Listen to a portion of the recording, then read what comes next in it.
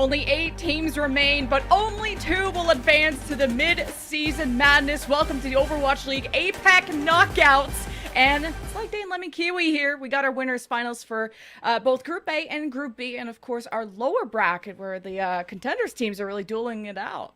Yeah, those contenders teams are going to be battling to try and make it all the way up to our finality in the bracket and maybe even go to mid-season madness. They could win it all, Lemon, but there's a bunch of titans that stand in their way, starting with our winners finals today, which is the old classic in APAC, the Showdown. Previously, it's not been quite as contentious as it has been this year, but with Guangzhou Charge on the rise, it certainly has been a blossoming rivalry here in APAC. And if you want to see, well, you probably won't see that rivalry because only one of these teams from Group A is going to get to go.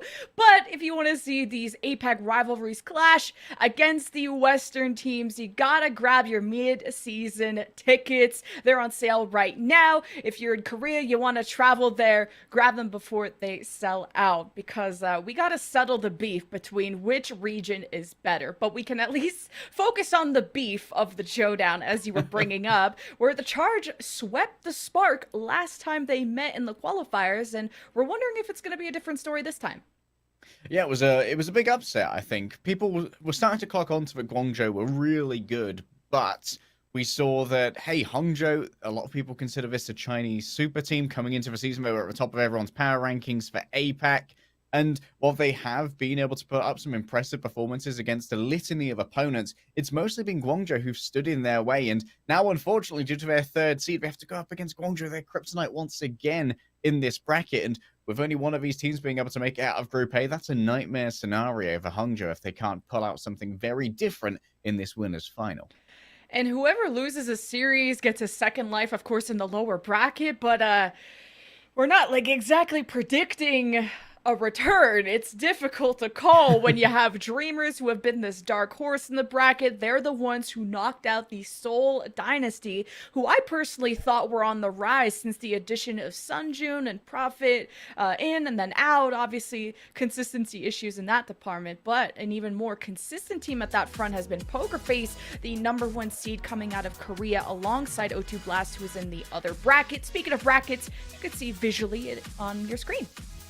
You can see that our Game 8 here is a rematch of Game 1, where Pokerface managed to 3-0 Dreamers at the beginning of this bracket, showing that they are one of the best teams to come out of Contenders Korea, alongside, of course, O2 Blast, who are surviving over in Group B. But Guangzhou Charge's victory over Pokerface, dropping a map on Shambali, of all places, was an interesting place to put armor. We managed to use a innovative Wrecking Ball composition with Mag in order to get one over on Guangzhou Charge. Yeah, the Mag Ball was something interesting. We'll have to take a look.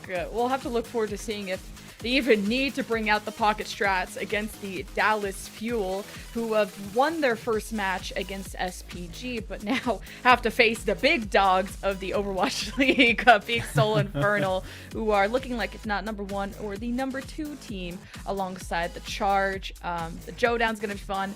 Dreamers, although they're at the 6th seed against Pokerface's #1 seed from Korea, who knows who's gonna take that win? I'm throwing my entire pick'ems of these brackets out the window.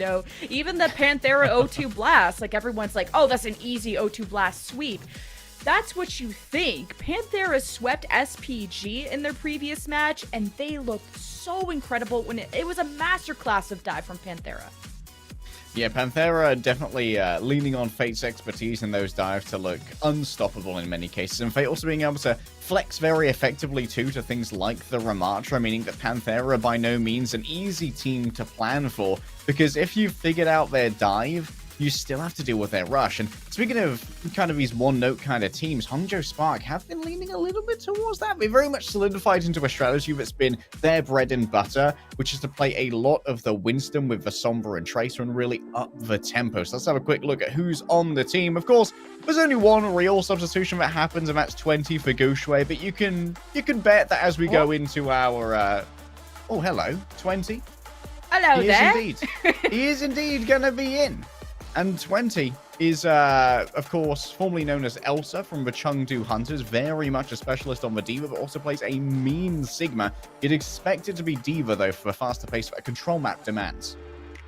Yeah, the last time we saw 20 was against the Seoul Dynasty, where he only came in on Ilios to play that D.Va, and it synergized great with Leave's Tracer or Leave's Echo, depending on the map. And then Shy will jump on the Tracer if Leave wants his turn on Echo, but then will return to Sombra if Leave prefers the Tracer. So there's some interchangeability there. But 20 has really only been seen on Ilios or really control maps for that off tank, as you mentioned. But let's take a look at their opposition, the Charge. There is only one tank, so no big substitutions on this side. But this guy's aggressive, he brings great vibes, and he likes to talk a lot of smack. Who else do you need when you got the big pig on roster?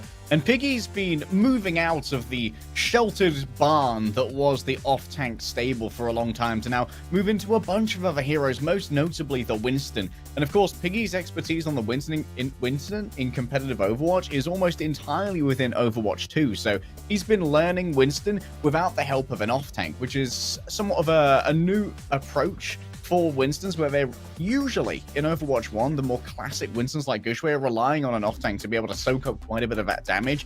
Piggy has, some might say, an advantage of only playing it in the Overwatch 2 environment at the professional level, which means that he's used to all the right clicks, he's used to being able to manage 5 versus 5 without having that second tank behind him.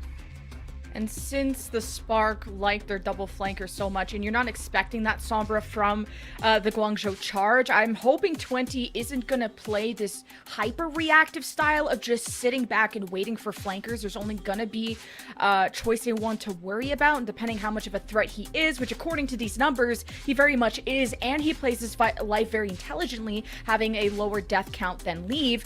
I want 20 to focus on his tank matchup against Piggy. D.Va being that natural counter to Winston will maybe force some errors out of Piggy. If Piggy is that aggressive main tank, having a D.Va constantly blowing him up could make Piggy overstay his welcome, overextend, and not play his life and not jump back quick enough. Yeah, remember the D.Va's also very good at kind of interceding in a tracer-on-tracer duel, just flicking over a little bit of defense matrix here and there to eat up some of those pulse pistols, and we've seen that some D.Vas are getting incredibly adept at reading pulse bomb engagements as well to be able to eat those out of the air during that vulnerable flight phase. Ilios is going to be our first map playman, chosen by Guangzhou as our highest seed, and this is a callback to a previous matchup between these teams where Guangzhou swept through, mostly off the back of Choice A1 absolutely popping off on the Echo on a well. So I'm intrigued to see if we're going to see a match there from the Hangzhou Spark, or if they specifically move to counter that. So the Charge have played against 20 before, so this isn't kind of a different strategy that they have to face. I think if it ain't broke, don't fix it. Charge, stick to what you know best. And the Spark, you gotta hope that they prepared something different. They got swept by the Charge last time. You bring 20 in to bully Piggy again on the D.Va, but you gotta change up your style because clearly it wasn't enough before. But it's just a tough beast going up against the Charge, who have one of the best DPS duos in the league. One of the best DPS duos in the league. Do we have a chance today? Oh, we've got a pause today. That much certainly can be We can talk about the comps at least. Leave is already floating on the Echo, which we see a lot of on Ilios. Mostly on Well. Lighthouse, he might go to Tracer with Jimmy's... this is looking at Charge's comp here. The Ashe and Tracer is pretty typical for the Charge, but I like Leave's choice on the Echo. Yeah, the Leave Echo is going to give a lot of access to Jimmy that is usually going to be heavily moderated, because Jimmy's going to be playing up on top of the Lighthouse for this particular map here. A lot of teams like to grab your Ashe and play her on what is essentially an off angle in the center of the map on top of this Lighthouse, allowing Farway and Xerneas to pocket from afar and kind of use Jimmy as bait to demand the attention of a main tank like 20. And Piggy being able to match up on the D.Va as well is certainly something that's going to be in the back pocket of the Charge, because of course by trade Piggy was an off-tank player for most of Overwatch 1. Wondering, oh, okay, this is a different comp from Hangzhou when it comes to Lighthouse. Last time on this map, it was Leave's Echo and Shy's Tracer. So obviously, we were hoping Spark changed things up since they got 2-0'd on Ilios last time. And Charge are undefeated on Ilios. So far, it's kind of some middle map posting from the Spark. Anti onto Lengsa. He's already pretty far back. Leave able to take some space here as Jimmy is posted a pretty forward for an Ashe. Usually you see them on the high ground, and that forward momentum allowed Jimmy to get a dynamite, get Shy low, and then you have the finish from the Charge, who pounce on that so quickly. That 5-on-4 will make Spark take a step back and maybe give Charge the first cap. Farway also popping off to be able to weave in a Bardic Grenade to get them low. Jimmy, once again, going to be hit by a Bardic Grenade as well. It seems like the Annas have both decided that the Ashes are going to be the priority when it comes to using these Bardic Grenades, because in conjunction with a Dynamite, you can burn them down and nothing can really be done about it. Okay, the cap went through for the Charge. You see Leaf kind of back there trying to bait out the presence of Choice A1. Spark at least have Lanksa trying to pack Leave so his presence can stay there a bit longer. Even 20 is trying to anchor this. They think this fight is winnable. They force the Charge back, but with Barway having so much space, he can throw antis. He's generated this nano already, and the Spark leave this fight without dropping any deaths, which is pretty intelligent. You don't want to waste any time. Oh, intelligent disengage, and Leave catches Xerneas sleeping for a moment. 20 going to be nanoed in retribution, but Shy's been taken out on the flip side, and that's going to make this potential Hangzhou attack a little bit more toothless. Yeah, that was good coordination from the Spark off of that nano to just disengage and then re-engage with their own nano. But Piggy able to get back into the mech and even get the D-mech on the 20 somehow. And it's cool to see Piggy even just mirror the Diva instead of risk the Winston into the Diva, which wouldn't have favored him. Yeah, unfortunately, there 20 just did not know where he was going to try and dodge that bomb. I think it came as a little bit of a surprise for him when he was otherwise occupied with trying to shut down other methods of damage coming through. Jimmy almost has a Bob ready to go. And remember how important those can be with these more fragile compositions that don't want to brawl on the point. The Bob can be a great contesting tool, but forces the Hangzhou Sparks to have to get rid of it before we can effectively flip over the point. Okay, the Bob from Jimmy got placed, or at least Shy's Bob got on the point. I'm not really sure where Jimmy's is either way. Oh, they're shooting each other. Well, Jimmy's Bob wins! It's just better. Charge, though, have lost Xerneas. It's all up to Farway to solo heal this team, and Piggy has pounced on the supports of the Spark. Really needed to come back in that fight. 20 might be able to self-destruct just to buy some time. Leaf is hanging around too. 85% plus for the Charge as Spark hope to buy time for Monk and Lanksa to come back. Yeah, Monk continuously accosted by Piggy. The difference could not be more stark. It feels like Farway's never challenged. Oh, that's a challenge. A pulse bomb right to the face. As Monk and Lanksa came back, so did the Spark once they had the healing to come back. Piggy is feeling the pain without Xerneas once again. Self-destruct. He's able to easily get back into the mech, jumping up to the top of the building. Spark coming up to the nano. If they feel the need to use it, see Shy respecting that space, barely dodging the nano of Choice A1, who is on the hunt! Headshot from Shy! As Spark have the nano still in charge. I think without Choice A1, I've lost so much real estate, and they're going to take their time. Shy demands a return of respect to his name, and maybe these whippersnappers of teams like the Guangzhou Charge who have come to dominate APAC, but still he is a venerable name that has been respected for generations of Chinese Overwatch. Now, with an nano in hand, Monk can certainly set tempo for next incoming fight. It's likely to go on to 20 here, but Jimmy's fairly well protected if he's going to be the target. Charge just have to win the one fight. May take maybe just another to generate some ultimates to help. A Spark want to conserve theirs.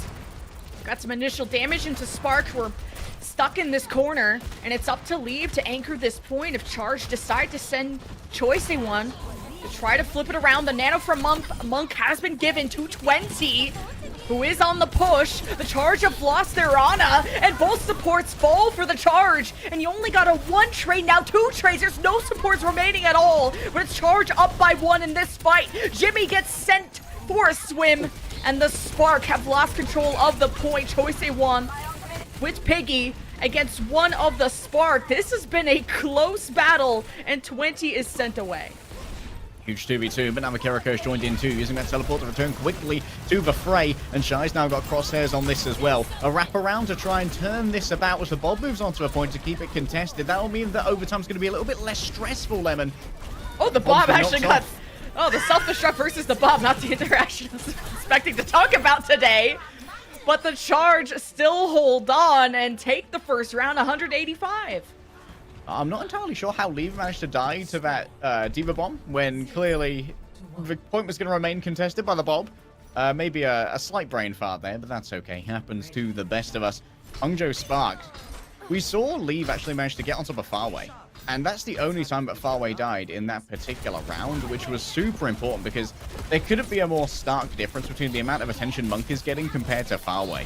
And Choice at 1 just demands this constant duel from Leave, whereas it feels like Piggy is constantly free to just stay on top of Monk and beat him to death like that.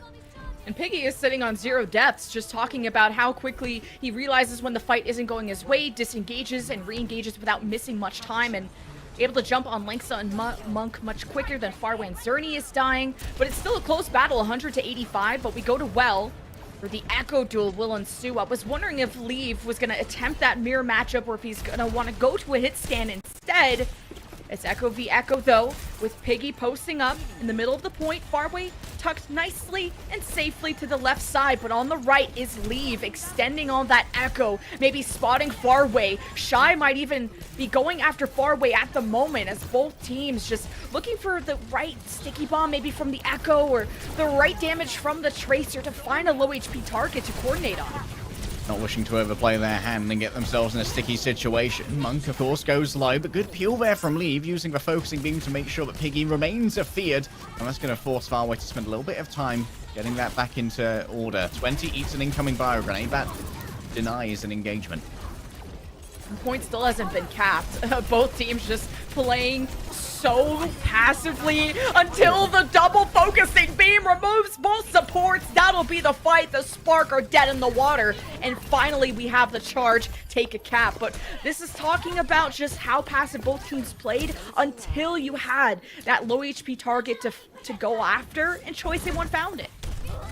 A classic FPS homies know about the spray transfer, but Choice A1 showing off a beam transfer right there. Beautifully done between 2 low HP targets. Remember, that focusing beam does 200 DPS against targets that are under 50% of their max HP. So communication is everything for these Echoes, making sure we don't waste those cooldowns.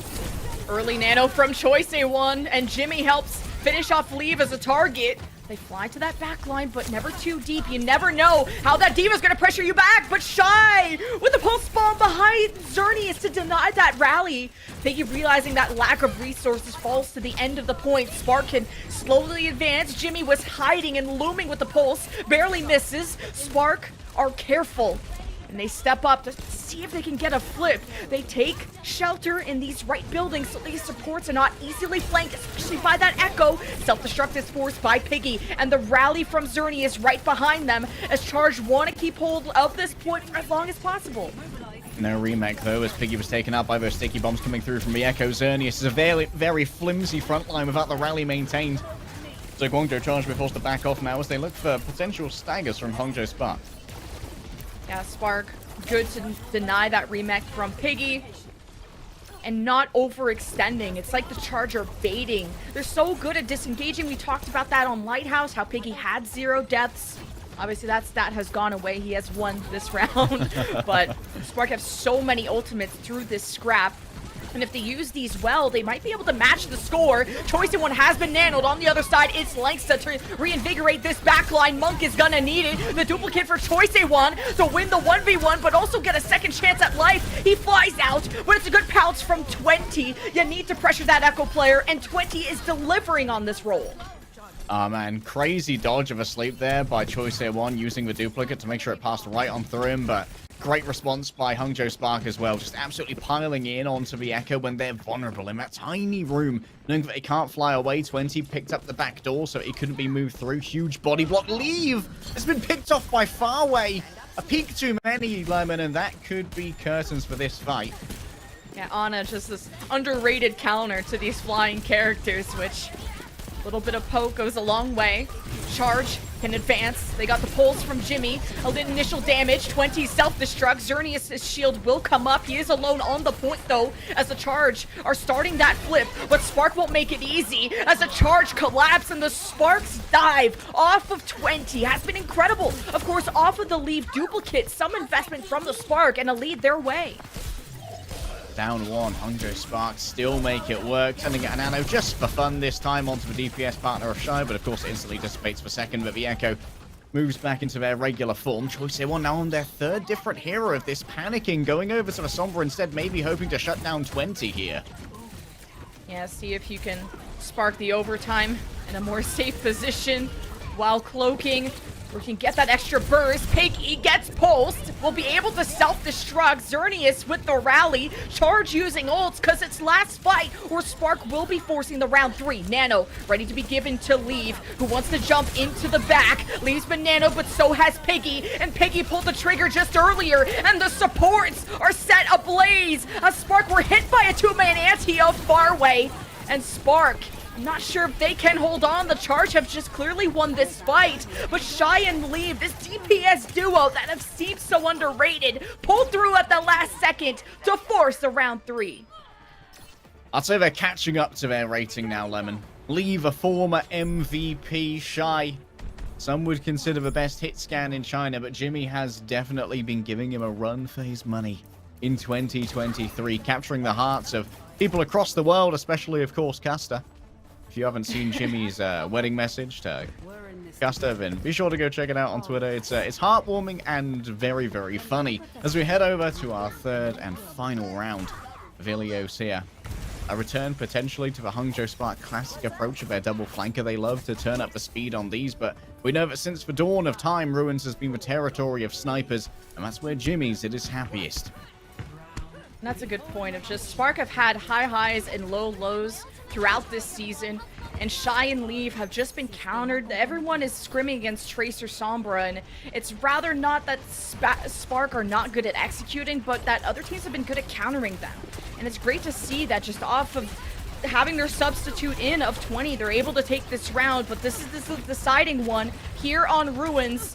As Charge, the longer this fight goes, the more charge that, well, the Zarya of Piggy's gonna get. And that sort of natural counter to D.Va, who can't mitigate this damage easily. Charge can have Piggy just use all the bubbles on himself if needed to just force 20 out. They've already shredded his mech. So the Spark are just gonna have an awful time trying to break into this point. Bro, Piggy's got that room temperature sensitivity. This guy's mouse is all over the place right now. The Guangzhou Charge pick their moment to make an engagement work. You can see that Piggy only has 28% ult charge at the moment. He's mostly playing almost a peeling Zarya and forcing Hangzhou Spark to try and overplay their hand on dives to break the bubble as well as find themselves a kill afterwards. Now 20 moves over onto the Winston. Obviously, this is a lot more Gushui's wheelhouse of the Hangzhou Spark, but you know that this is a very well-drilled team when it comes to their Winston strats. 20 should be able to fit in like a glove. You have that Graviton Dragon Strike combo. If you can even find that nice group up from the Spark who are gonna play so dispersed and they have high mobility. But now Charge up to 50%. Pulse from Choice in one still splashes onto Monk. Choice in one gets the second. Hunting for the third and the fourth. Charge can always depend on this guy. He makes it happen. Sombra, get out here and fight. Choice in one needs himself an ace. Ah, Jimmy goes on a hunt. Might well have found them with a Sonic Arrow. Shy looks somewhat flabbergasted as they die. But this gives plenty of time for Choice here to just accost in the front and make sure that he can build up to yet another pulse bomb to try and make sure that the next commute to the point from Hangzhou is again very heavily taxed. Removing Monk that early meant that Hangzhou Spark were essentially doomed from the start. But Shy can try and undo them. An EMP here if Guangzhou Charge move together. Well, you got the punish on the Choicey one, 5v4, EMP, and 20 jumps immediately afterwards, explodes onto 2 players, and the Charge, they'll fall over and take this L gladly, because the fact that Choicey one won them a fight, only using a pulse bomb is so economical for the Charge. Didn't use anything that fight, they're up to 94, they only need 1 fight win to win the map. That Graviton Dragon combo, it's an old classic, but unlikely to be of too much use here unless I can force Monk and Langsa to really try and stay together. But how do you do that? I think that the way you do that is you use a Nano Tracer to try and pressure Monk and force Langsa in to make sure that they play together. Then you can grab afterwards. Good initiative from the Spark. Just forcing Charge in these awkward positions. Try to hit him with the pulse. It missed. Charge now activate the rally as maybe their final push towards the map. Star Choice and one slept. What a turn and burn from Monk, who gives now the Nano to 20. You can conserve that primal until things get hairy. Piggy gladly taking the cell, but maybe not so gladly because having to constantly restart and reset this energy for Zarya is just killer. You need to scale on this hero. Yeah, Zarya very much that scaling hero. Does not work well from a stop and start. Finally, the grab is going to be available, but Hangzhou Spark have finally found their tempo, found their rhythm. They are neither rushing nor dragging. They are striking exactly when they mean to, and you can see that Farway's under this consistent, constant pressure. Finally, the attention that he managed to evade on Lighthouse is being given by Hangzhou Spark. Big Graviton Dragon Strike combo. Charge just pressuring the point to see what kind of group up they can get from the Spark, who on the opposite end want to just cause chaos with this Primal Rage. EMP from Shy on top. Spark barely have any healing, but when you have Leave with the double kill, that is all she needs. Spark at 82, almost at the 0 to 100 comeback. Guangzhou used everything there as well. That means Piggy can at least swap over onto the Winston, so we don't have to scale up towards effectiveness again. But with no Nano and no real hope of getting an ultimate in this fight, it's going to have to be vanilla mechanics only. Choice here, one or Jimmy looking for a miracle, a well-placed headshot, or a beautiful one clip from a Tracer. Otherwise, Hangzhou Spark are rewriting history here on Ilios. Charge are trying to mark where Shy is. They have no idea. Charge have to watch their backs, but also help Piggy at the front, who's been antied. He jumps out in time. Leave on the flank, misses the pulse. Charge don't have any ultimates besides Choice one. If he can make that miracle play happen like he did before with the 4K. He can only do so much, though. 99% for the Spark. Final fight territory. As Zerny is in trouble, and so is Langsta. Supports. Somehow the point was given up to the Charge. The rally. Piggy jumps in. Choice one gets them low. Farway with the anti. The Spark's backs are against the wall, but 20 want to break them out. The monkey has been uncaged. He's been nanoed, and 20 is doing his best to coordinate with the team, but Jimmy's 2K might have been the nail in the coffin, as Charge have the 3-on-1 and have denied that 0 to 100 comeback by the Spark to take map number 1. What a rush from Farway and Xerneas. It takes some major cojones to move like that as an Anna Brig duo, but Xerneas with the rally just cleaves through so many people, and you get rid of Langsa before his own rally can come up as well. Farway hits an aid onto 3 members of Hangzhou Spark at the proper, exact right time to make sure that Langsa cannot be peeled for, and you remove that Brigator, you remove that brawling power, and then you can control the point. Even with the Nano coming up onto 20, there simply was not enough power behind that Winston to flip it around. That just came down to which DPS duo had more clutch factor, and Jimmy's 2K was part of that. Choice one who had a 4K in one fight. It was incredible. Farway so underrated when it comes to Anas. He just hits these 2-3-man antis that in these neutral fights give Guangzhou the edge. And they have the edge in this series. They're up 1-0, but up next we have Sparks map pick.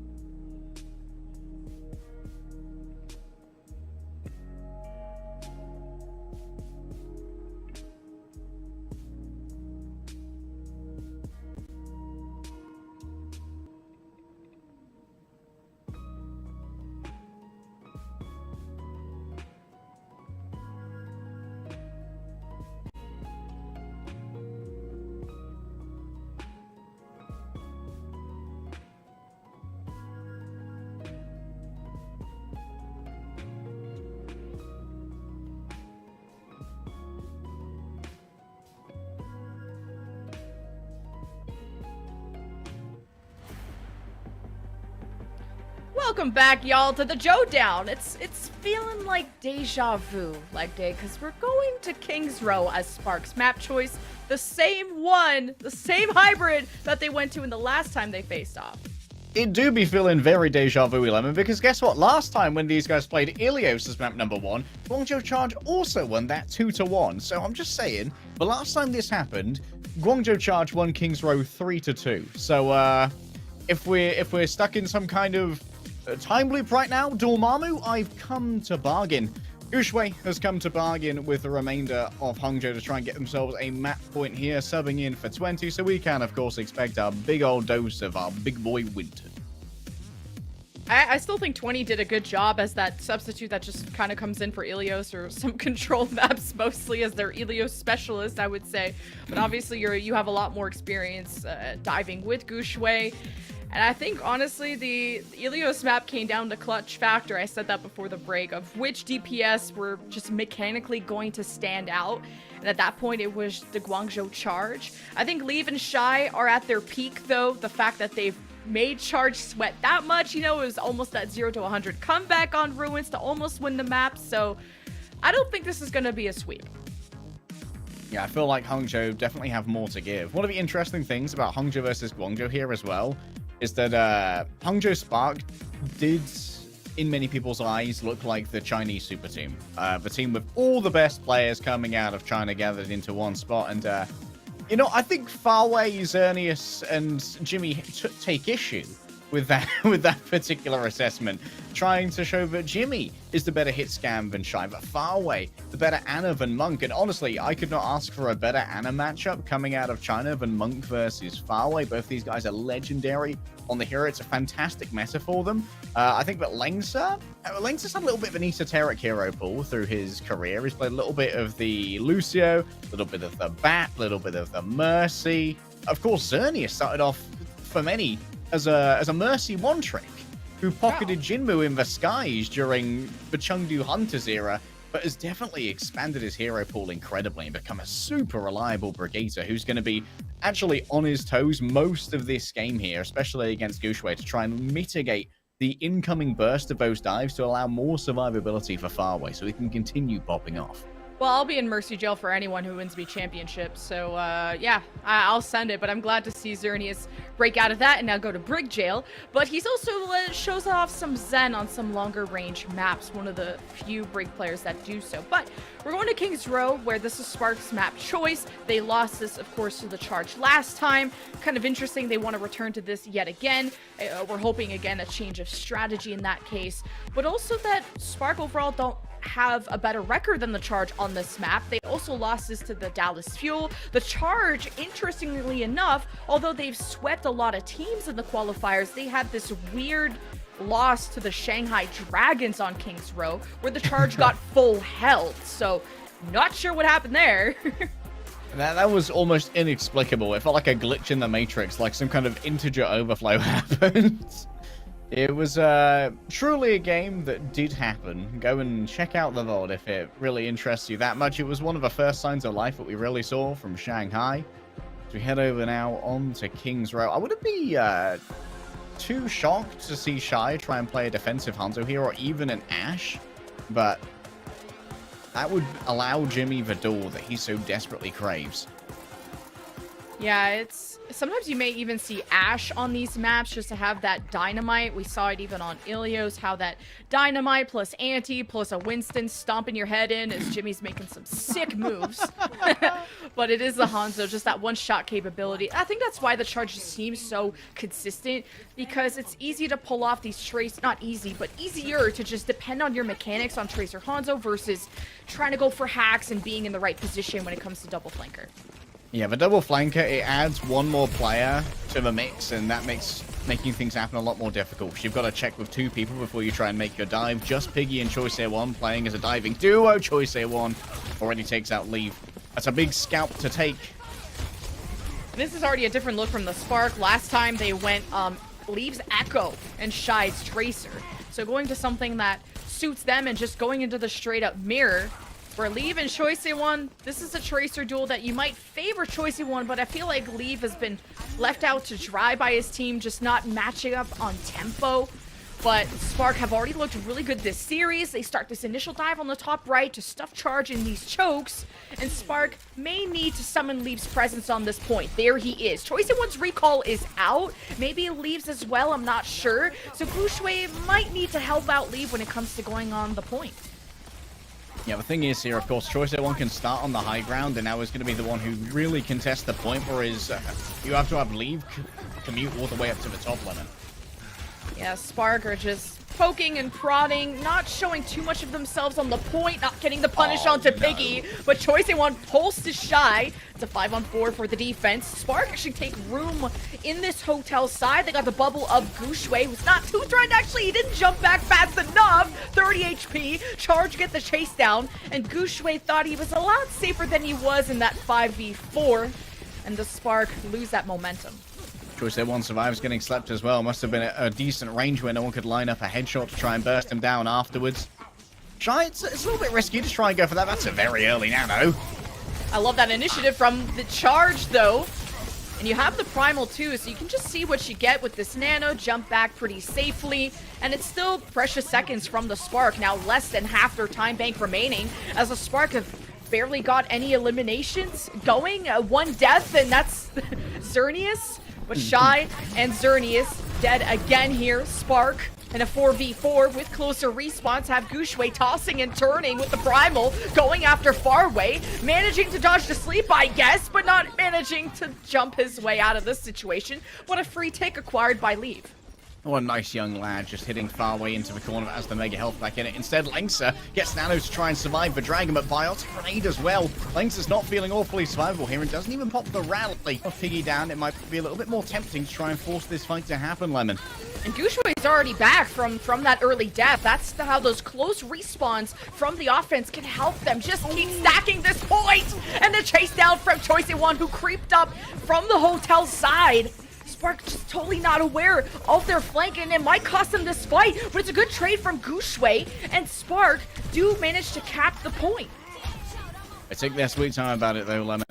3 minutes is not a huge amount to try and get through this middle portion if Guangzhou can only win a single fight and take the momentum away. I would love for Shy to keep a hold of his Dragon Strike until we see if Guangzhou Charge is going to try and contest at the primary archway here and use it to buy space for Gushue and Leave to operate onto the back line. Farway's coming up on the nano here, and that means that Piggy should be able to be the tempo setter compared to Monk, who of course used his a lot more recently to keep Lengsa alive, so it's a lot more initiative that Piggy can try and claim here, and that's why he's so confident about moving forward to claim that high ground. Dangerous Sonic engage from Shy and Jimmy. A headshot can just open up that fight, but neither of them land it.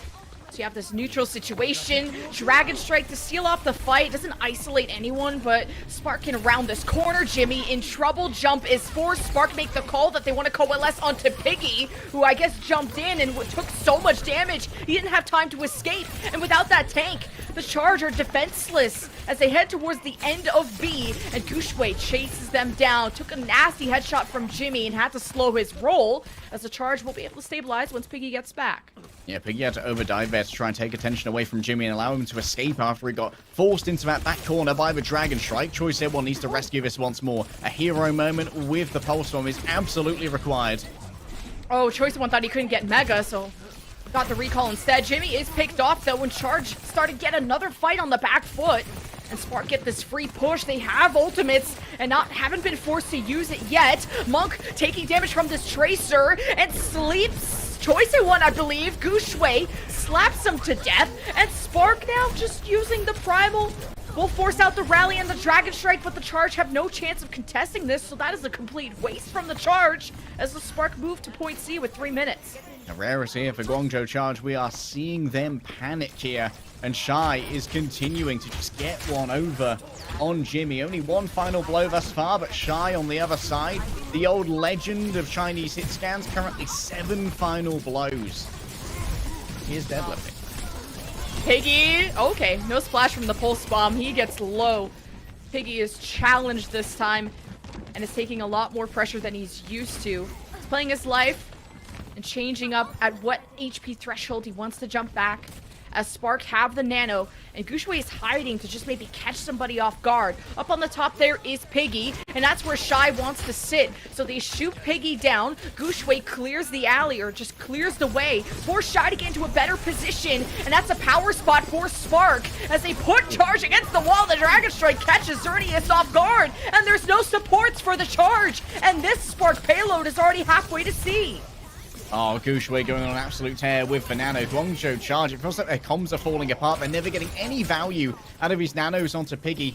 Either they're used when antis are on Piggy so the healing doesn't come through, or they're used far too early. Choice here one just begging for his life as he darts away, ready to once again contest. And Xerneas, remember how vulnerable he is without proper peel from something like a D.Va. 9 final blows to 2 in favor of Shy. And you think Jimmy was the better Hanzo here, but performing just better as Shy was making a huge difference for the Spark on King's Row, and just missing that arrow as soon as I hype him up. Had a chance to pick off Piggy and maybe set Spark up for success. It's the rally from Lanksta, maybe looking for that stun onto Piggy as he jumped in, but he stuck to high ground. Spark still coalesced onto the backline while Piggy was leaving. Farway in trouble, may have to go back to spawn. An important sleep is hit onto Gushue. He'll pop the Primal in a second. Piggy forced to Primal due to that pulse bomb of Leave, as Charge are just holding on by the skin of their teeth. Piggy can't keep contesting, and there's 1 minute locked in for this time bank of the Spark. Oh my goodness, guess who's back in Overwatch? It's Shy, baby.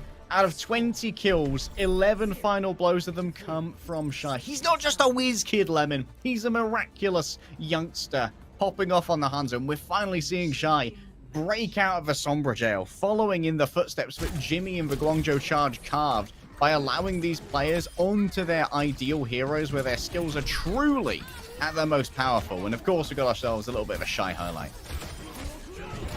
Yeah, Shy popped off a lot, was able to win the duel against Jimmy. The Dragon Strike to get them free space onto point B. And just funneling all of that damage into Piggy, I think, is making a huge difference. Because Spark removing that tank, giving Gushue the free space to keep jumping and jumping and taking this real estate makes Spark's road through point B seamless, pretty much. And of course, Leave is adding pulse bombs to that equation, so Piggy is summoning the attention of everyone that they know, Spark know that Charge's dives, their whole team structure is behind Piggy's calls. Blanks are yet to die, by the way. 6-0 right now. No final blows, playing incredibly safe at the moment, just making sure that Leave continuously gets that supply of health packs to keep Choice A1 busy. On the other side, Xerneas, his counterpart, 5 deaths. A huge gulf in the efficacy, or at least for survival uptime, of the Brigaders between these teams. Guangzhou Charge need to figure out what's going wrong with the comms between Farway and Piggy to make sure that these nanos can start to actually get value on engagements. Charge out the gates. Spot Gushue, they ping him to the top right. I think that might be even Shy, or is that... I can't tell colors. That's actually Jimmy. And they just beam Gushue down, who just didn't jump back to safety. A huge mistake there. And the Charge realized that. They punish it. They already get a free tick from that. There will be a recontest from the Spark. But it's how Spark can maybe get into Hotel to access Farway. Charge, especially Choicey One, did a good job of that last time, but Leave and Gushue jump in. And they denied that final tick. But the Charge are looking to lock this in as swiftly as they got here. The Spark are on the high ground. They seem a bit more stabilized. Piggy didn't jump all the way back to safety. That's a critical ante from Farway, though, to maybe slow Spark's roll on the punish to Piggy. But as the dice fall, both teams lose so many bodies. The Charge have closer respawns, but it won't be a final tick quite yet. Farway emerges from Hotel, looking for me, and takes out his counterpart in Monk. Now there's no one to keep Gushue healed up, so he simply turns time into ult charge. And this is a much faster take on point A here than the Hangzhou Spark, who only had 3 minutes to try and get through point B in the streets. However, we're out of a time loop, Lemon, as Hangzhou Spark have been able to get themselves 3 points here, and a pretty good time bank as well. But with less than a minute, it does mean that if Guangzhou Charge cap with any time left, they are going to be able to get that second attack. Yeah, the DPS focus from both teams have been so good. These Winstons, the fact that they're the first blood almost every single fight tells you a lot of how they have to play their lives a lot better. Gushue is kind of what caused the Spark that point, I'm not going to lie. And then the Charge halfway here through street space. The pressure is on to Gushue, who tries to reconnect with his supports in the alleyway, and also Shy, who now gets antied. Piggy's on top of him with Primal. Shy tries to disappear into the shadows, and now he lives in the bubble of Piggy, who jumps back towards the streets. Dragon Strike from Shy catches Choice in one of all people. And Gushue finishing off the remnants of the charge, who just don't have the damage for this fight. I was actually watching Choice at one's health bar during that particular fight. I think he recalled into the dragon and just did not know where to go. Oh no. Yeah, recalled into the middle of a street. Oh, this is danger, isn't it? Now Hongzhou Spark, if they decide to try and press this, they can control the archway, but they don't want to be dove past for free without control of the high ground. So they move in to a point where Gushue can actually wrap around from behind and start to really do damage to the Guangzhou charge backline.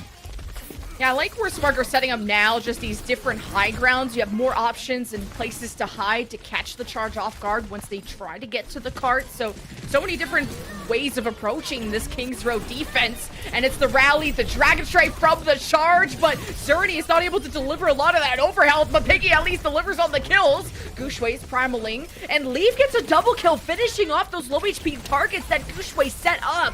Both these teams are trading equally and so well that it makes it so hard to decide and figure out who's coming ahead in these fights. Line him up, knock him down. Gushue incredibly low right now, needs to get back to the Ana. And the free fire on the heel does start to get Gushue topped up. We'll be able to return real quick here. However, Hongzhou Spark don't really have a huge amount of resource in terms of ultimates to re-engage in this fight. What they do have is positioning in drove. Shy being able to control the high ground and Gushue up there too means that Piggy's going to have trouble trying to make this happen. All right, Piggy misses his jump towards Shy.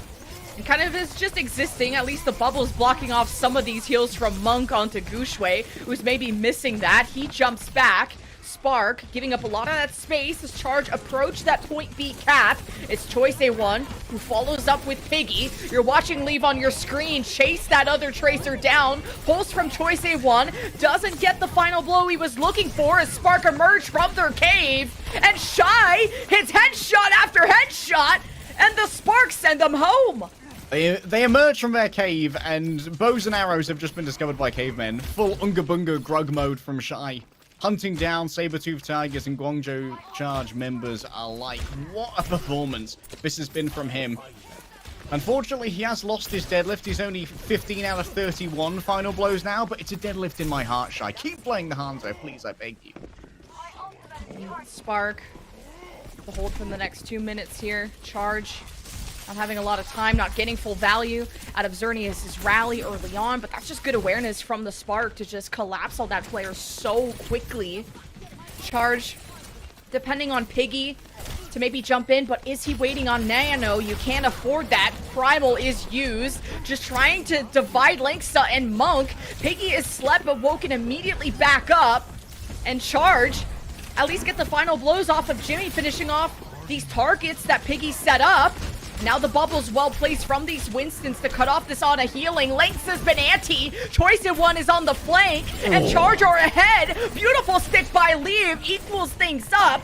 And the Charge are able to win these fights flawlessly as a Dragon Strike may delay them from capping. Charge on the right side of the cart. Keep the progress going. And the Spark can't brawl without Gushue. They'll have to give that up. Jimmy's had enough of being giga-gapped on the Hanzo. Evokes the spirit of the ancient Chinese battle god Bacon Jack and brings all of his hit scan prowess to bear here on the Hanzo. Of course, now controlling this high ground, it's going to demand attention from the Hongzhou Spark. You need to invest resources in trying to take him away from here, and that means that Gushue might have to make a slightly overextended dive or leave Monk and Lynx vulnerable. Cost the Charge a lot of time to get point B done. If they don't win this next fight, they'll be at a time disadvantage if they even finish at all. Charge, this was a map they lost to the Shanghai Dragons. Is this a weakness from our #1 team of the qualifier? Choice A1 trying to prove us all wrong. The Pulse in the middle of the crowd is only a splash as the Charge want to cause a tsunami here at the end of King's Row, and it's Piggy that will lead that, but Gushue's on a counter dive with the Nano. Leave is already forced to recall. Gushue is slept. He's not happy about that. Taking a lot of bursts, but Gushue manages to jump out, and not before saying hello to Farway and goodbye to him back to spawn, as the Charge can't seem to snowball their way to the end yet. Target focus from Hongzhou looking real strong right now between Gushue and Lee, finding those squishies. Even if they have a shield like Xerneas and being able to cleave through them incredibly quickly. Now Leave looking for yet another miraculous bottom. Last time it was attached to Farway. Getting rid of that Ana, that main source of healing, is the win condition that Leave can put on the plate of the Hangzhou Spark. Oh, they've managed to get a Sonic on him too. Leave creeps up from the Mega Pack, misses the pulse, and he's antied. Leave doesn't have recall, so Piggy just beats him to death, I guess. No blinks, no recall, and no hope. Spark needed Leave to coordinate with Gushue to make this space happen. Now the Primal is all that the Spark can hope, as Gushue will jump back to the high ground once he drops to half health. Spark have respawn control, respawn advantage, I'm sorry, and Charge just didn't press that advantage really hard enough, but the antis from far away are still hitting that back wall so well that Shy just can't have anything to work with. Charge, though, once Leave and Gushue are back there, can't do much, and they C9 Charge go to the end, and they cap the map. And you can bet that Piggy's there in chat, giving them a letter number and declaring the presence of Charles IX. The Royal Blue Buglers hearken that there is no cart touch, but Gushue was deep in the back there, trying to make the most of Monk's anti-nade that got on top of Farway, and hey, they did manage to turn that into a kill. Alas, it was not quite enough, and Leave getting caught there. Post-pulse bomb, that must have been a great call from either Farway or Xerneas. Like, yo, Leave doesn't have himself a recall right now. He triple blinked onto me to try and get the stick. Go get him, Piggy. Beat him to death. And so they did. Still for Guangzhou Charge. Not out of the woods. They do have a lesser time bank here, but crucially, they did cap point A a lot faster than Hangzhou Spark did. Took them about a minute and a half compared to Hangzhou Spark's 3 minutes. I'm not sure how I feel about the Spark counter dive. Like, it was really up to Leave to be a little bit more aware of that cart and to be anchoring there. You can't really ask your supports to be alive in that case. Please, just be living. Just to live, you know, in that situation against all of the Charge. But it was almost a fight win from the Spark because they got the executions, just not the payload stall. But it's a 50-second gap where the Charge are down, but they're attacking first. Looks like we're going to be seeing this same mirror again, and I wouldn't be surprised if this is the mirror that we settle into for a majority of this series. Even if Hangzhou Spark are unable to claim this map, they certainly feel very confident having Shy on the Hunter, and he's in good form today. Oh, that's an anti, a dangerous one. Up the Shy tries to step into the bubble, and Charge realizes this. Farway is so incredible on this Ana. These neutral fight win conditions that the Charge can depend on. They trapped Spark in Hotel. The Charge have acquired a take. Jimmy delivers a lethal headshot to Monk. Farway traded out by Leave. Charge are ahead in this, and they've left the objective to just secure the fight win against the Spark. Now the second tick and the last one remaining as the Spark could recontest, but it's only Shy that's up in the window, so it will be a full cap by the Charge. Yeah, Shy can play this vaguely safely, and we've got Leave in the back as well, ready for some guerrilla warfare. Choice A1 might try and force the 1 versus 1 here because it's in friendly territory where you could conceivably get more support from a Brigitte, but you know that Rig's got to try and stay on cart for as long as possible, which leaves Guangzhou Charge much weaker. See how far the Charge can get with that 1 minute they started with. It's overtime, it's do or die. And you got a Pulse Bomb, the first ultimate from the Spark versus a Primal and Pulse from the Charge coming up rather soon, as the Charge will have their hand forced soon. At the back is Leave. Pulse barely dodged by Farway, but splashed onto Xerneas, as Farway needs to play his life to give maybe a fight-saving nano, but Piggy at least will lead the way with the Primal Rage. Choice A1 still hunting for a pulse of his own, and almost leaving the card is the Charge, who barely have any supports. Choice A1 tries to equalize this. Pulse's one support, Monk still lives and is untouched in this backline of the Spark. Choice A1 overwhelmed. Piggy steps up to give the bubble, but the Charge, it's just not likely that they can really go much further than this until respawns just favor them and the 2 remaining still push. Choice A1 has never even heard of an automatic car. This guy is all clutch all the time. What an unbelievable performance from a Tracer. Not only did he get a stick on a rallying Brig and removes multiple people from the car, but also had to be the one who juggled the overtime when it is going down so bloody fast. And that was with an opening pick onto Xerneas as well. Leave must be fuming. Hongjo Spark move over now onto Ramatra. They want to fight on cart. They want to get those pummels going from Gushue. And now Piggy's moved over onto a Diva of all things.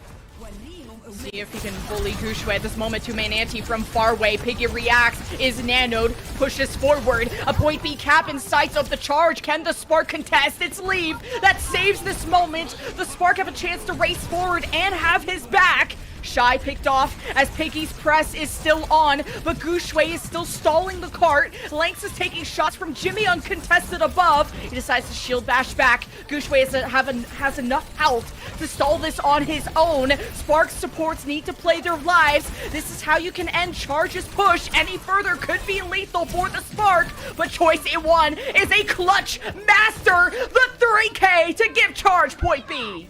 And this means a forward spawn has moved up as well for Guangzhou Charge. They don't have to go nearly as far now to try and continue contesting. Alas, in overtime, the respawns do take a whole lot longer.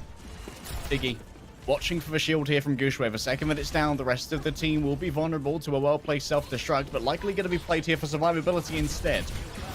And Gushue races to contest the cart. Charge put the pressure, but Piggy loses the mech. Self-destruct, is he able to get back? Choice A1 doesn't have his back, and Piggy can't get back into mech either. Charge overextended and overplayed their hand, and the Spark will end this push. But I gotta say, Leg Day, it's still an incredible push. With 1 minute to go halfway to point C, is likely that Charge can win this map.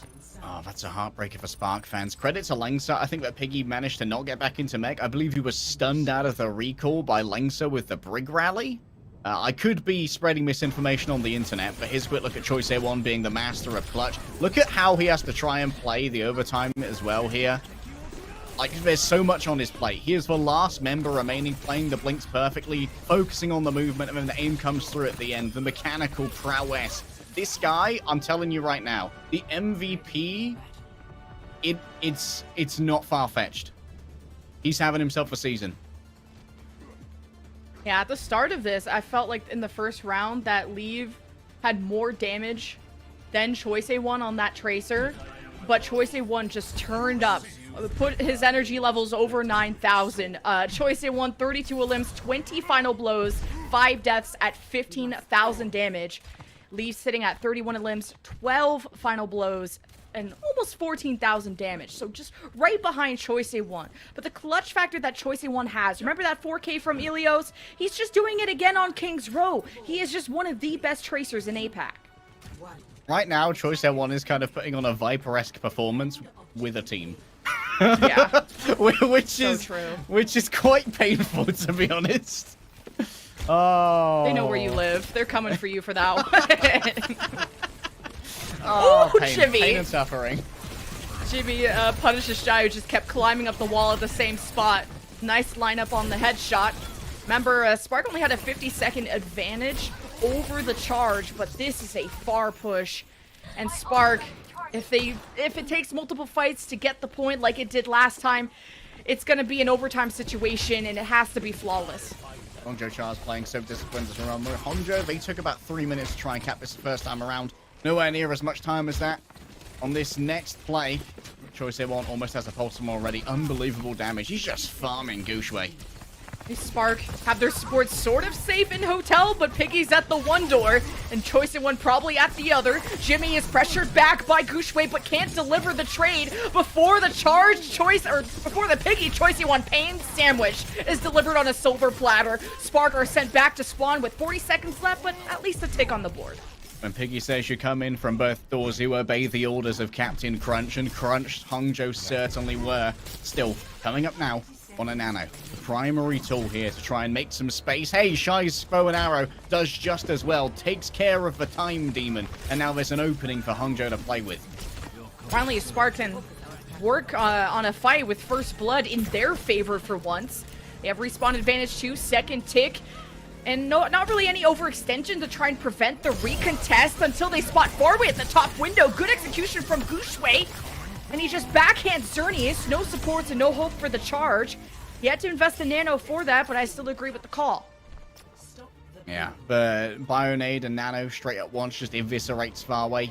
He only existed hypothetically in the path of that dive, but critically, Guangzhou Charge, they're moving towards a critical mass of ultimates, and they've got fights to give here as well. They can force Gushue to use the Primal Rage, get leave to try and buy a fight with an early Pulse Bomb, and then once the overtime starts to tick down even faster as we get deeper into the run of overtime, you can try and just bring the critical mass to bear. Look what choice one is. If Spark leave their supports unattended and very far from the rest of the team, you saw that on the map. Okay, they have group backup, but Monk is pulled! No way! And he runs into Shy, the 2K! Choice it, one clutches again! And the Charge are up by 2 despite the rally deny from Lexa! Gushue will have the Primal, but how much time can he buy? How long can he survive? The early Xerdius C9 call as Gushue evaporates, and so do the Spark, the Charge! Go to match point! Choi Se-won is a god amongst men. 6 deaths is all he had there. Everyone else on his team in double digits. 24 final blows, 40 eliminations. What an absolute manic performance. He has the patience of stone, the will of stars, and the power of a supernova resting in his hands. What a titan. That push didn't go very far either. That 50-second advantage didn't help them out at all. Choice A1 pushing Charge forward, pushing Charge to a match point. Can the Spark reverse this script from the last time? We'll find out after this break.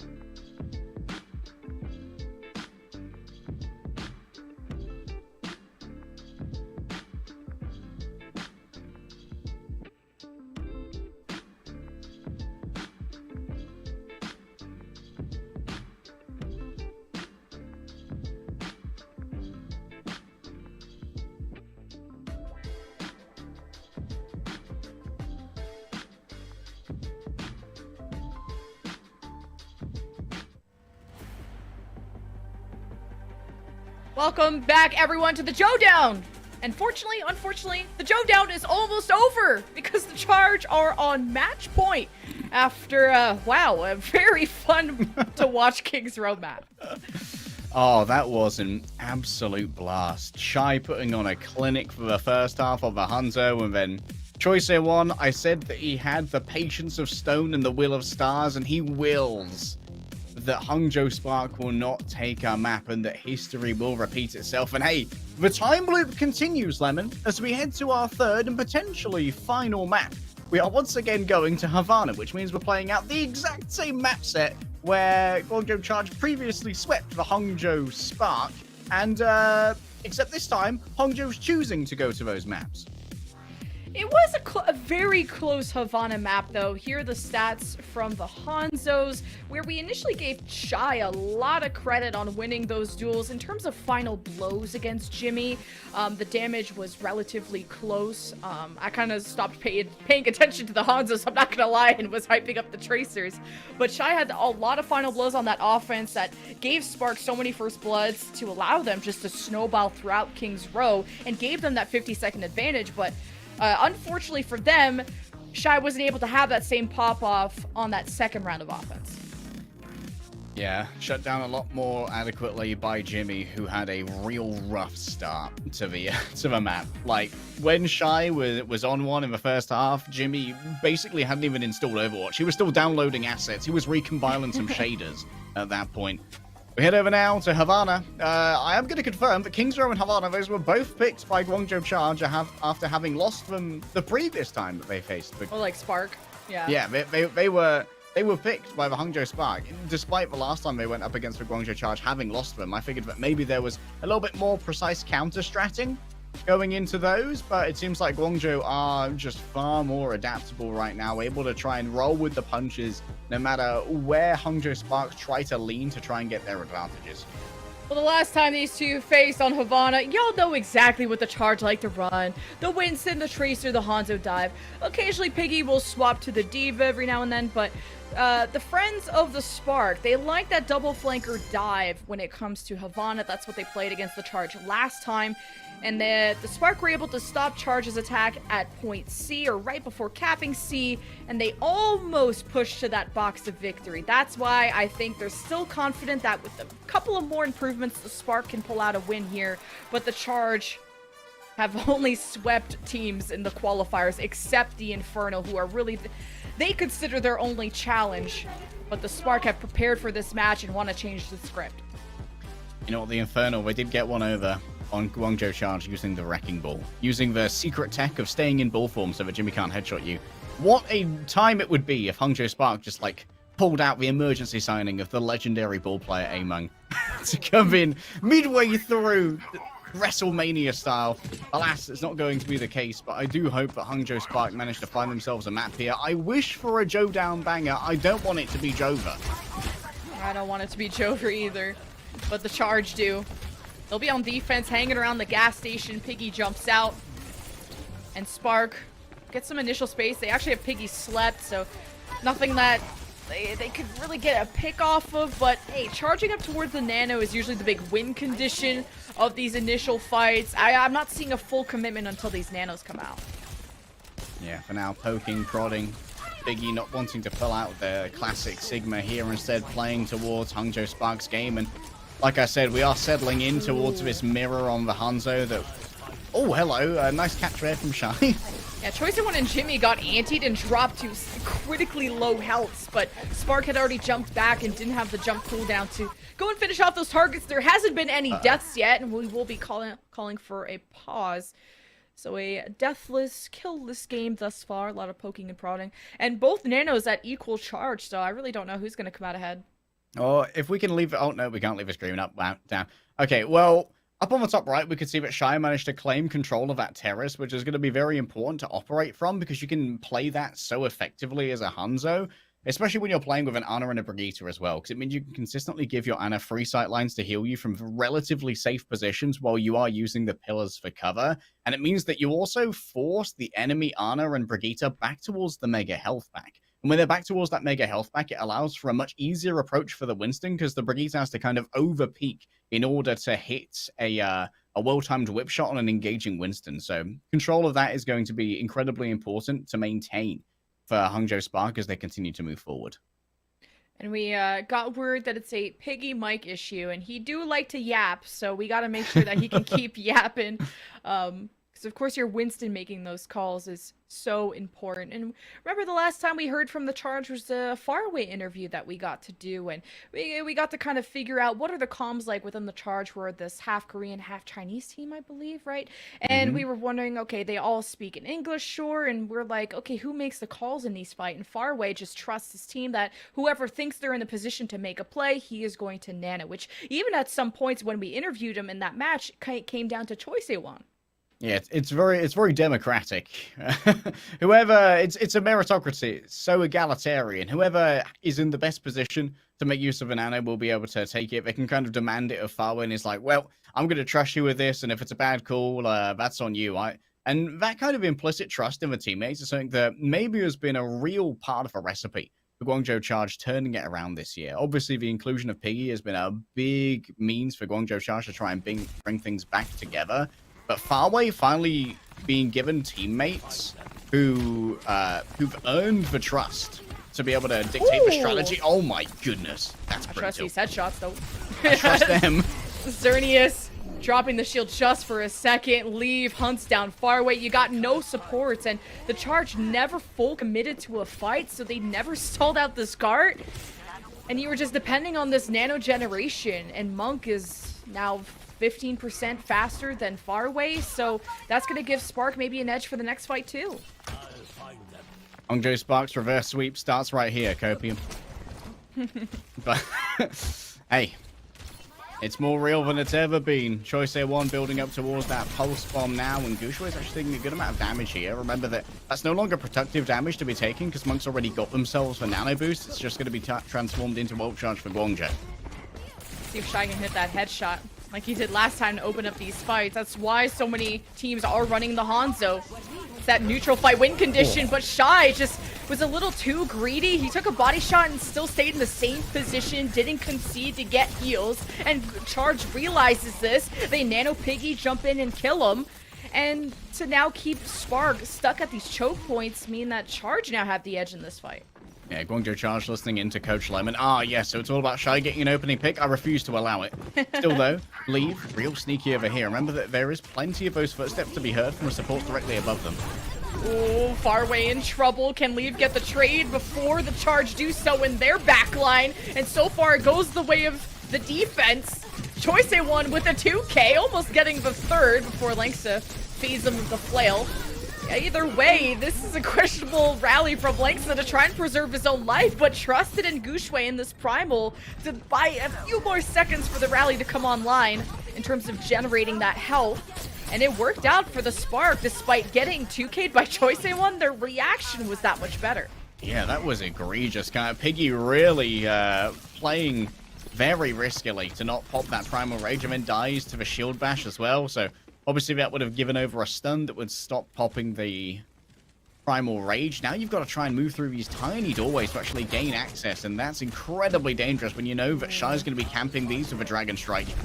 When I might want to unleash it soon. I think he goes to the top right. Yeah, catches Faraway as he's climbing up the stairs, and Xerneas' rally doesn't have time to generate. You have no supports for this final point B defense of the Charge, and this snowball is turning into an avalanche for the Spark. Despite Charge winning that initial fight and maybe being able to hold these chokes, Charge overextended off of Choi Se-won's call of the 2K, and Spark punished that and roll over the Charge throughout point B.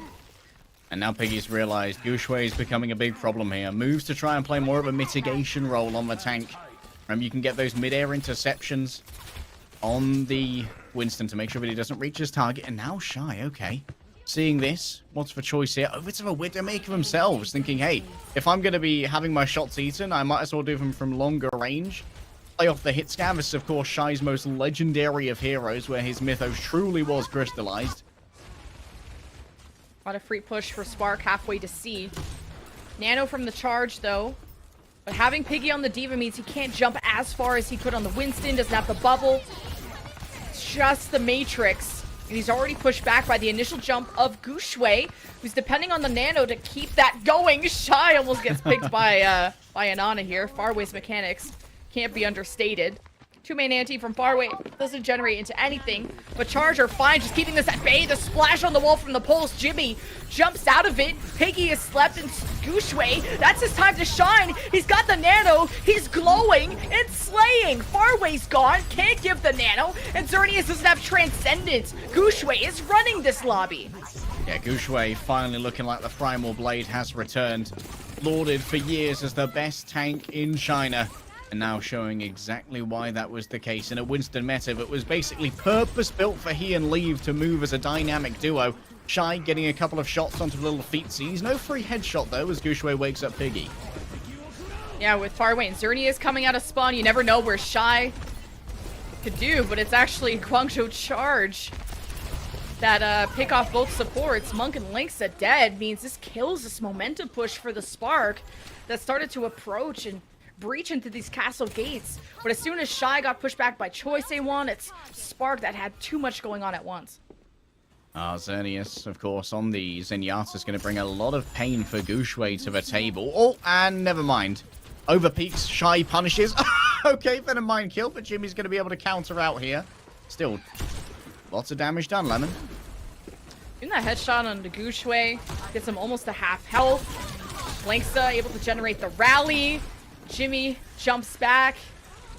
Seems to be okay. Leave is focusing that damage onto Choice A1. A Tracer duel is taking place pretty deep inside a castle. Piggy got nanoed. Isn't woken up quite yet. Spark have 90 seconds to push to the end, and Jimmy just hasn't any space, and he can't jump out of the pulse bomb. He got stuck in the corner, and Shy is free. It's a gun range for that Widow on the offense. But Spark only had break heals, but during this brawl, it just might be enough. The respawn advantage from the Charge, plus the Xerneas Transcendence, though.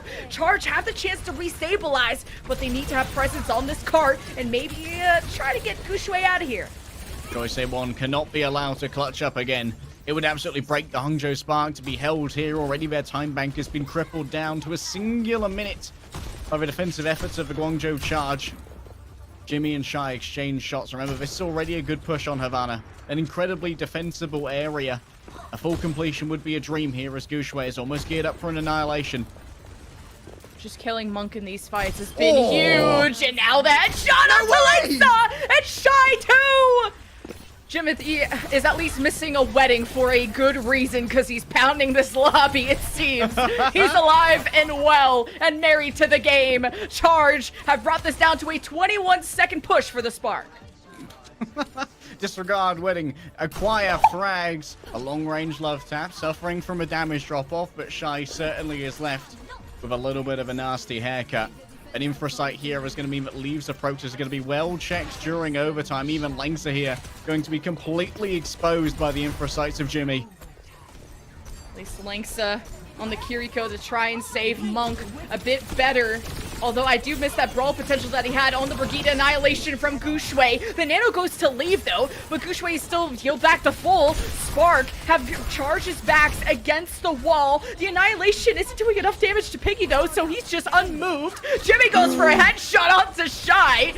Oh my god, he's doing it again, and Piggy is still unmoved on the cart. Both Widows removed. 4v4 respawn advantage for the Charge. Self-destruct right on the, actually at the back of the cart. Monk dodges that just barely. Likes to teleport it to the front of the battle. And the Spark, it's just nails against a chalkboard to try and get this cart to the end, to the finish line. Kitsune rush. It's deja vu from the last Havana where Spark could not complete the map at this very section.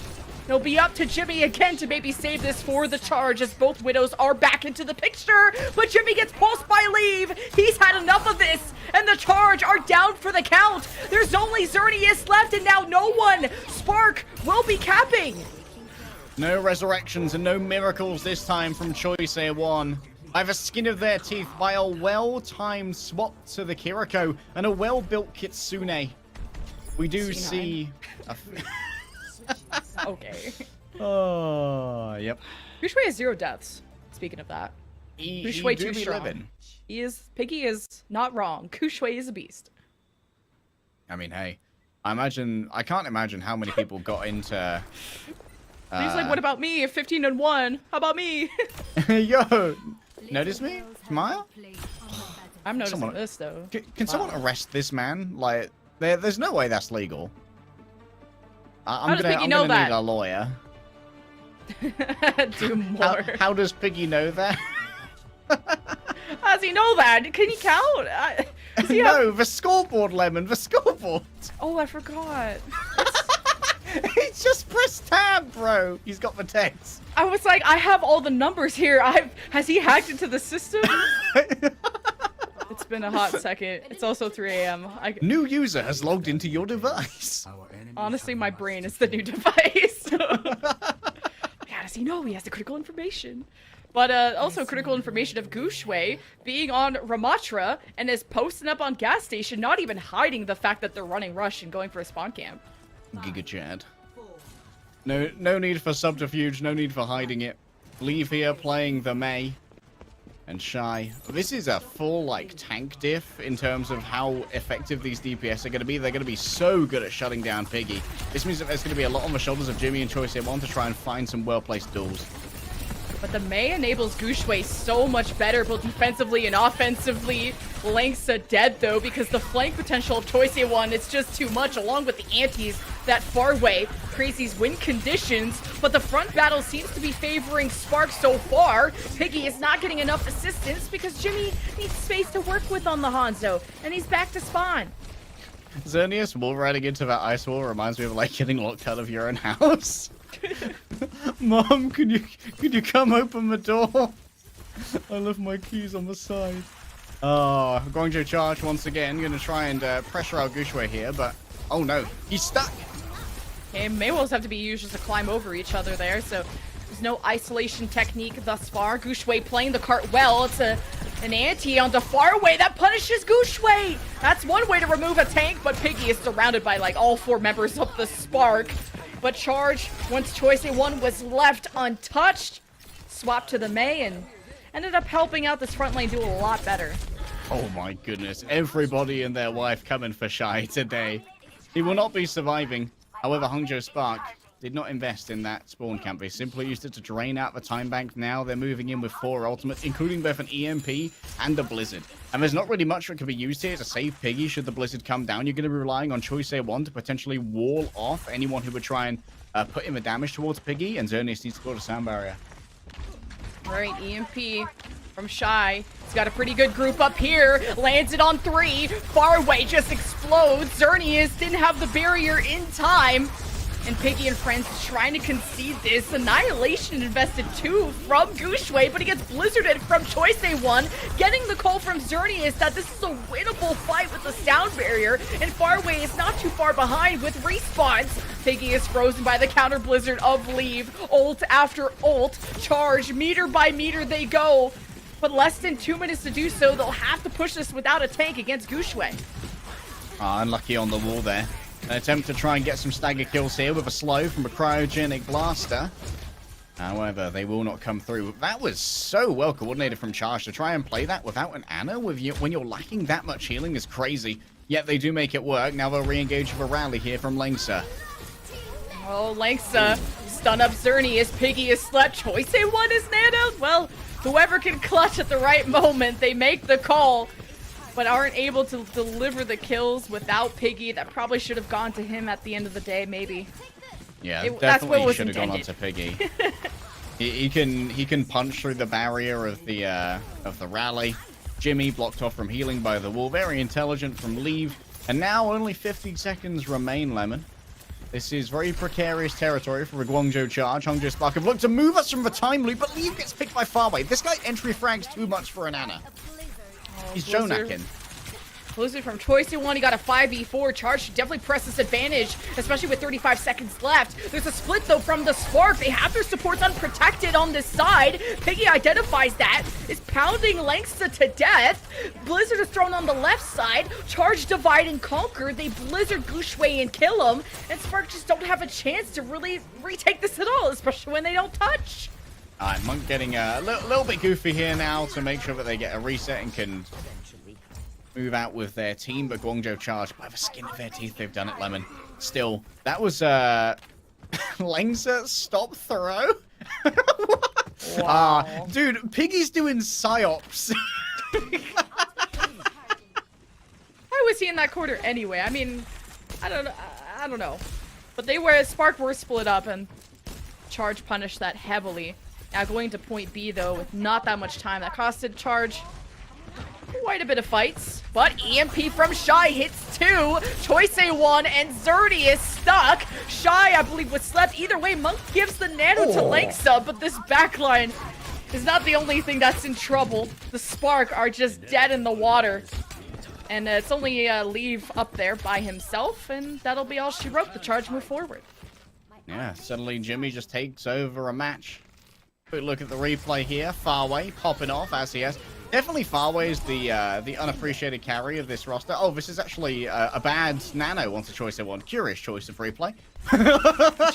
I guess they wanted to put it onto Piggy, but the wall blocked it off, and that's why Farway made that decision. Choice A1 is hacked though. Needs to be careful. Might not even have the ice block. The blizzard from Leave, did it get canceled? No, okay, it got thrown. Piggy is slept, and the annihilation is slowed down. He's left at the front of the cart, but Gushue is behind them. Charge have to peel for the supports. Zerdius is missing. Can't give that sound barrier. It's up to Farway to carry this fight if he's even here at all. Or Jimmy on the top left to give these final blows. Lanksa with the rally can't save this team, and Charge are meters away from capping B. There's a last chance recontest from this Sombra and from Gushue, but it's just not looking good. But I guess Spark just play their lives so carefully. Charge don't have the focus. This should have been a Charge fight.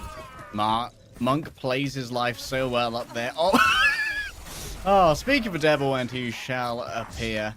Still, Jimmy won't be able to get any more than that with 30 seconds remaining. Once again, Guangzhou Charge are up against the wall, but Hangzhou Spark, they used everything they had to try and make that fight work, and that's why we see Shy just farming so audaciously at the moment to try and get up towards the EMP, because they need something to stand against the absolute armada of armaments that has been acquired by the Guangzhou Charge for this potentially final fight. Well, Choice A1 is... Where is he? Okay, he's out on the card. He was kind of split off from Charge's push on the right. I was a little concerned. Blizzard from Choice A1. This is the big win condition against Shy's EMP.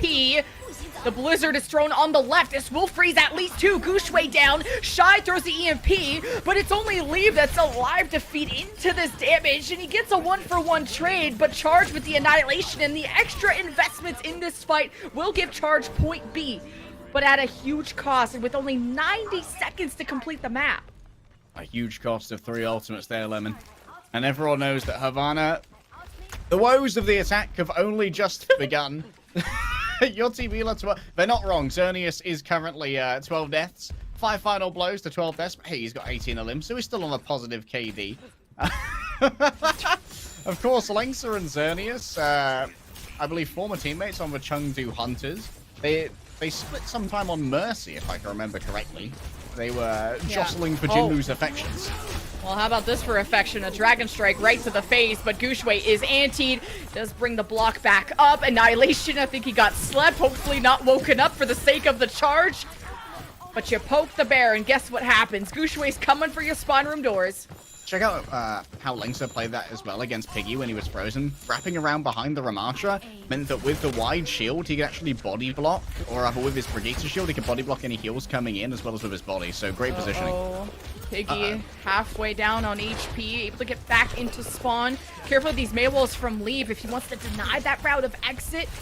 Lengsa has the rally. Shy with an important headshot onto Jimmy. I'm just surprised that Jimmy's on Widow at all in the situation that he's in with no space. Charge try to creep up in these side rooms, but Spark hunts each individual down, and with the 90 seconds that the Charge have, they lost all the fights, lost their marbles, and the Spark have started to rewrite this chapter where initially they lost this to the Charge, and the Spark will be holding Charge at bay to take this map and climb back in the series.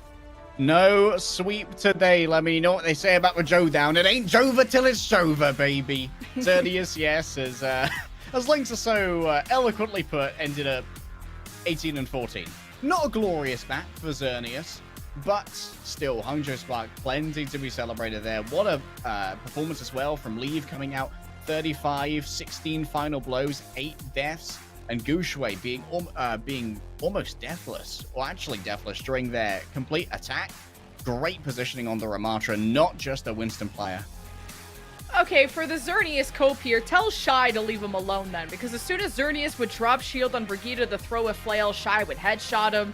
Like, Shy just has had Xerneas' number, like, every single time. Monk, too, has been taking so much pressure on the other side when it came to the offense of the Spark at the end of Castle C. It's been a fight, but Spark obviously made the improvements on Havana to make this a not-so-close situation and a map win on Havana. So finally, the Charge will have their choice of map coming up. Yeah, Charge are finally going to be able to dictate what geography we go to. Unfortunately, on push, the options can be somewhat limited. I imagine that they're likely going to try and avoid Esperanza because it's a little bit more RAM-friendly. I think the most likely is probably going to be New Queen Street, where you can really lean into those hit scans. But we'll find out all of the reality that we're going to be living in right after this break.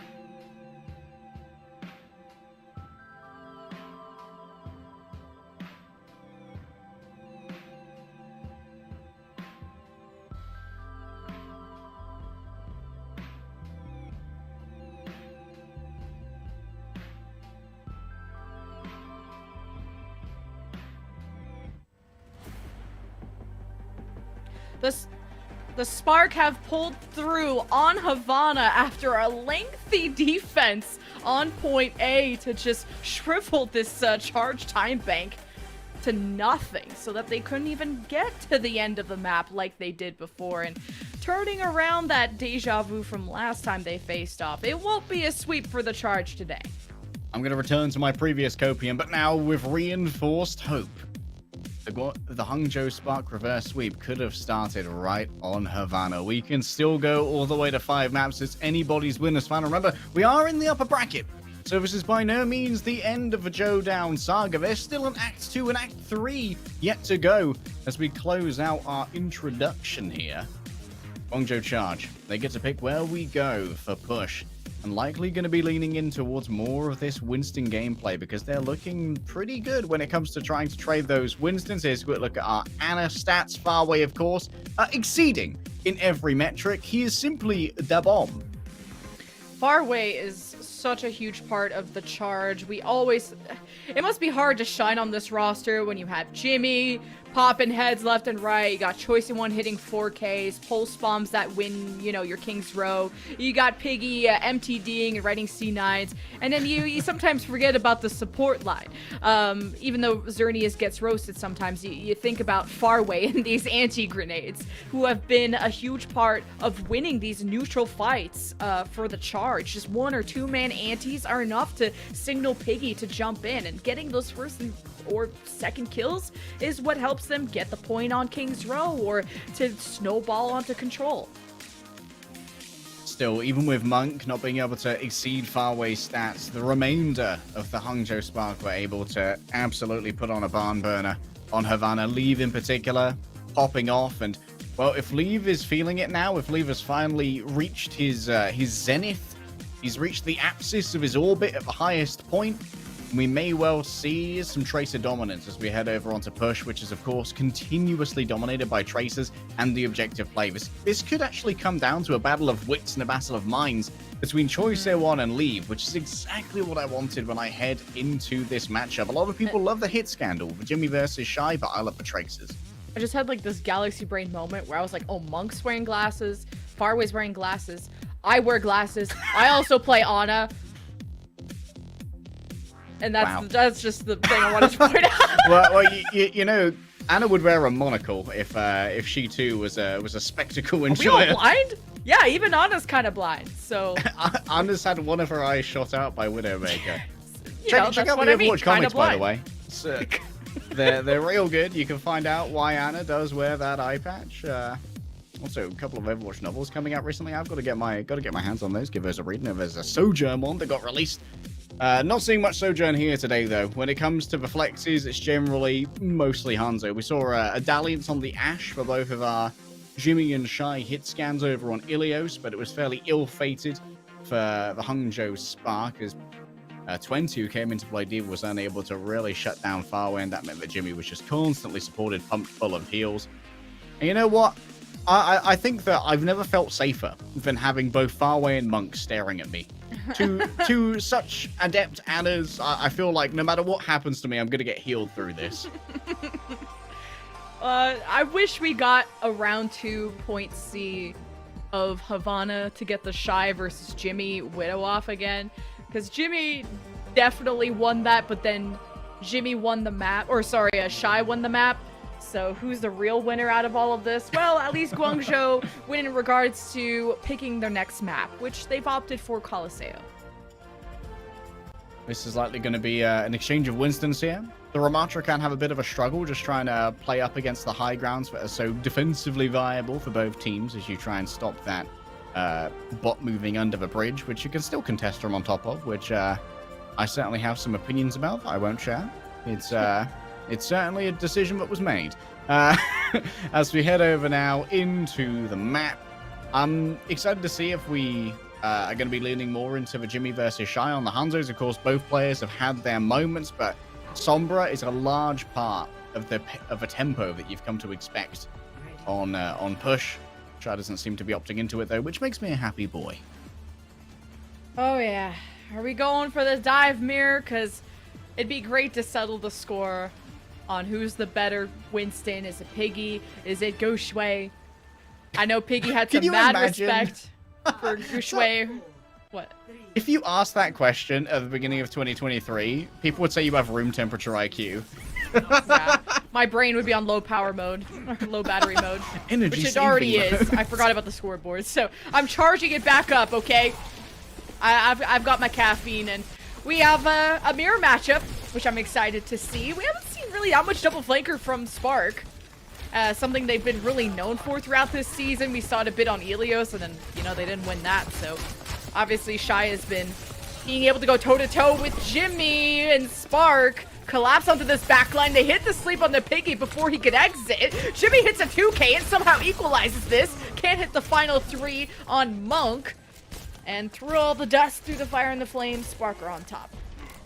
I think that a microcosm of this entire series lies in both of the Brigittes dying first. We see Lengsa overextending with a shield bash to try and get the final blow onto Xerneas and then dying in turn. What a shot from Shy. Still on form from Havana, you know, and continues hitting those headshots to just farm up towards the Dragon Strike. Unwilling to be outdone by Jimothy. Yeah, 3 final blows to 2 final blows in favor of Shy. So these Hanzos definitely having a huge impact. And even Monk's sleep on the Piggy to prevent them from escaping is big, as the Spark now have a fight going down outside of pillars. So how Charge Protector supports from this incoming dive is going to be important. Spark supports, on the other hand, have a lot of protection in this long hallway. Choice A1 picked off at a distance as he goes to approach, giving Spark a 5v4. And with Nano, Gushue is looking for a target, gets flailed back by Xerneas, but the Nano's still given over. Spark are taking up a lot of real estate as they hunt down this backline. They backhand Xerneas, and Farway's waiting for his chance to counterattack.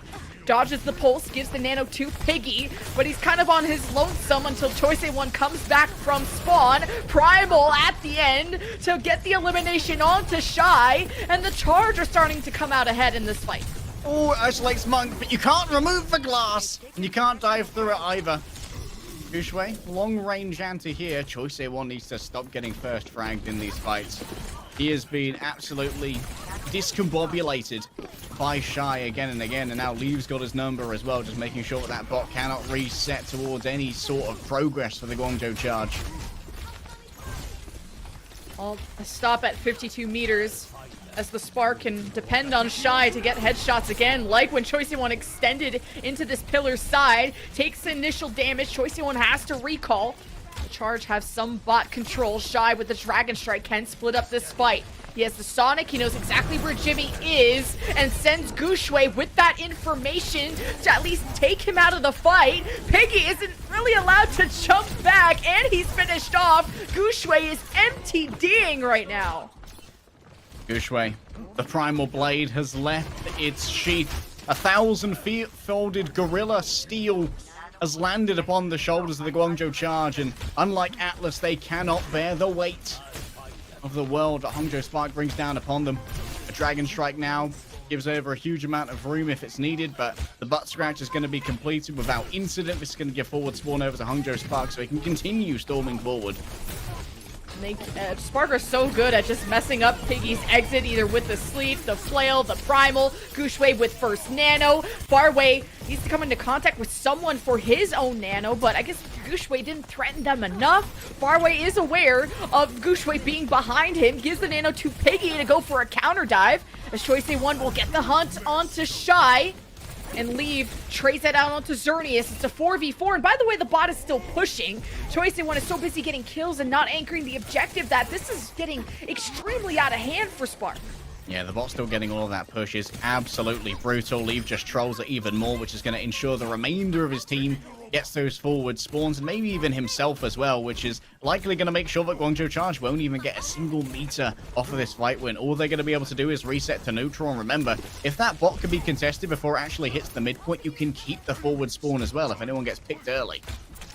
Charge haven't even won a fight. They sort of neutralized a fight on some of their counter dives, but not a clean one yet. Haven't gotten a single meter. Still plenty of time. 5 minutes. Primal Pulse. No kills yet for the Charge, and Piggy dangerously low. Leaf has the pulse. sees the clump of the Charge backline. Jimmy jumps over the walls and then back over, but Gushue hops to the other side, kills him in time. Charger still up by 1, but for how long? Xerneas barely being kept up by Farway with Leave and Gushue on top of him. Fantastic sleep, fantastic peel from Farway, and Leave taken away as Charge gets some meterage done. Call Farway a pair of cargo shorts, because this man pockets, and he pockets hard. Xerneas was absolutely torn apart by Hangzhou Spark, saved but for the grace of the Ana. A well-placed nano here is going to be interrupted by a nicely done whip shot from Lengser, and that's going to minimize the overall damage coming through from Piggy. Just buy some space and some push, but Spark aren't overly bothered about this. And Piggy is more of a distraction so that Charge can get forward spawns, so that Piggy summons all this attention to get the damage towards him. But this Dragon Strike gets Charge off of the card, so they're not able to keep up that progress. And a Shy headshot on the far way just kills this fight. Charge do not want to take this without his heals. A couple of quiet fights for Shy to rest, and he's back up at full energy. Recharged, and Choice here one and Leave now both jostle for position as the bot is going to be claimed. And you know that Piggy has to back off to make sure that Farway is going to be in range to heal this. And for now, Hangzhou Spark, they simply push the bot a little bit far away, then return to the safety of these catacombs. Yeah, you don't have to go for 100 meters plus if you're the Spark. The fights get so much more dangerous, especially for your supports, once you leave that pillar side and go towards bridge. So Spark are very smart about this win condition. And Jimmy takes out Leave. Charge with a 5v4. Now can go into the pillars, this long hallway, to see what else they can scrounge up besides the first kill onto Leave. What else? Piggy doesn't want to be too aggressive, especially without Gushue being removed from this right side. I think Leave might still be there too. Either way, pulls onto Shy. That's another great start from the Charge. Slowly but surely, they can make their way out of here.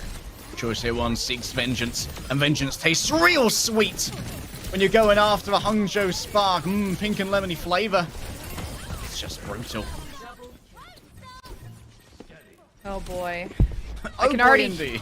I can hear like the remove the glass copy pasta. Of course, I look at Charge already tweeting about it. Memes on point. But who will be laughing? Because Charge... Charge are still down about 50 meters, but the push is healthy, and so are the kills. Jimmy wins the Hanzo duel, sets up in the building with Piggy, ready to dive in, who has Nano available too to work with.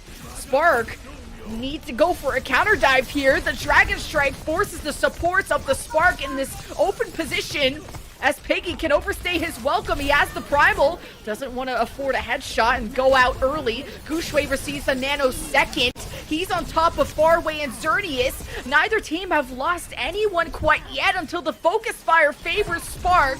And it's a 5 versus 3 to halt the push of the Charge right before the forward spawns. And continually focusing in on this objective and making sure that Guangzhou Charge cannot get that essential checkpoint that would have given them some real relief in being able to get those forward spawns. And now Hangzhou Spark, having expended both their support ultimates in that previous round, they do have a dearth of ultimates to try and work with here, including the Dragon Strike, which is going to be super important for clearing bridge when it's used to try and contest this bot.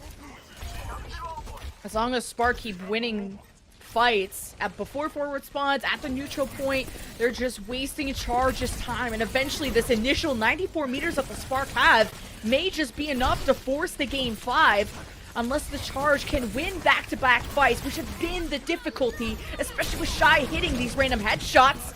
We'll see how the ultimates fights go. The Gushue knocking people into the Dragon Strike. He gets slept before he could get really a good setup going for that, but I like the attempt. Gushue extremely low, trying to get past the Piggy bubble. Does reconnect with the supports. Spark will heal back up and try the dive again. But a moment of passivity here for Guangzhou Charge. They're waiting for Farway to return so that Piggy can once again return to those backline dives with proper support. Choice here one holds on to the recall. The same can't be said for Leave, which is going to set him at a considerable disadvantage. But going down this long corridor against Shy always bears danger. Spark are good at contesting this cart too without needing to commit to a fight. Like we've said, just slowing down the roll of the Charge is a smart move from the Spark. forcing the hand of the Charge, who have a Pulse and a Dragon, just a ton of ults coming up. But even through the trade of ultimates, the Charge haven't netted a flawless fight yet. Guxue jumps in with Nano, Shy finishes off Piggy, and now nothing holds back Guxue from going even further and above and beyond, especially with Lave there. Never mind, Jimmy headshots him, and Shy gets his revenge. The Dragon Strike right in the middle of this fight from Jimmy causes disruption for the Spark. Fantastic pulse from Choice1, and he gets nanoed by Farway. He's gonna clutch this for the Charge again.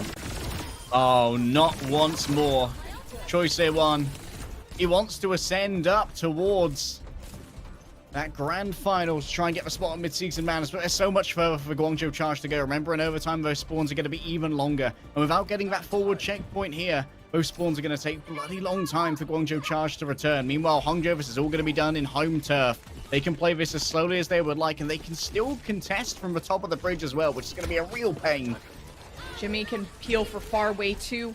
He's trying to stay in LOS of Piggy. He has the Primal. He's okay for now. Forward spawns, though, being contested. I think that's Langsa there.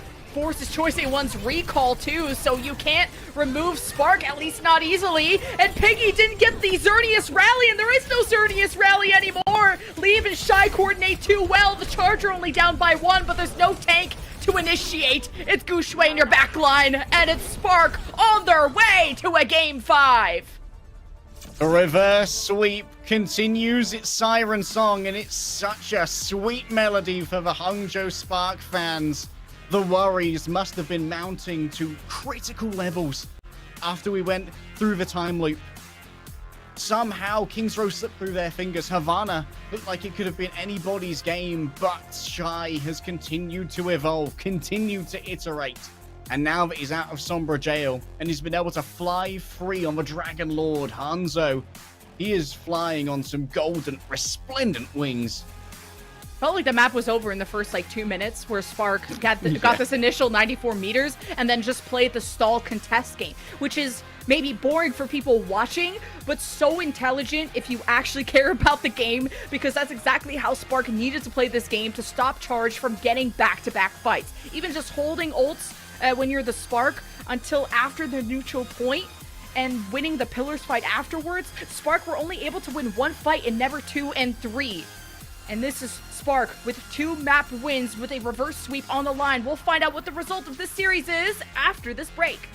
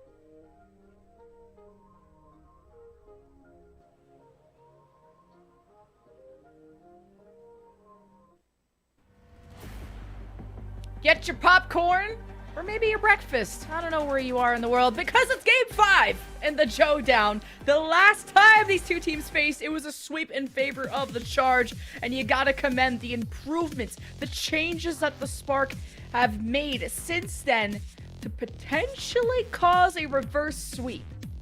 The mental fortitude that requires, Lemon, is immense, but this is why you've got all of these veterans who've been playing competitive Overwatch since time immemorial.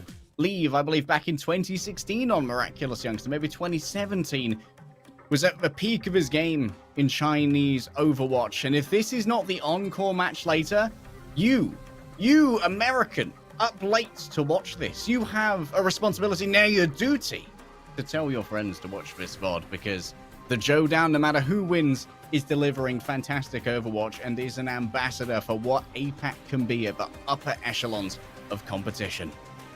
Oasis as our next map. I'm stoked because, of course, we go back to Control. I don't think 20 is coming in.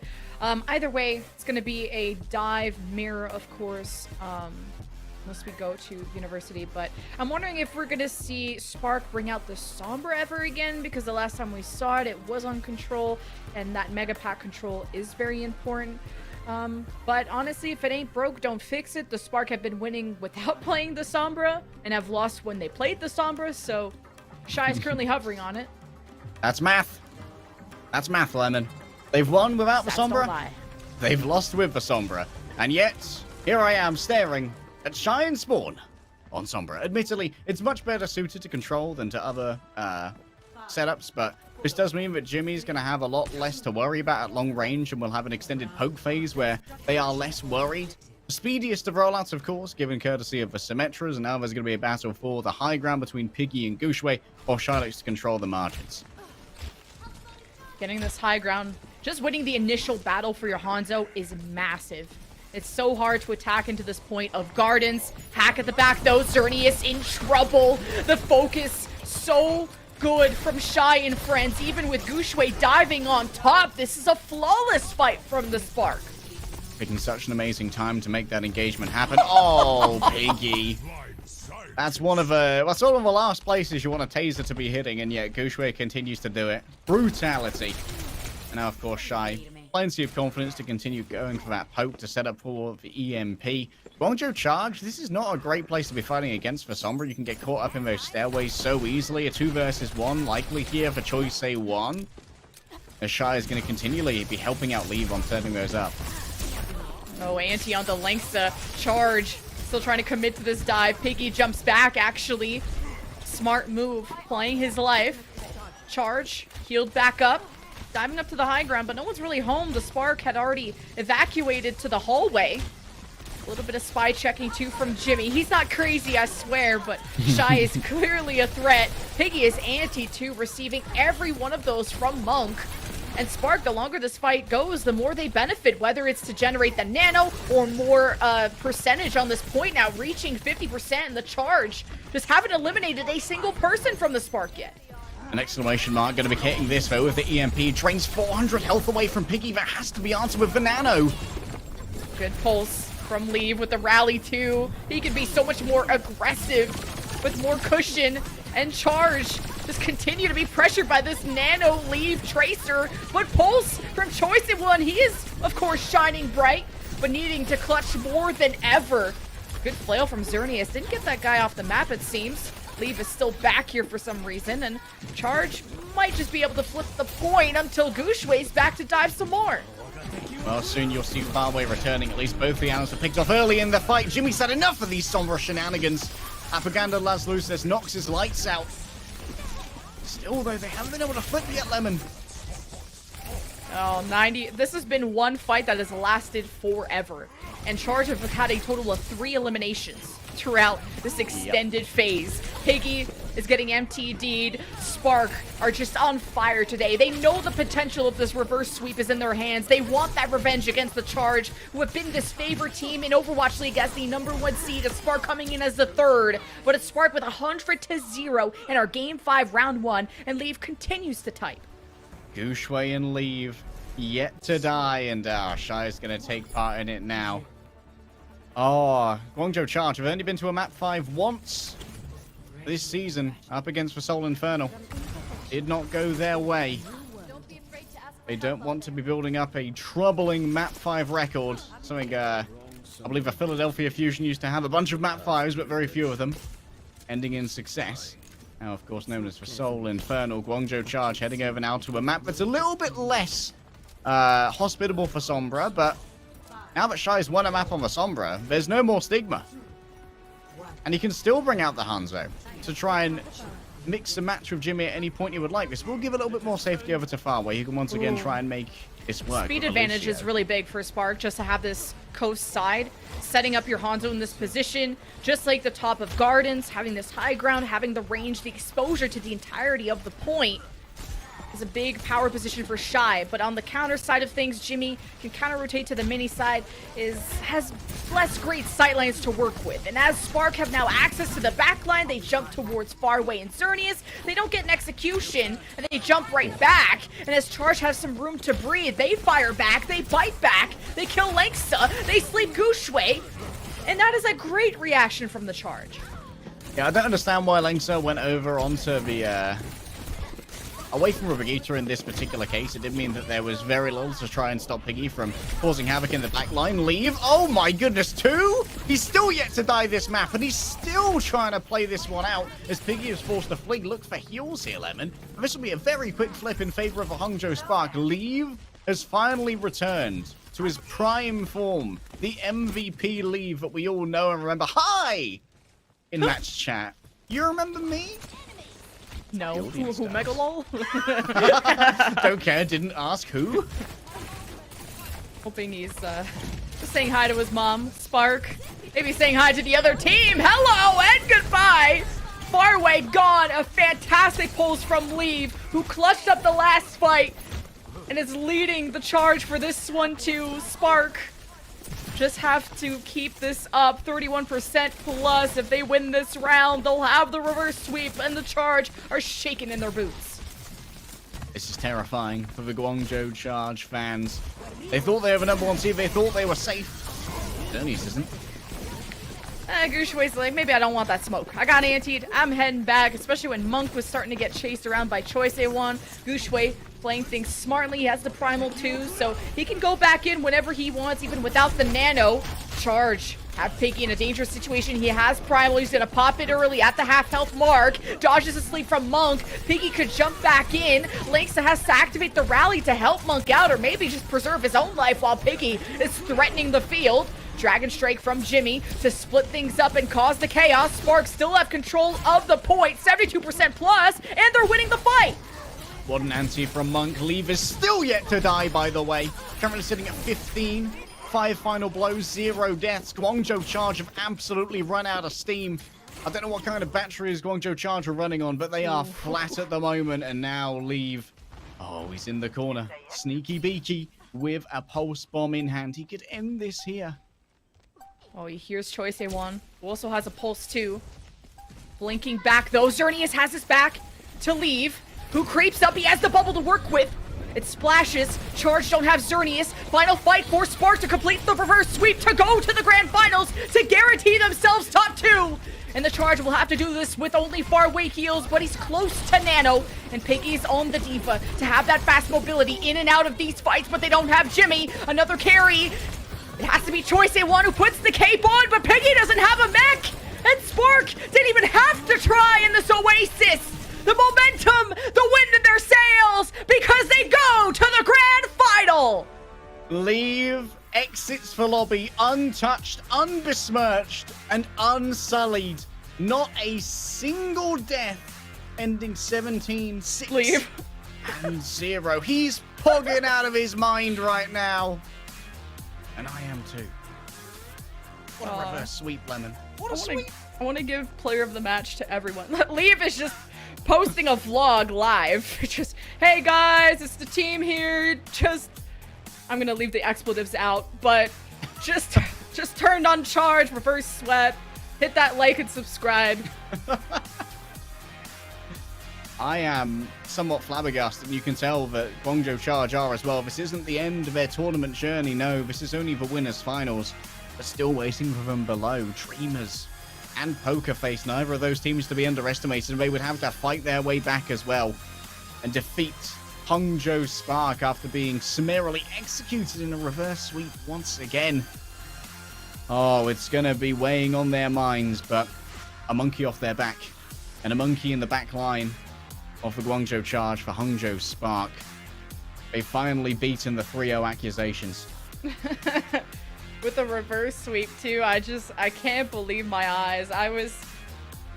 Not that I was so sure, but, you know, when you're in a 2-0 spot, the last time was a sweep, you're like, it's closer, but it's heading that same direction, deja vu, but there's one player that assured that it wouldn't be. Honestly, it was hard to pick when it comes to the Hangzhou Spark, but Shy is your player of the match, kept Jimmy in his place on the Hanzo, and just made the magic happen. Just a wizard with the bow and arrow. And even bringing out a Sombra that managed to win a round. We thought that it would be a stigma that would last Shy this entire mid-season Madness circuit.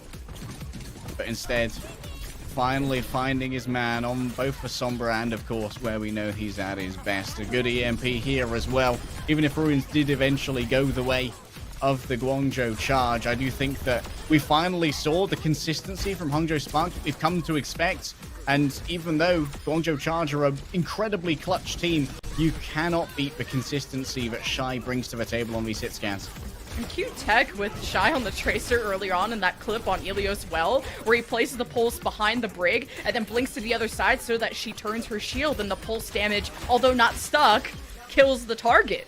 Like, the fact that Shy can flex to the Tracer when Leaf wants to play other things, usually just the Echo is when you're going to see that swap happen. The Shy versus Jimmy Widow battle, I wish there was a round 2 of it, but Spark just dominated on defense, and we didn't even get to see much of Point C when it came to Charge's offense. And then it was all up to Shy's first bloods on Coliseo, where they got 94 meters in, like, what, the first 2 minutes? And then that was pretty much game from there. Yeah, we saw Choice A1 getting picked first. Like, it was supposed to be the chosen one. He was supposed to get the first frags, not feed them. And yet it was Shy continuously shutting down the X Factor on the Tracer that gave over the meterage that was then just trolled expertly by the Hangzhou Spark to be able to win this one out. As a quick look at those Hanzo stats, eliminations per 10 minutes, but the final blows per 10 are what you really want to have a look at. 8.5 per 10. Brutal. Yeah, we all speak the praises of Jimothy, but Shy, I think, truly stepped up today. Both Leave and Shy, they've had these high highs and low lows, and I think I feel like one of their biggest rivals, Sparks, one of their biggest losses was to the Charge, and a sweep at that, keeping them as the 3rd seed. Now Spark get their revenge in this bracket. They go to the grand finals. They guarantee top 2, but Poker Face and Dreamers will be up next, and the winner of that has to go up against the number 1 seed of Owl. So good luck, contenders. Yeah, it's going to be a difficult one, and it's going to be especially difficult for Dreamers, who are coming in off the back of, well, while destroying Seoul Dynasty, previously up against Poker Face. Poker Face did manage to 3-0 them in our first round of the knockouts, so hoping to, well, to be fair, we did just see a team that got 3-0'd previously come back with a reverse sweep, so it's anybody's game, and a lot of people might have been counting out Hangzhou Spark after the 2-0 came through after Kingsville, like, well, they tried, they gave it their best. I'm still flabbergasted. I am absolutely run amok. I've been bamboozled. I've been just run around by this. What I was so interested in is the change of styles from Hangzhou Spark to go away what I thought was their style around the double flanker to just straight up mirroring the Charge's bread and butter of the Tracer Hanzo, and, you know, with variations of Hanzos to other things like the Ashe, as we saw. And the fact that Spark won that mirror more often than not, and, you know, it was still close, but Spark ended up just mirroring that and prevailing through most of the maps tells me that Spark's mechanics, they should trust in that more, because yes, Sombra and the double flanker takes mechanics, but it takes a certain amount of execution, setup, positioning, tempo that is difficult for any team and has been countered. And that's why Spark have maybe suffered more, and Charge haven't gone to Sombra at all. They just depend on straight their mechanics. And I think that's why Charge have looked so good in the Overwatch League. And now that Spark have proven that they have equal mechanics, if not maybe better, and maybe a better clutch factor at the end of the day, you got to put Spark in that conversation of, are they a top 2 team? Yeah, because honestly, when Spark got 3-0'd by Guangzhou Charge in the qualifiers, it kind of put them down to being the gatekeeper team for APAC, where like teams that could not beat them were the mediocre teams of APAC, and teams that could beat them were our top teams. And honestly, they're going to be able to shake that off now and return to the prevalence of being the Chinese super team that we very much managed to laud. We've got some adorable news from production at the moment, Lemon. And honestly, very relatable gamer moment. Apparently, we need a moment before the interview because our interviewee is just calming down after that series. And honestly, I need it too. My heart would be pounding out of my chest. And Dreamers and Poker Face are just pounding on their doors, ready to go because they've been waiting to face off. And this game 5 took a while, but at least I hope they were entertained. I hope you all at home were entertained. I think this has been the most exciting match of APAC knockouts thus far, and considered an upset. It feels like we've had a number of upsets, whether it was Dreamers sweeping Seoul Dynasty out of the bracket, Panthera sweeping SPG out of the bracket, and now Spark winning over the Charge as the 3rd seed, winning over the 1st seed in a reverse sweep of all things. So you never know what to expect out of APAC, unless that they're unpredictable and more that just they've really cared. There's a lot of passion in this region, and the improvements come quick. Yeah, we got Dallas Fuel coming up later as well, who are a real wild card. They like their Junker Queen and their Moira, which is a very different kind of style to the rest of APAC, going up against Soul Infernal, who seem to be IMO, one of the most versatile teams that we have here in APAC, with Mag able to play anything, and Skew just such a powerhouse on support. Honestly, we're blessed in APAC with so many just amazing flex supports, Skewed, Farway, and of course, Monk spring to mind during this. Monk actually clutched up in that final fight as well there by hitting a 3-person nade, I believe, on both supports and Choice A1 as they were trying to enter into the point during overtime, which absolutely made sure there was no way to recover from that. There were going to be no Choice A1 clutches. There was going to be no repeat of King's Row.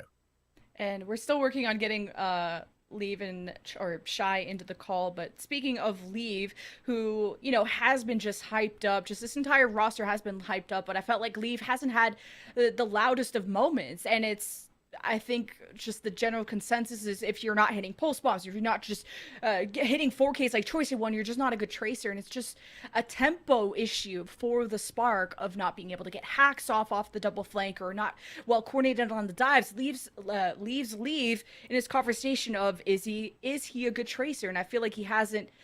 It hasn't been fair for him. And now that Spark are on the same page, they can have first bloods, they have the tempos sorted out, and they've hit that peak today. Leave is definitely proven himself to be that fantastic tracer that he was once known for. Shy just posted on social media saying, get up at where we fall, reverse sweep. Now it all comes back. The best feeling ever. I mean, I can't imagine the elation in the camp right now, especially against like a team that we noted are definitely rivals, not just regionally, but personally for these teams. We know that, of course, Xerneas and Evoltal, or rather, I just Dallas and fueled myself. But Xerneas is a former teammate of a bunch of the guys from the Chengdu Hunters, Farway, also very close to them in the Chinese scene. They're all very familiar with each other, but friendship breeds intense rivalries, and that Piggy's there stoking the fires, poking him around like, hit him with a C9. I'm gonna psyops here. Lynx's throwing for you guys. You should replace him. And being able to come back from the Piggy psyops and the C9 getting clutched up against, that makes it all the more sweet for the Hangzhou Spark squad. There was a lot of smack talk in this series, and I thought NA was the toxic region. It turns out that APAC talked just as much, and even we were even able to read it, which is great. Sometimes they write languages that I can't. Then I just assume that it's BM. But what's not BM is that we have our interview ready. So let's go and hear from them, and also Evelyn, our translator. So. Hello, Shy. Hello, Evelyn. Can you hear us? Hello, Shy. 听得到吗？听得到，听得到。Yeah, he can hear us. Okay, awesome. Congratulations, Shy, and to the Hangzhou Spark, the reverse sweep. I heard you had to take a second after the match to calm down. Just bring me through your thoughts, your emotions, to get your revenge against the Charge. 好的，首先恭喜获胜，而且是这样一场让二追赛。听说你在刚才比赛结束之后情绪非常的激动，所以需要一些时间来平复心情。想问一下你现在感觉如何？这是我觉得除了季后赛，就这赛季最爽的一次吧。说实话，因为前面有几次失利让我感觉不是很舒服，但是这次的复仇让我感觉非常的棒。I think it's the best match I've had in this season so far. Cause like we have a little bit of downs before in this season, but I'm happy that I finally like did my best and performed so well today. Yeah, it makes me feel really so happy. And how did you feel you performed against Jimmy in particular on the Hanzo and Widow duels? Do you think you're the best Hanzo in APAC? 接下来是我们也看到今天单选手，你今天和机密选手有很多在百合和半藏上的对位，想问一下这个对位的感受是什么样的呢？同时，你觉得自己是不是东部最好的半藏？东部来说，我觉得是的，因为东部没有我觉得非常厉害的选手，我的眼光都放在了西部。但是我觉得只要我没有失误，就是少点失误什么的，我觉得游戏会非常的简单。So the answer is yes. I consider myself as the best handler in East because I don't see there are quite some like really good handle players in East. I'm actually aiming for some better ones in West side. So as long as I don't make mistakes in our matches, I think our life and matches will go pretty easy. Yeah. That's great to hear. But this series was exciting, but your team started at this deficit. So, how did the team pick each other up morally after starting the series off 0-2 to come back in the series? 那么首先我们也知道这场比赛是一个让2-3嘛，想知道队伍们是怎么做到在这个0-2落后的前提下，及时的重整旗鼓，然后最终获得胜利的呢？就大家是怎么样精神上的互相鼓舞，或者说战术上进行一些改变？我觉得从实力上，不管从任何方面来讲，我觉得我们都不落下风。我们一直都相信我们是能走到最后赢下来这场比赛的人，所以我觉得大家都有这个信念，所以坚持下来了。We always have faith in our mind that we are able to be the best team and like make it till the last. So as long as we have that faith in mind, I don't think we are like really upset because of the 0-2 fall behind. So yeah, that's why we really like turn it around. Well, it's great to hear that you kept your spirits high. So thank you so much for the interview, Shai. Congratulations, and we'll see you at the grand final. 好的，那就是今天的采访了，感谢晒，也希望能在决赛看到你。Oh, thank you, Shai, and thank you, Evelyn. It's good to hear, Lemon, that spirits remained high, 0-2 down. That's what you bring to the squad when you've got that many veterans. Just not panicking when you're 0-2 down. We've reversed swept plenty of times before. We can do it again. And you got your spice out of that interview of Shai claiming he is the best Hanzo in APAC, and we'll see if he will be. If the Spark can go to the midseason madness, they're in the grand final, and they're waiting for who comes out of the lower bracket between Dreamers, Pokerface, and the Guangzhou Charge. Up next, we have the Battle of Contenders, Dreamers versus Pokerface. You won't want to miss it.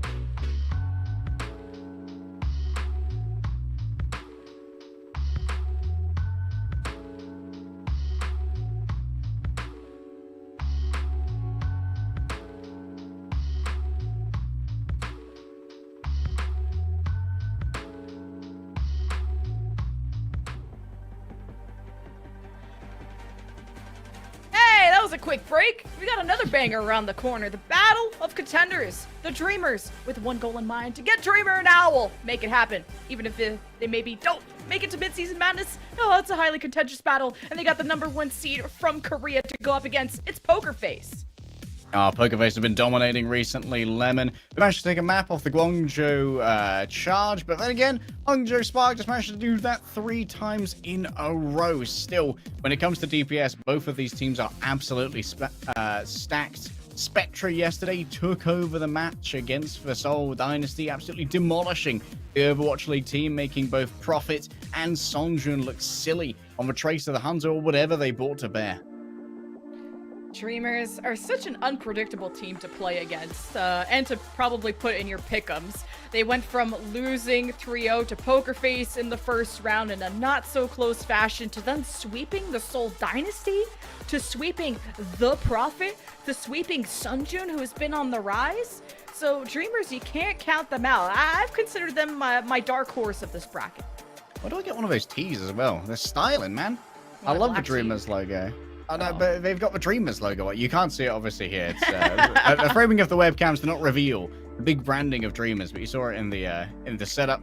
On the other side, we have, of course, Poker Face. Plenty of very, very familiar names here for many of you former fans of the LA Valiant, with the same colors around here as well. We've got Muse playing the main tank, but for me, it's all about Simple. This guy is a freak of nature on the flex support, be it on the Baptiste or on the Ana. You can make sure that Simple is going to be doing some very far-away-esque things and doing some backline carrying. The guy I'm looking forward to, though, is Arrow. And hey, he's got a big smile, so I'm glad he's hyped up, ready to go. He's been a mainstay as of late, with Finale and Valentine flexing around him and his hit scan potential. Because in the open, we saw a lot more Finale Valentine, but Arrow has proven that he is an incredible player. He's gotten a lot of player of the matches, plays a lot of Sojourn, more than maybe most players do, but in general, hit scans. But his Sojourn is all over the place. It's hard to dive after him. Hard to get after him that much is for sure. The Wicked Slide will get you away from that attention as quick as you'd like.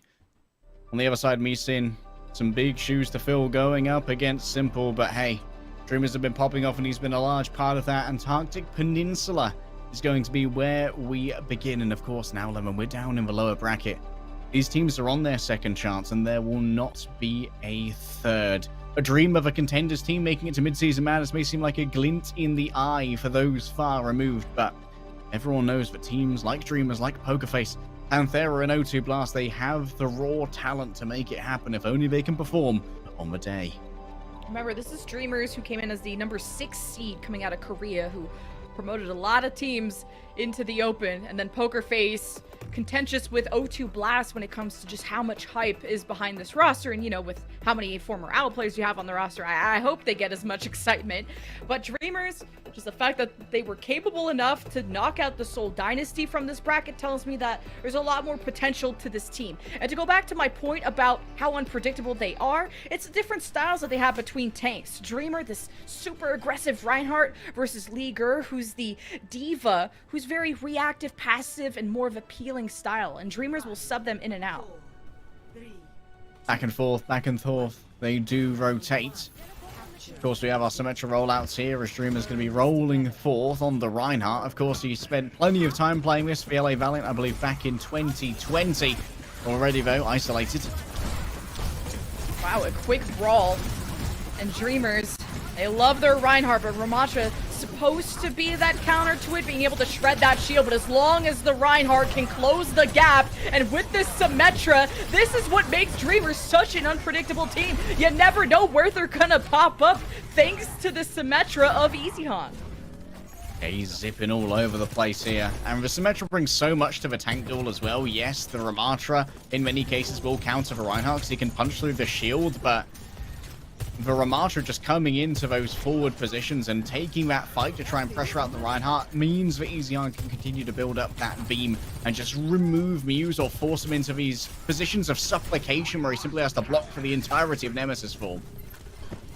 Right, the first fight for Dreamers, who want to prevent the flip there from Muse, who's been walled off, but Muse has some backup. And also the Immortality just got popped there from Simple, but really to save himself, as the Dreamers are just human-sized bulldozers that just continue to roll down Poker Face at every step of the way. But at a distance, Valentine claims Spectra. Not that made to enable Dreamers, but an amplification matrix placed by Missin, trying to hose down Poker Face on their approach. Not too successful, but actually removing Simple. You got rid of the heals, you charged down Muse, and Poker Face thought they had an opening with that pick on the Spectra, but that's been squashed.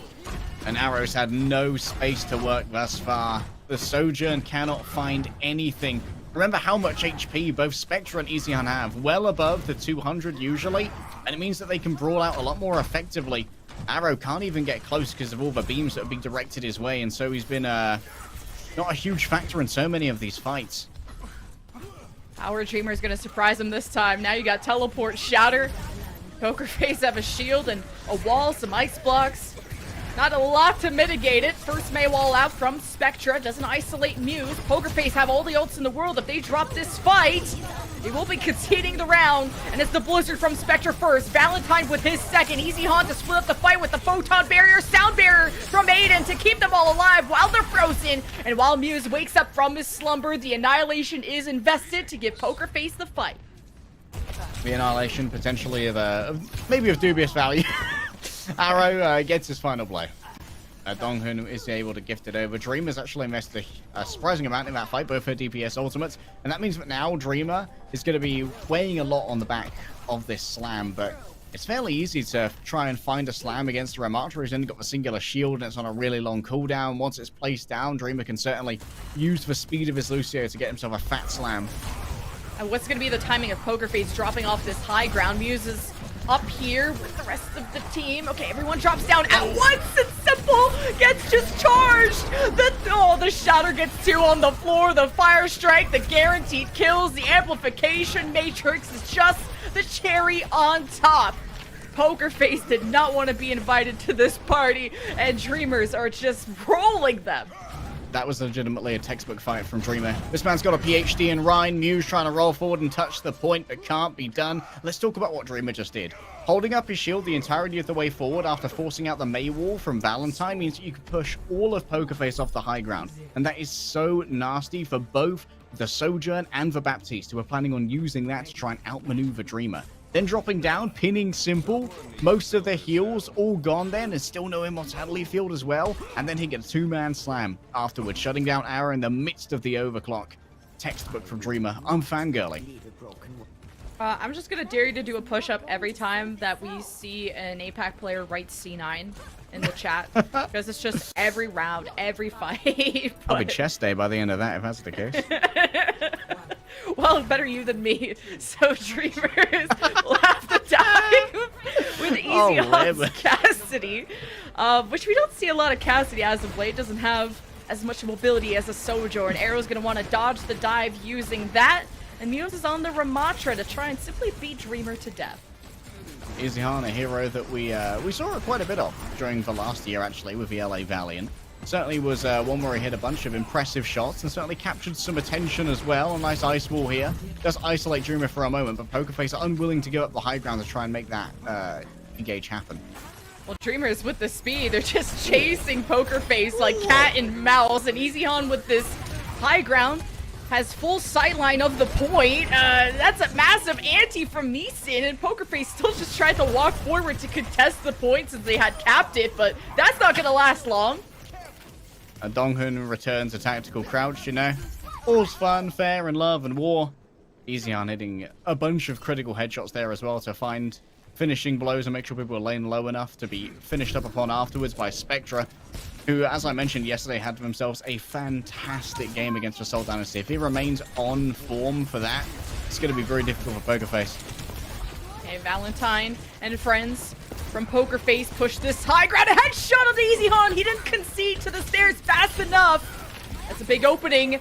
But Simple is down to a Lucio when a pulse gets Muse on his knees. Somehow he lives, but really not for long. Dreamers, despite losing Easyhan, their re-engage was so much better. They're so speedy. Okay, Meeson picking up a couple of final blows in that fight as well. Actually, Meeson has more final...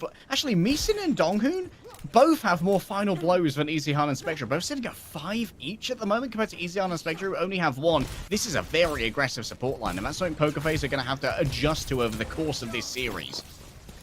Dreamers have a Nano Winston ready to jump on Pokerface, who want this high ground. Valentine places the Blizzard as Dreamers jumped in, and Dreamer popped the Primal Rage to get that second jump to jump out of the Blizzard and continue to slap Pokerface around. This is supposed to be one of the top teams of Korea, and Dreamers are kind of clowning on them.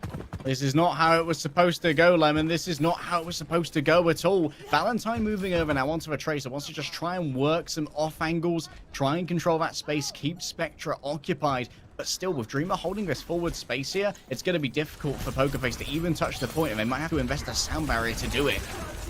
Looks like Dreamers even started diving as Pokerface advanced towards the point.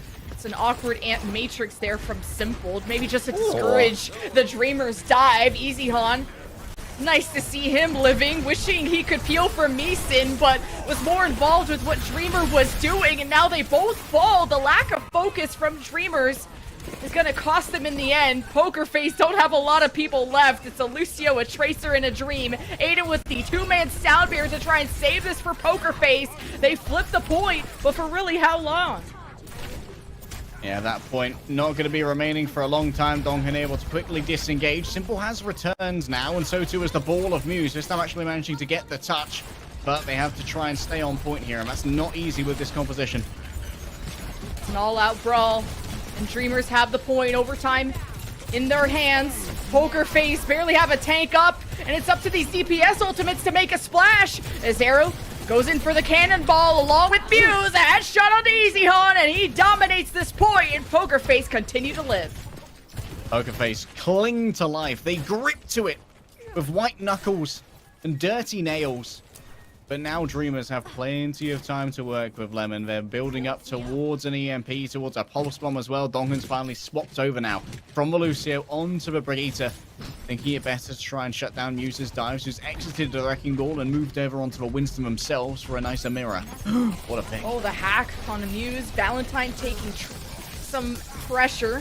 Has already got the recall force, but Spectre's not even alive, so 5v4 for Pokerface. Forces to disengage from Dreamers, but Pokerface are on the hunt. Arrow strikes through the heart of Meeson, and Donghoon's gonna get staggered too. This is good time for Pokerface to gather. Nice short jump tech there as well from Muse. Making sure to deliver all the burst that he could to Donghoon, but remember, these are trash fights from Dreamers. Not doing big investments, waiting for their moment, but it needs to be in this next fight. Pokerface, they need to win one more and their sins will be forgiven. It will come down to a sudden death in the last round of Eco Point Antarctica. They have to weather quite the storm though. The EMP stands ready. And the Kitsune Rush is a fight winner, but you don't have Pokerface, and that's kind of the guy you want to boost up. EMP from Easyhan. Pokerface fall like dominoes as they wanted to play off the Kitsune Rush. Dreamers win that, and Pokerface will lose the point. Overtime in effect.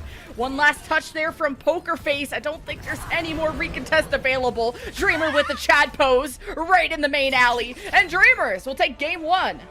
A T-pose hello given over, and now, Lemon, we have seen 2 teams that refuse to repeat a 3-0 history. The last time these teams met last week, right at the beginning of our knockout bracket, Pokerface decimated Dreamers 3-0. And now Dreamers straight away in control, not even waiting, not even giving the courtesy of the favorites.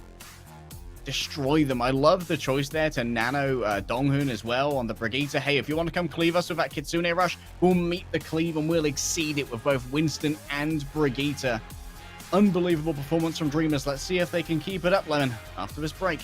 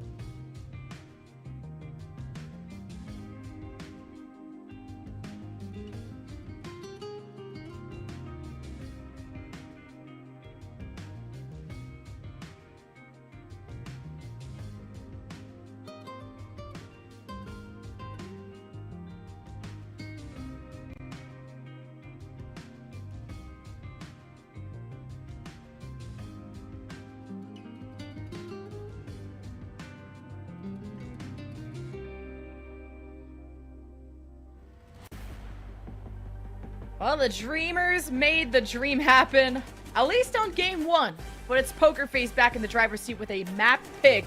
And they want to go back to the script. They've chosen Hollywood, the very map that they full-held Dreamers on the first time they faced. Yeah, last time it was not a pretty map for Dreamers, and Poker Face, of course, a very well-rounded roster for this particular matchup. We've got Finale subbing in for Valentine. Some of you likely remember him from his time on Toronto Defiant. An accomplished Tracer player here who's likely going to be trying to control those flanks and off angles, while Arrow's going to be the main source of damage likely on the Hanzo. But Muse is certainly going to be a linchpin of this Hollywood if it goes over to second point. That's always concerned with how your Winston is playing, and Muse is an experienced Winston with tons of years behind him, and of course a huge amount of support behind him as well, coming through from Simple. We don't see a whole lot of Finale and Valentine together. At least as of late, Arrow's been more of a mainstay. And even the last time we went to Blizzard World between these two teams, it was Finale and Arrow.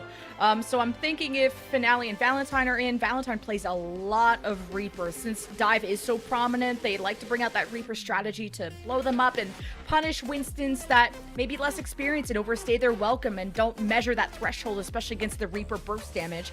Finale likes to Sojourn too to try and counter the dives the same way Arrow does. Just simply jump away from it. Just leave, lol.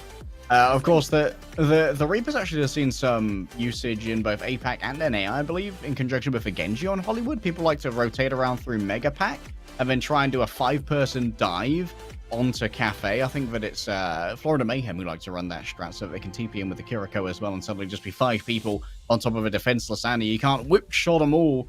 I doubt we're going to be seeing that from Dreamers, as I don't think we have... Oh, well, like you said, the Reaper player isn't in. I don't know if they've got the Genji amongst them right now. Maybe Finale has it in the back pocket. I anticipate we're likely just going to be seeing a Hanzo versus Hanzo, potentially. Arrow's going to be more than keen to try and match that. I don't want to see too much more Sojourn. I think Arrow was certainly outpaced on that hero. Yeah, it was tough. Tried some Cassidy too, or that was Easy Han that tried some Cassidy, but Dreamer, the evolution of Dreamers too, who have improved so much. It was actually a lot of Leaguer that played on Hollywood specifically. Once they started playing Dreamer in more, they actually tied Hollywood against Seoul Dynasty, so proving that when Dreamer is a confident and much improved Winston player that Dreamers can depend on. It will be them on defense. Poker Face on attack with the no Reaper this time, but the Tracer Hanzo, kind of the charge special, but really what's meta. Good charge, or coach gun I should say, by Easy Han to stop the initial dive from Muse. As Poker Face will go in for round 2, and they've pushed Dreamers out of this house. Easy Han will be below on mini pack, getting harassed there by Arrow, as Poker Face still trying to pressure the point for the first tick. Surprising how much space. Oh, what an anti there onto both Aiden and Simple. Follow-up simply isn't there, though. Spectre was too far away or simply didn't have the blinks to make it happen. Now Muse can move on forward, and look at the block off the heels onto Dreamer.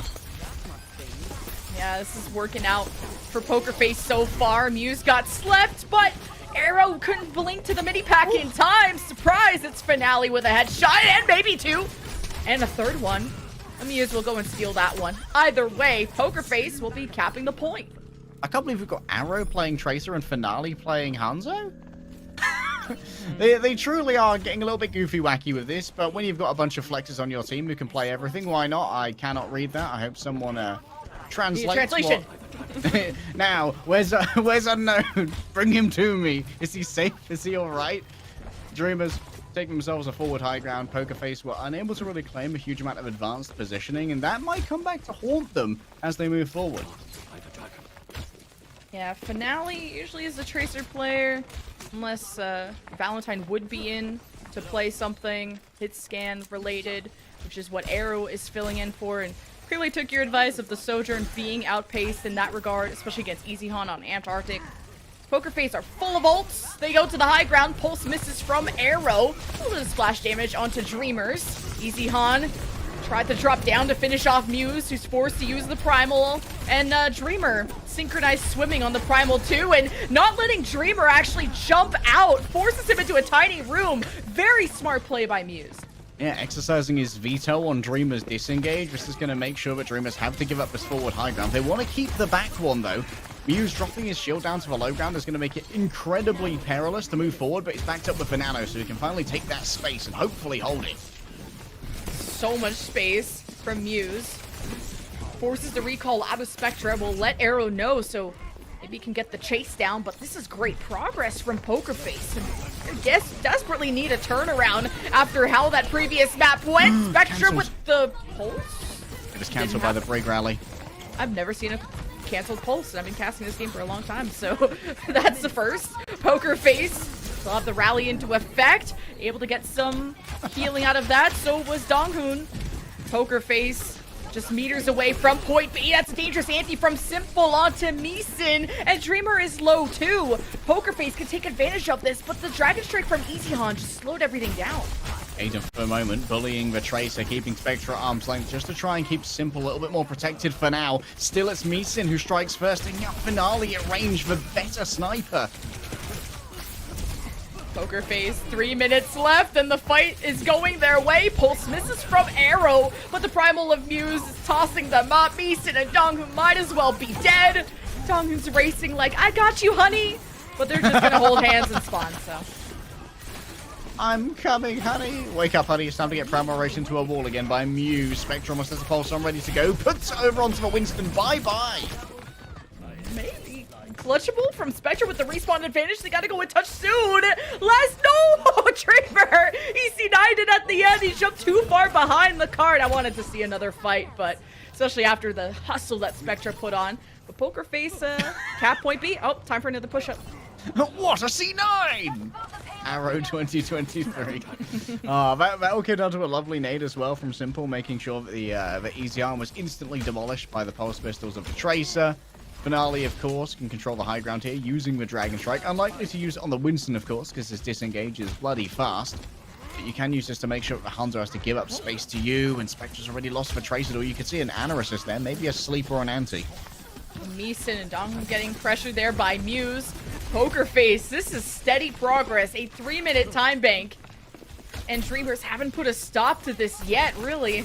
Except maybe towards the point, but even then, Pokerface keep these fights stacked. A lot of ults invested, and Arrow not only wins the Tracer duel, but pulses Donghoon before he can pop the rally. Meeson, Nano, Dreamer, let's see if he can get a trade, but Dreamer didn't really net much. He's on the high ground, and he's so low. Meeson is getting pounded by Muse, and Dreamer is barely getting any healing.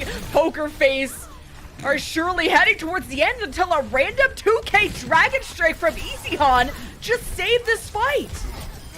The Dragon hungers and Pokerface feed. That was incredibly strange that it managed to get us both, but hey, sometimes you get your clutch factor out, and Easyhan just put the Dragon in the exact right space, knowing where Pokerface wanted to control and where they'd be placing their break to get that brawling power, and it pays dividends. Aiden must have been caught without a shield bash, potentially chasing around Spectra as he tried to dance around that cart and keep it contested. And Easyhan continues to dominate. Love the random headshots. Easyhan clutching up when Dreamers needed him to the most at point C. Multiple first bloods and one onto Simple that simply kills this fight for Pokerface. As Dreamers overextend, the chance that Pokerface have to turn it around is to get punishes on these overextenders, but it's not going to be the case. Pokerface will have Nano coming up.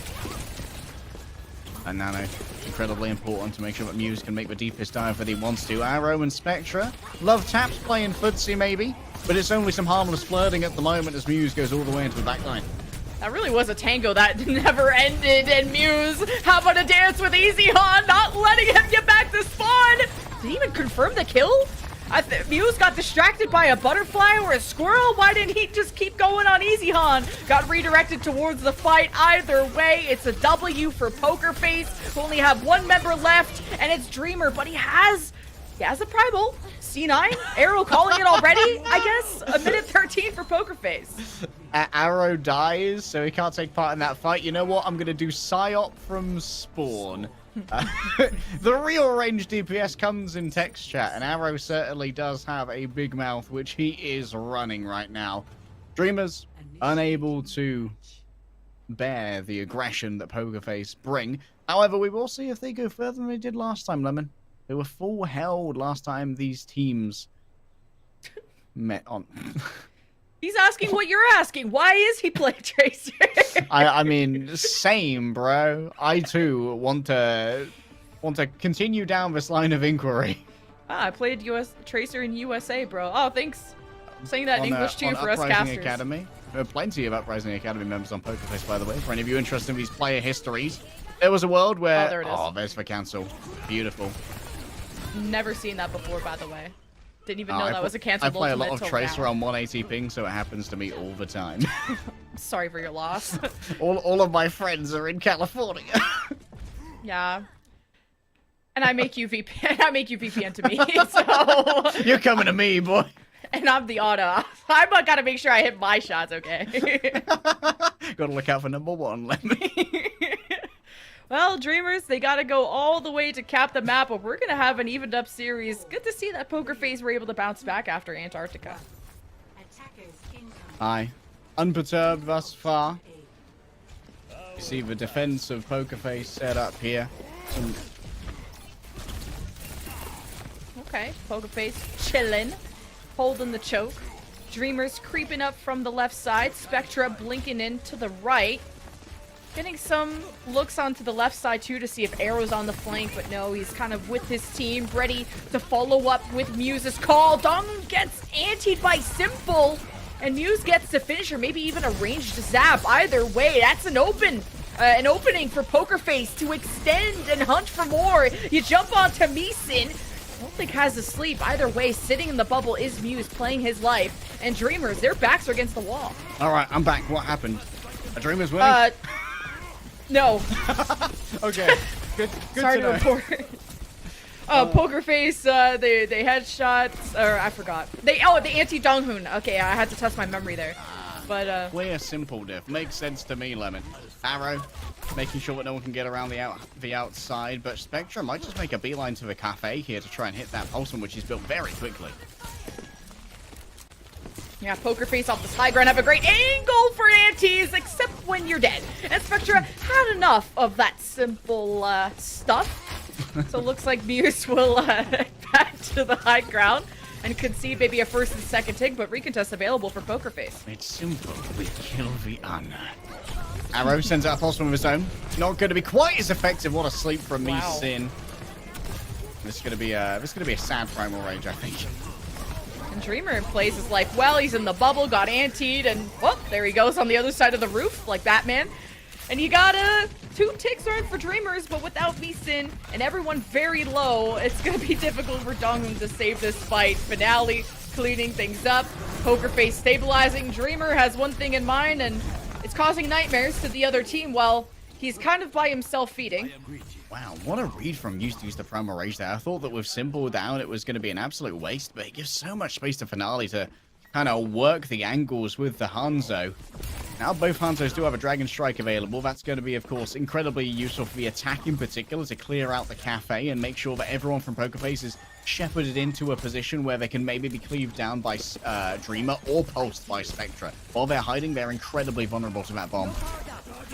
Oh, a 2-man anti on the Donghoon and Meeson. Muse jumps on it again. It's just simple. A simple equation. Anti plus Muse equals death of Dreamers. We're down to 1:13 and they haven't even capped the point yet. That's math. That's math, Lemon.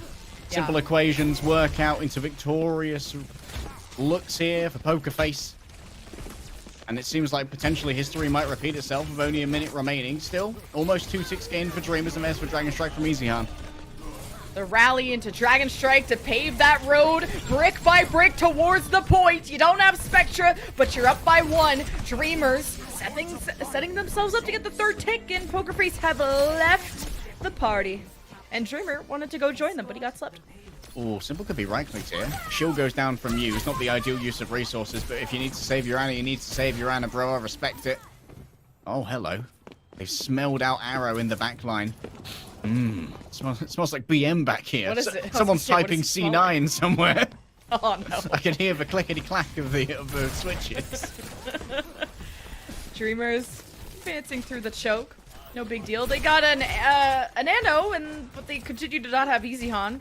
Finale winning that. Ooh, nice little block. anti onto Meeson, but Muse is a little bit occupado right now on the cart, just stalling things out. Arrow gone from a shot from an Ana, not able to go on the flank he was hoping for. Muse will have to be removed by force. I'm surprised he didn't stay longer because he has Primal. Yeah, he's got the ability to try and play his life here with the Primal. And oh, nice anti onto Meeson. Still, no one really going to be there to try and follow it up. You know, the arrow fell a little bit earlier. What a whip shot. That completely wastes for Nano. Oh, but a pulse makes up for it. You take out Finale, get your revenge. Muse slept, but woke. Has Primal. Decides to not pop it. Did not see that random Hanzo come out of the door. The body shot him. And Dreamers continue to get progress. Happens to the best of us. Nice dodge there from Dreamer as well. And Dreamer, at the moment, making good on the faith that Dreamers have put into him to be playing these hybrid maps instead of Liga, where we're usually expecting to see the D.Va and the Winston come out from the Chinese tank, and Dreamer moves off to the wayside for the hybrids, already performing super well this series. Oh boy, Muse is nanoed. And he is hunting down Easy Han, forcing him to jump down. There is no helping him. Donghun and Meeson are on the other side. And Spectre does not want to mess with Muse whatsoever. Muse will be put to bed, slept by Meeson, woke again. Dreamers just, it's so difficult to get progress with how much Poker Face are effective at anchoring the cart. Muse is chasing down these supports with Primal until Dreamers' presence is demanded. And Dreamers just have to give this up. What would you call a group of Primal Rages? A frustration of Primal Rages, maybe? Finale opens up with a Dragon Strike. He wants to clear the high ground. Oh, and the rally activated too from Aiden. Poker Face.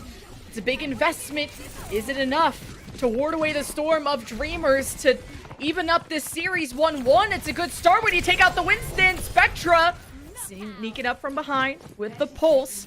Spots Aiden by himself, but Brigade is not someone you want to mess with. Not when you don't know where everybody else is in a 1v2. Spectra has to play his life, cannot afford to get staggered. Arrow decides to make that one an unfair fight.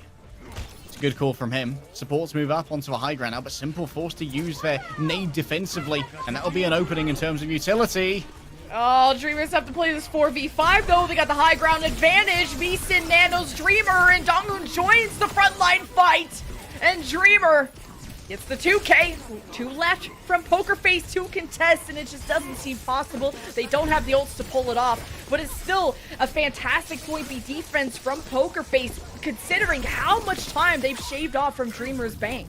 Yeah, it costs everything, Lemon. Dreamers emptied the savings account to save the community center from a mean old realtor investors who wanted to turn it into luxury condos. Now they have to build up a brand new bank of ultimates, and they're running low on time. Remember that they can't cap this in overtime, or they'll be playing for the draw, because Poker Face have more than a minute in their own time bank. Dreamers poking and prodding. Easy Han looking for headshots. Finale's actually in the bottom left, playing around his supports to force away Spectra, who's just been a thorn in their side. Arrow trying to do the same thing. Well, Donghun misses the flail shot, so Arrow full commits with the pulse, doesn't land the stick, but Finale lands the headshot to stop Spectra on his flank. Meanwhile, you got a Primal Rage from Dreamer all the way in Antarctic, it feels like. 35 seconds left, and Dreamers are barely pulling ahead. Yeah, that's forced Muse to try and station the lines as well with the Primal Rage, but it just gives over so much ult charge here. Feeding it over to Spectre, who's now got himself a Pulse Bomb. The last few have all stuck over to Finale. He can repeat that performance. It might be an opening. That is one. He created one physically into Aiden, who's gone. But respawn advantage for the defense. Finale gets an important trade. It's 4v4. Dreamers are up by 1 and chasing to Muse, who is exposed, not having a lot of heals. Spectra needs to finish. It's coordinating with Dreamers. They're actually disconnected on which target they're focusing, as Muse places a bubble to cut off the heals from Meeson and Dreamer, who's diving in deep. Overtime into effect. Dreamers, this is last fight. It's Nano onto that Winston player who puts Poker Face into a corner. An anti, a critical one from Meeson, helps Dreamers out only a little bit. The Dragon Straight from Easy Han won't be enough, and Dreamers, the momentum has been halted. The gas exhausted from the tank. Spectra and Donghun getting a pick here and there, but it's not going to happen. Dreamers will be dropping Hollywood, and the series is tied up. Tied on up, Lemon. Poker Face return to where they're at their strongest, forcing Winston versus Winston. But critically, we need to look at this within the lens of the last time these two teams met. The last time Dreamers were full held on Hollywood. This team is iterating. This team is improving, and it is far from dead. This is anybody's game, and now Dreamers get to decide where we go to. They can try and force that rush to come on back. Where would you go for that? Would you go to Rialto? Would you go to Havana, where the Winston is entirely less viable, and you can force Muse to try and play you at your own game?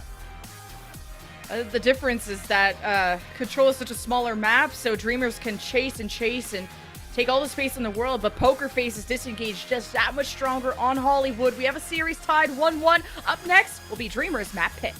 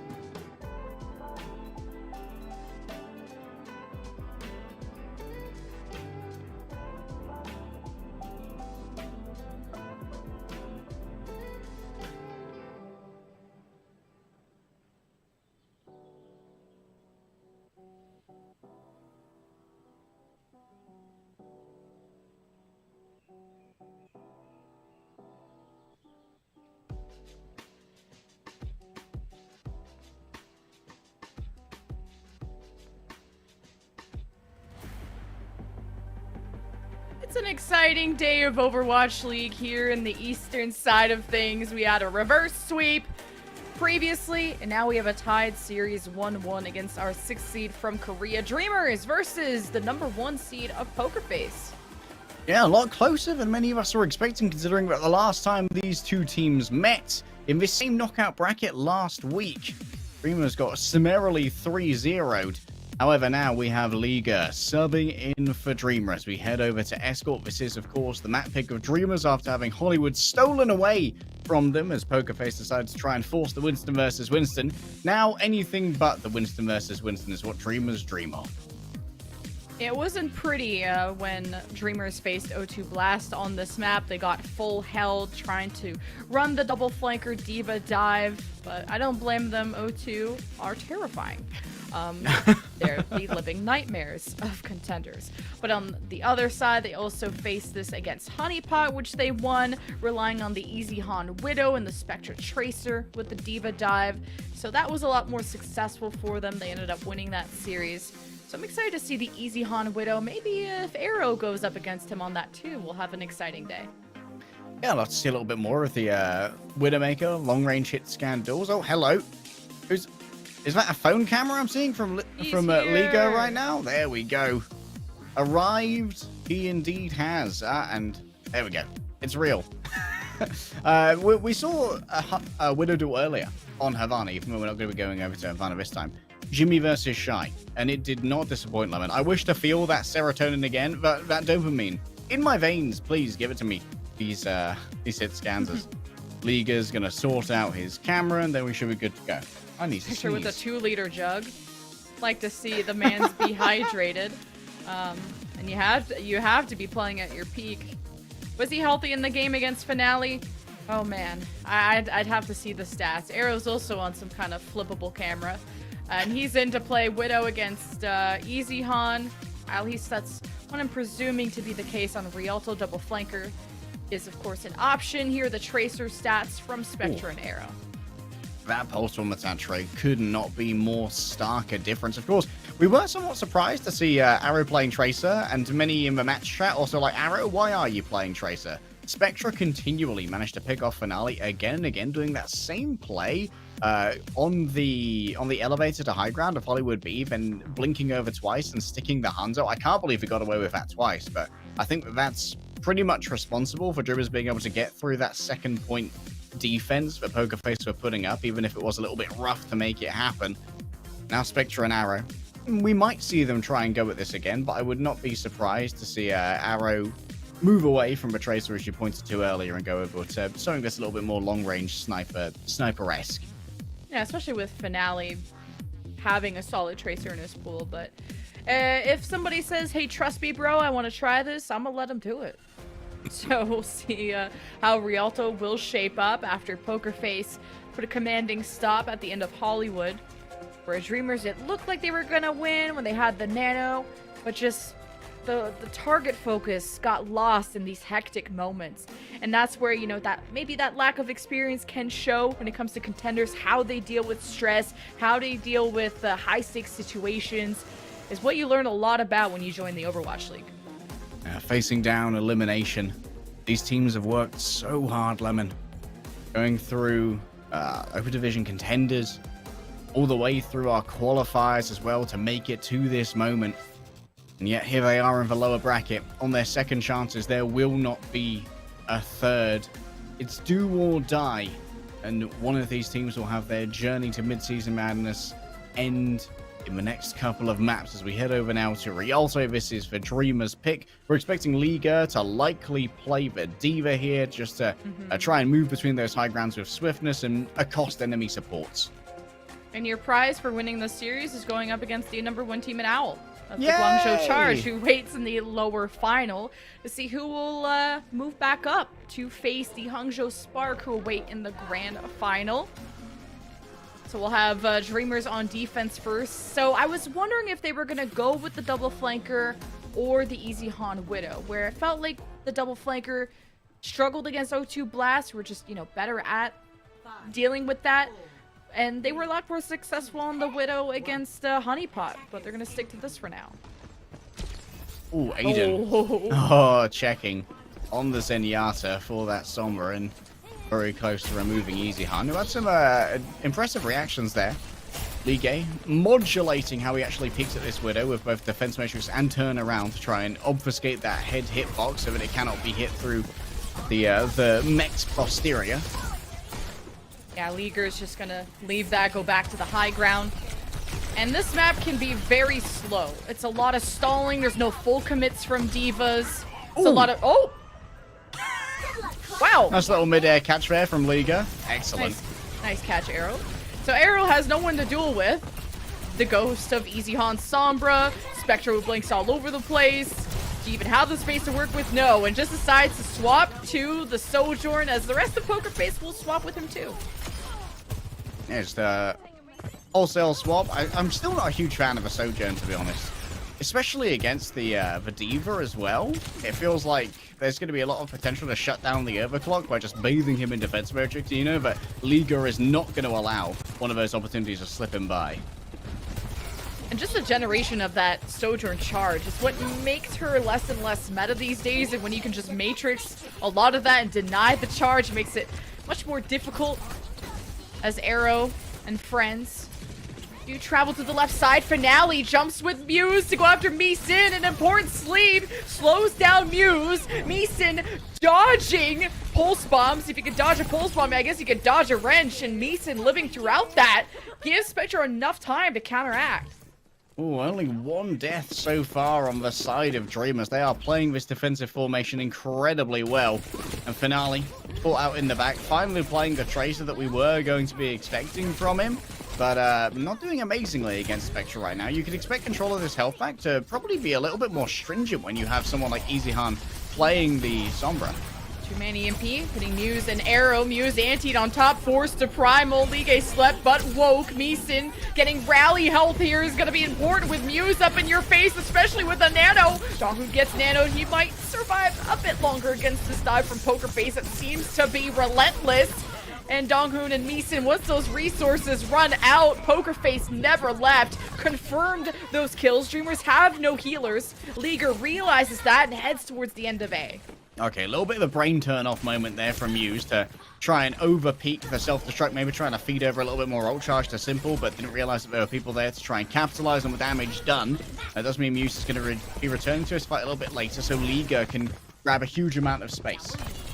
Arrow in trouble, getting collapsed on by the double flanker.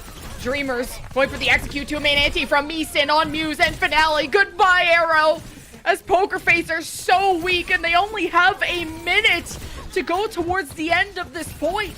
And it's not looking good. Spectra has been released from his cage. He is just simply ruining them.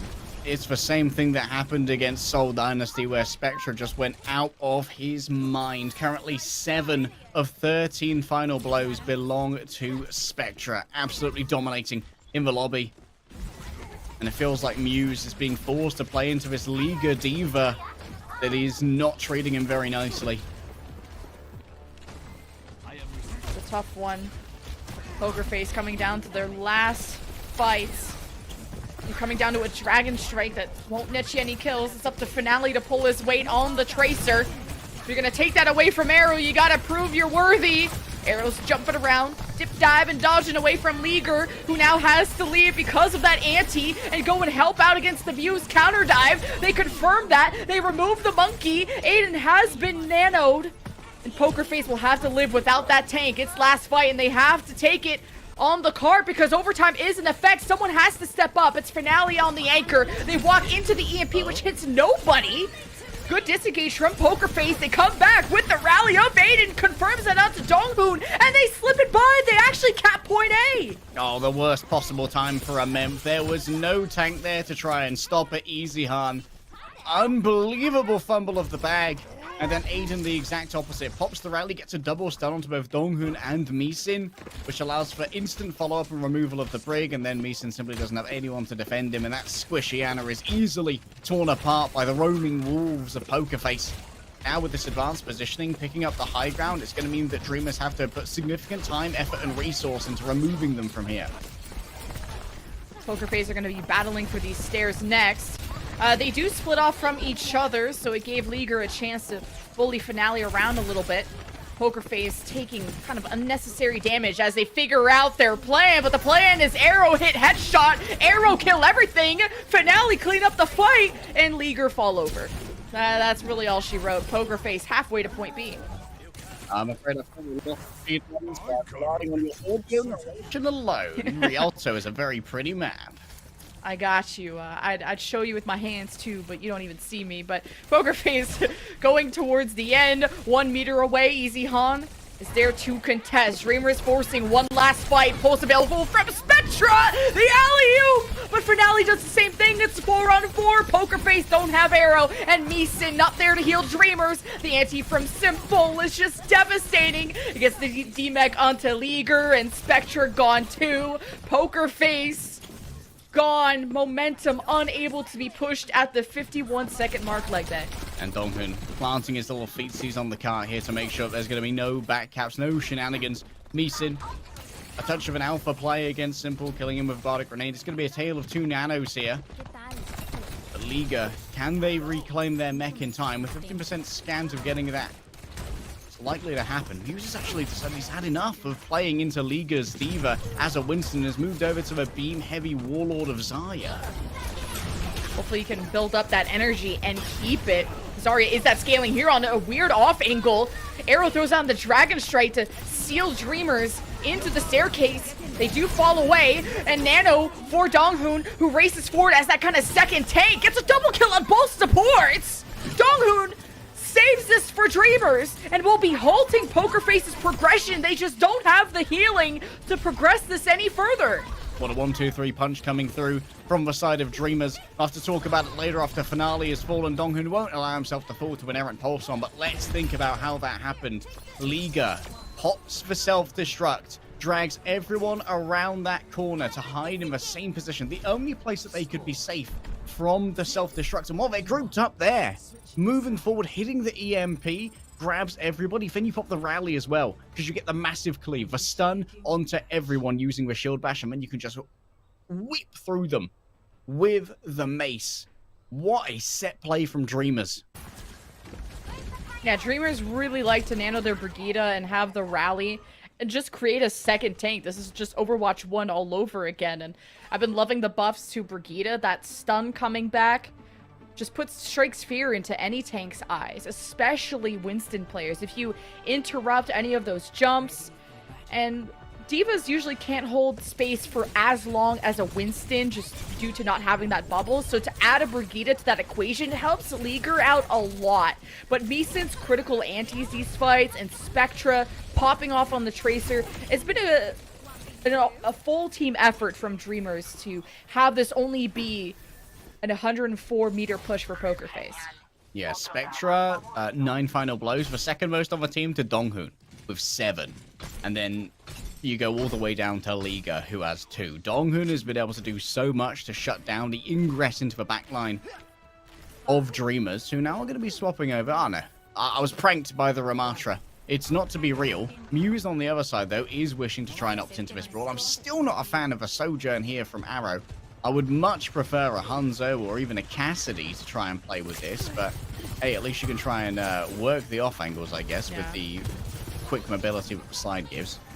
I like the Ramatra here just because, okay, your Diva's just countering your Winston. You're getting bullied by a Brigitte. Now you have a better brawler if you're going to be in this brawl situation. Ramatra is one of the best for that. There's a lot of free cart push by Dreamers. Finally, Pokerface dropped from that corner side. Finale got antied. Great wall to protect himself, and Spectra didn't realize Amei was there. Neither did Donghun, and Finale's about to get a 2K after hiding and almost dying from that whole situation. So Dreamers a bit caught off guard in this first fight. Yeah, one of the things to remember here, of course, the defense matrix of Liga cannot eat Finales. Oh, that's a huge nade! Muse in trouble. We'll have to concede this high ground. Liger absolutely sending it on these supports. Simple doesn't have immortality. And he's finished off. He drops it at the last second, and Aiden doesn't. He's just going to leave. And so are the rest of Pokerface. Simple gets an unlucky play on that immortality fail that actually bounces off the wall instead of hitting the floor, so it takes a while to actually get going, and so he does die. Now Easy Han can try and make sure that any transit to the point is going to be accosted. Muse might find himself with a lack of support here if people turn around to try and deal with Easy Han. Last fight for the point A cap. Poker Face took to almost overtime to get this done, so Dreamers can get an edge in terms of time bank. They can make this a quick one. They nano Leaguer, who goes forward, forces out the immortality. No Simple is vulnerable. It was a bad call by these supports of Poker Face to not have that. They had set up for Muse to try and anchor, and he's there, but he has no friends. He has nobody alive. He's gonna pop Annihilation, but I don't think he realizes this is just simply unwinnable.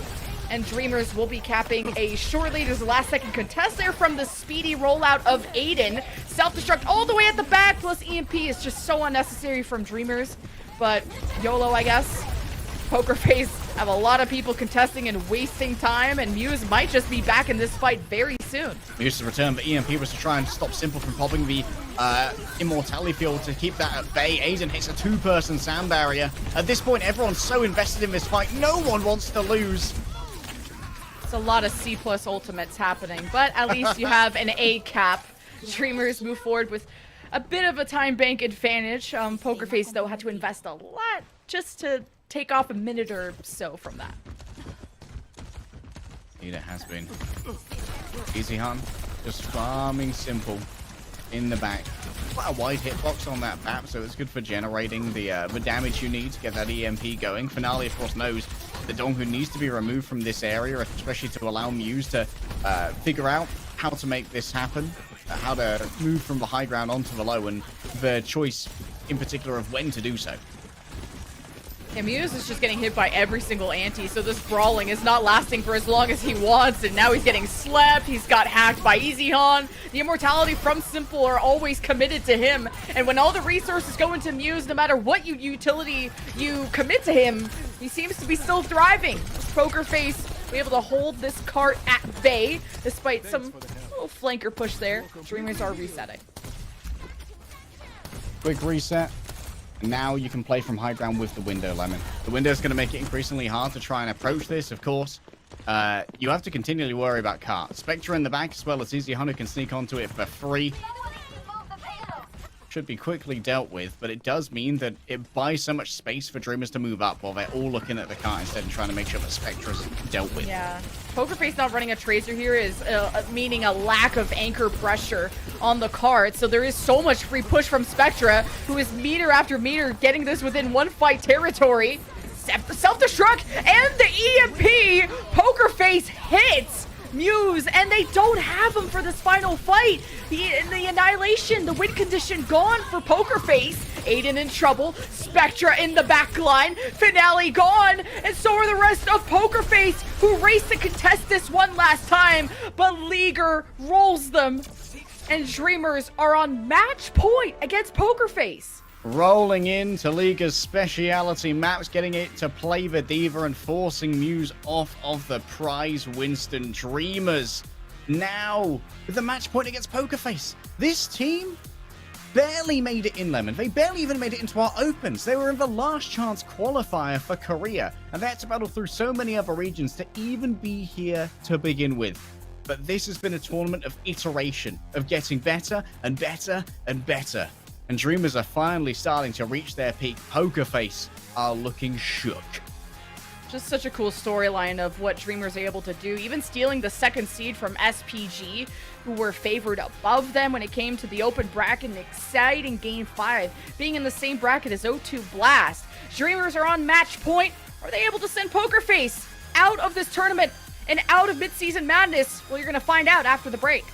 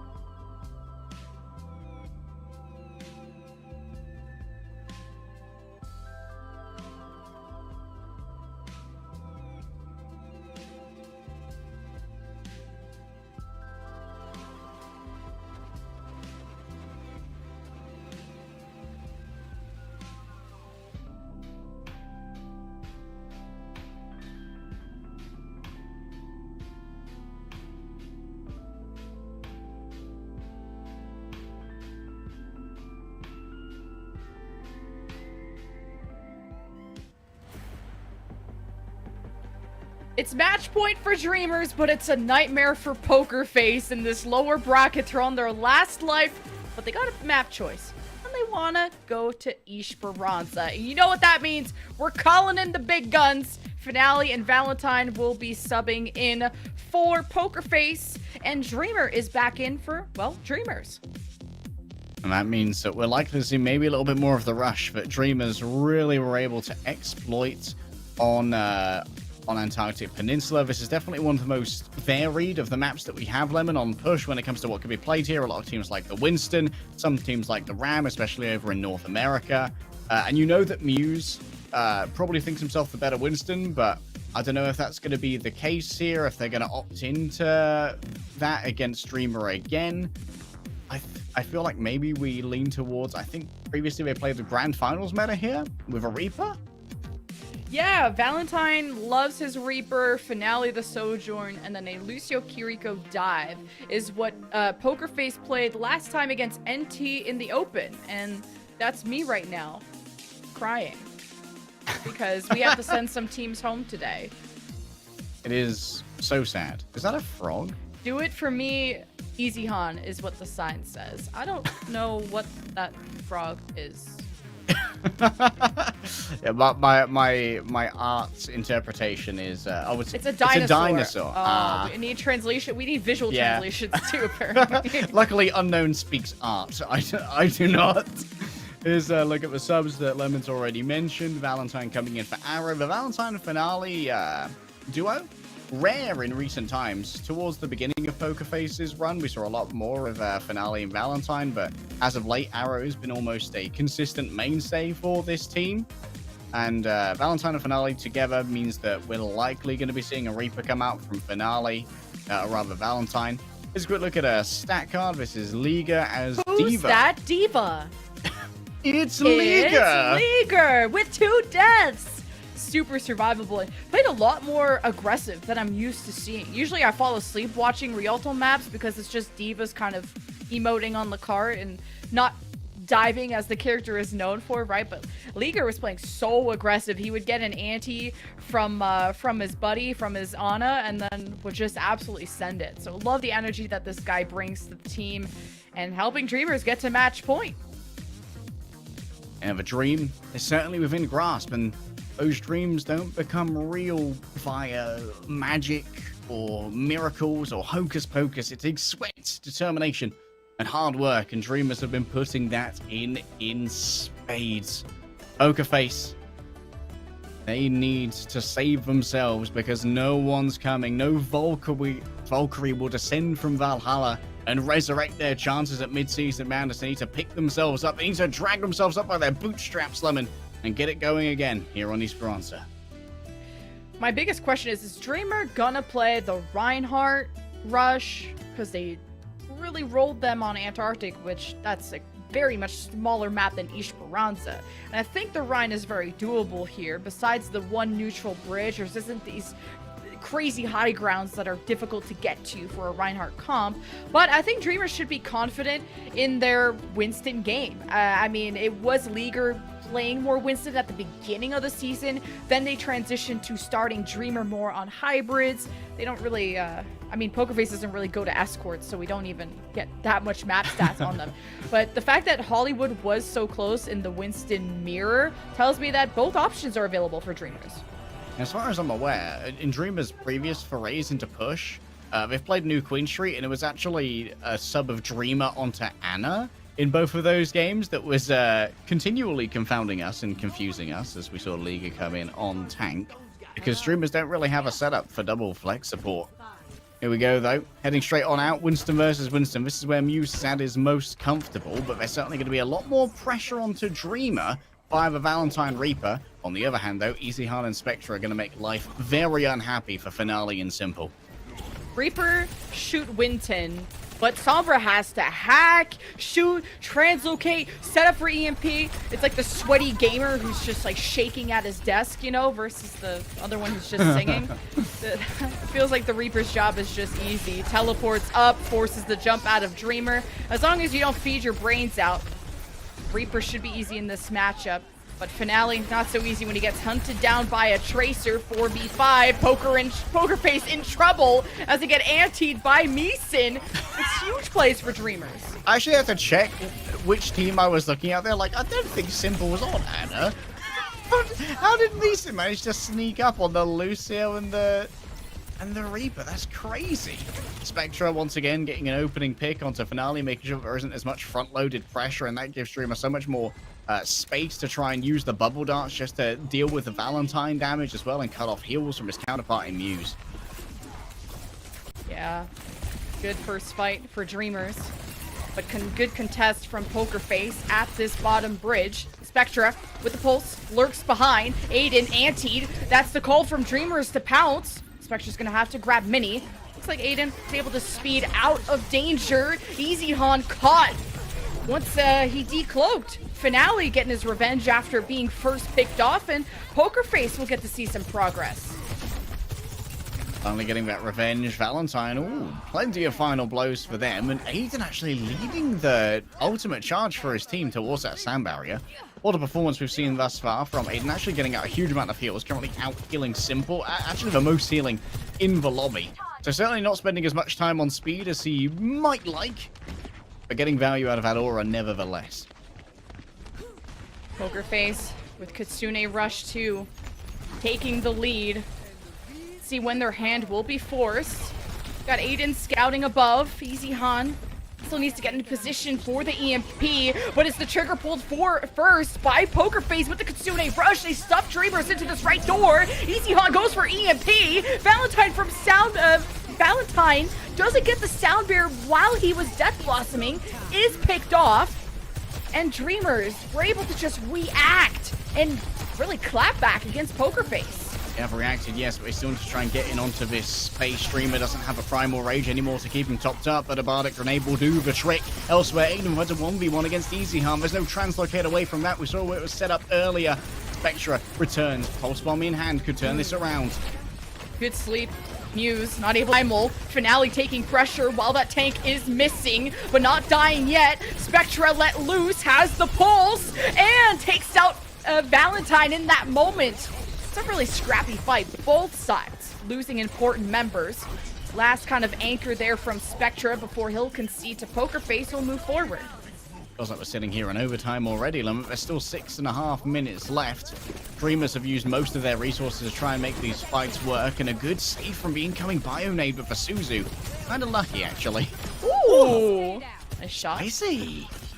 46 meters to 24. This is a highly contentious map already. Dreamers being on match point. Poker Face wanting to send this into a second game 5. Here's the dive from Muse. Valentine in his shadow. Dreamers backed it to a corner. And with Dreamer on the counter dive, Poker Face's focus and their attention was cut in half. The Translocator back there. Nano Boost once again ready to go for Meeson. Do you want to put it onto Dreamer here? He certainly needs the healing to make it work. And so, yeah, starts to cleave. Yeah, the sound barrier too from Poker Face just keeps them involved in this fight for so long. Dreamer with the nano wasn't too confident he could even live against that. And this is such a chaotic battle that seems to have never ends. This feels like Hollywood all over again. The burst damage from Valentine finally claims one, not before a trade from the other side. He got forward spawns though from Poker Face, and that'll help things out. 53 meters and more as Easy Han hits the EMP to slow the pace of Poker Face. It does indeed slow the pace, but still the butt scratch attained by Poker Face means forward spawn. Simple's able to freely TP out. And now Dreamers still going to be low on these resources to try and make a siege onto the high ground work. A well-placed pulse from here could be everything. Simple so low. But well saved here. Sits in the corner. Waits for a cuddle. 38 HP recall right into a Reaper. Unlucky for Spectra. 5v4 for Poker Face who pressed the advantage.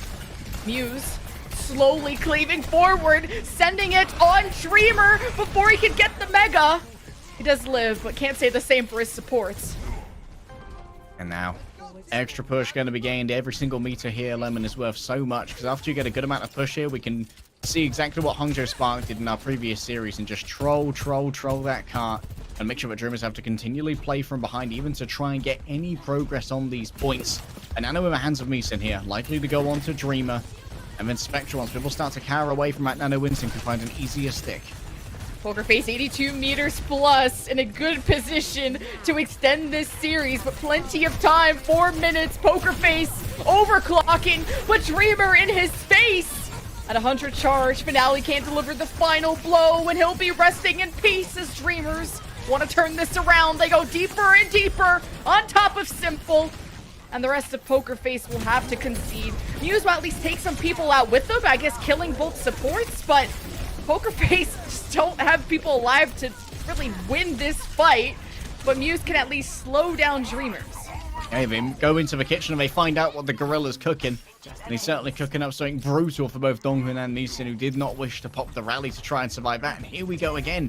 More cart trolling. Again and again. No TP here for Simple. Does get the Suzu in time. Remember, the hack now only disables abilities for about a second. The very narrow window you need to try and make your dives work on. Poker Face with Kitsune Rush back to the neutral point. And this is kind of like the same thing as what the Hangzhou Spark did in our last series. You have a solid lead, then you just play the contest game. You don't overcommit. You use ults to just stop the momentum push of the other team. Poker Face. Oh, good Suzy from Simple to stop the pulse from Spectra from killing Muse. Kitsune Rush from Simple. Meeson caught in Hellfire. And Dreamer is making magic happen, but he's got no supports. And the sound barrier from Aiden 2 feels like it seals the deal for Poker Face to win this fight. Especially while Simple is missing. Doesn't seem to be a big deal. Great shot again from Finale. Now there's not that much to answer the EMP from EasyHunt. Aiden having to use the sound barrier there to keep the remainder of the team alive after Simple's healing went missing means that EasyHunt can take this next fight into their own hands. But you need to win so many afterwards. This needs to be efficient, Lemon. Yep. Poker Face getting to 100 meters now. EMP, Simple, and Finale in trouble. Jumping away. Dreamer's got to realize that cooldown is out. But Finale escapes into the shadows. The bigger threat is Valentine and Muse lurking, ready for Dreamers to press and catching them off guard. A Death Blossom in the bubble catches both supports of Dreamers, who are constantly put behind and behind. Valentine is absolutely carrying right now. 10 final blows. And admittedly, he has died 6 times, so that's the job of the Reaper. You just go deep, do damage, and die, and hope that you've taken more of them with you. Here, once again, more push going to be attained, and then you just, once again, continue to troll the cart. Dreamers only have a paltry 24 meters of push. They have to win so many fights in a row here to gain any control, and there's only a minute and a half left. Yeah, Dreamers just haven't been able to win more than one fight in a row, and that's what push demands. It's not just the first fight, but the second, third, and fourth, and Poker Face just absolutely rolling them. 101 meters to 24, 90 seconds. It's technically time for Dreamers, but without Meeson, you see their health bars. You see how down bad Dreamers really are. And with the sound barrier of Aiden, you thought Poker Face would have pressed more. As I think Spectre might be on the flank. Simple will be marking him. Poker Face still going forward and just going for maybe the full cap at this point, but not letting Dreamers get any space at all. Finale catches Spectra. Dreamer in trouble. EasyHunt with a pretty solid EMP hitting 4 members. And now you have the Donghun sound barrier on top. But for how many ults Dreamers need to invest, this is just to get them out of spawn.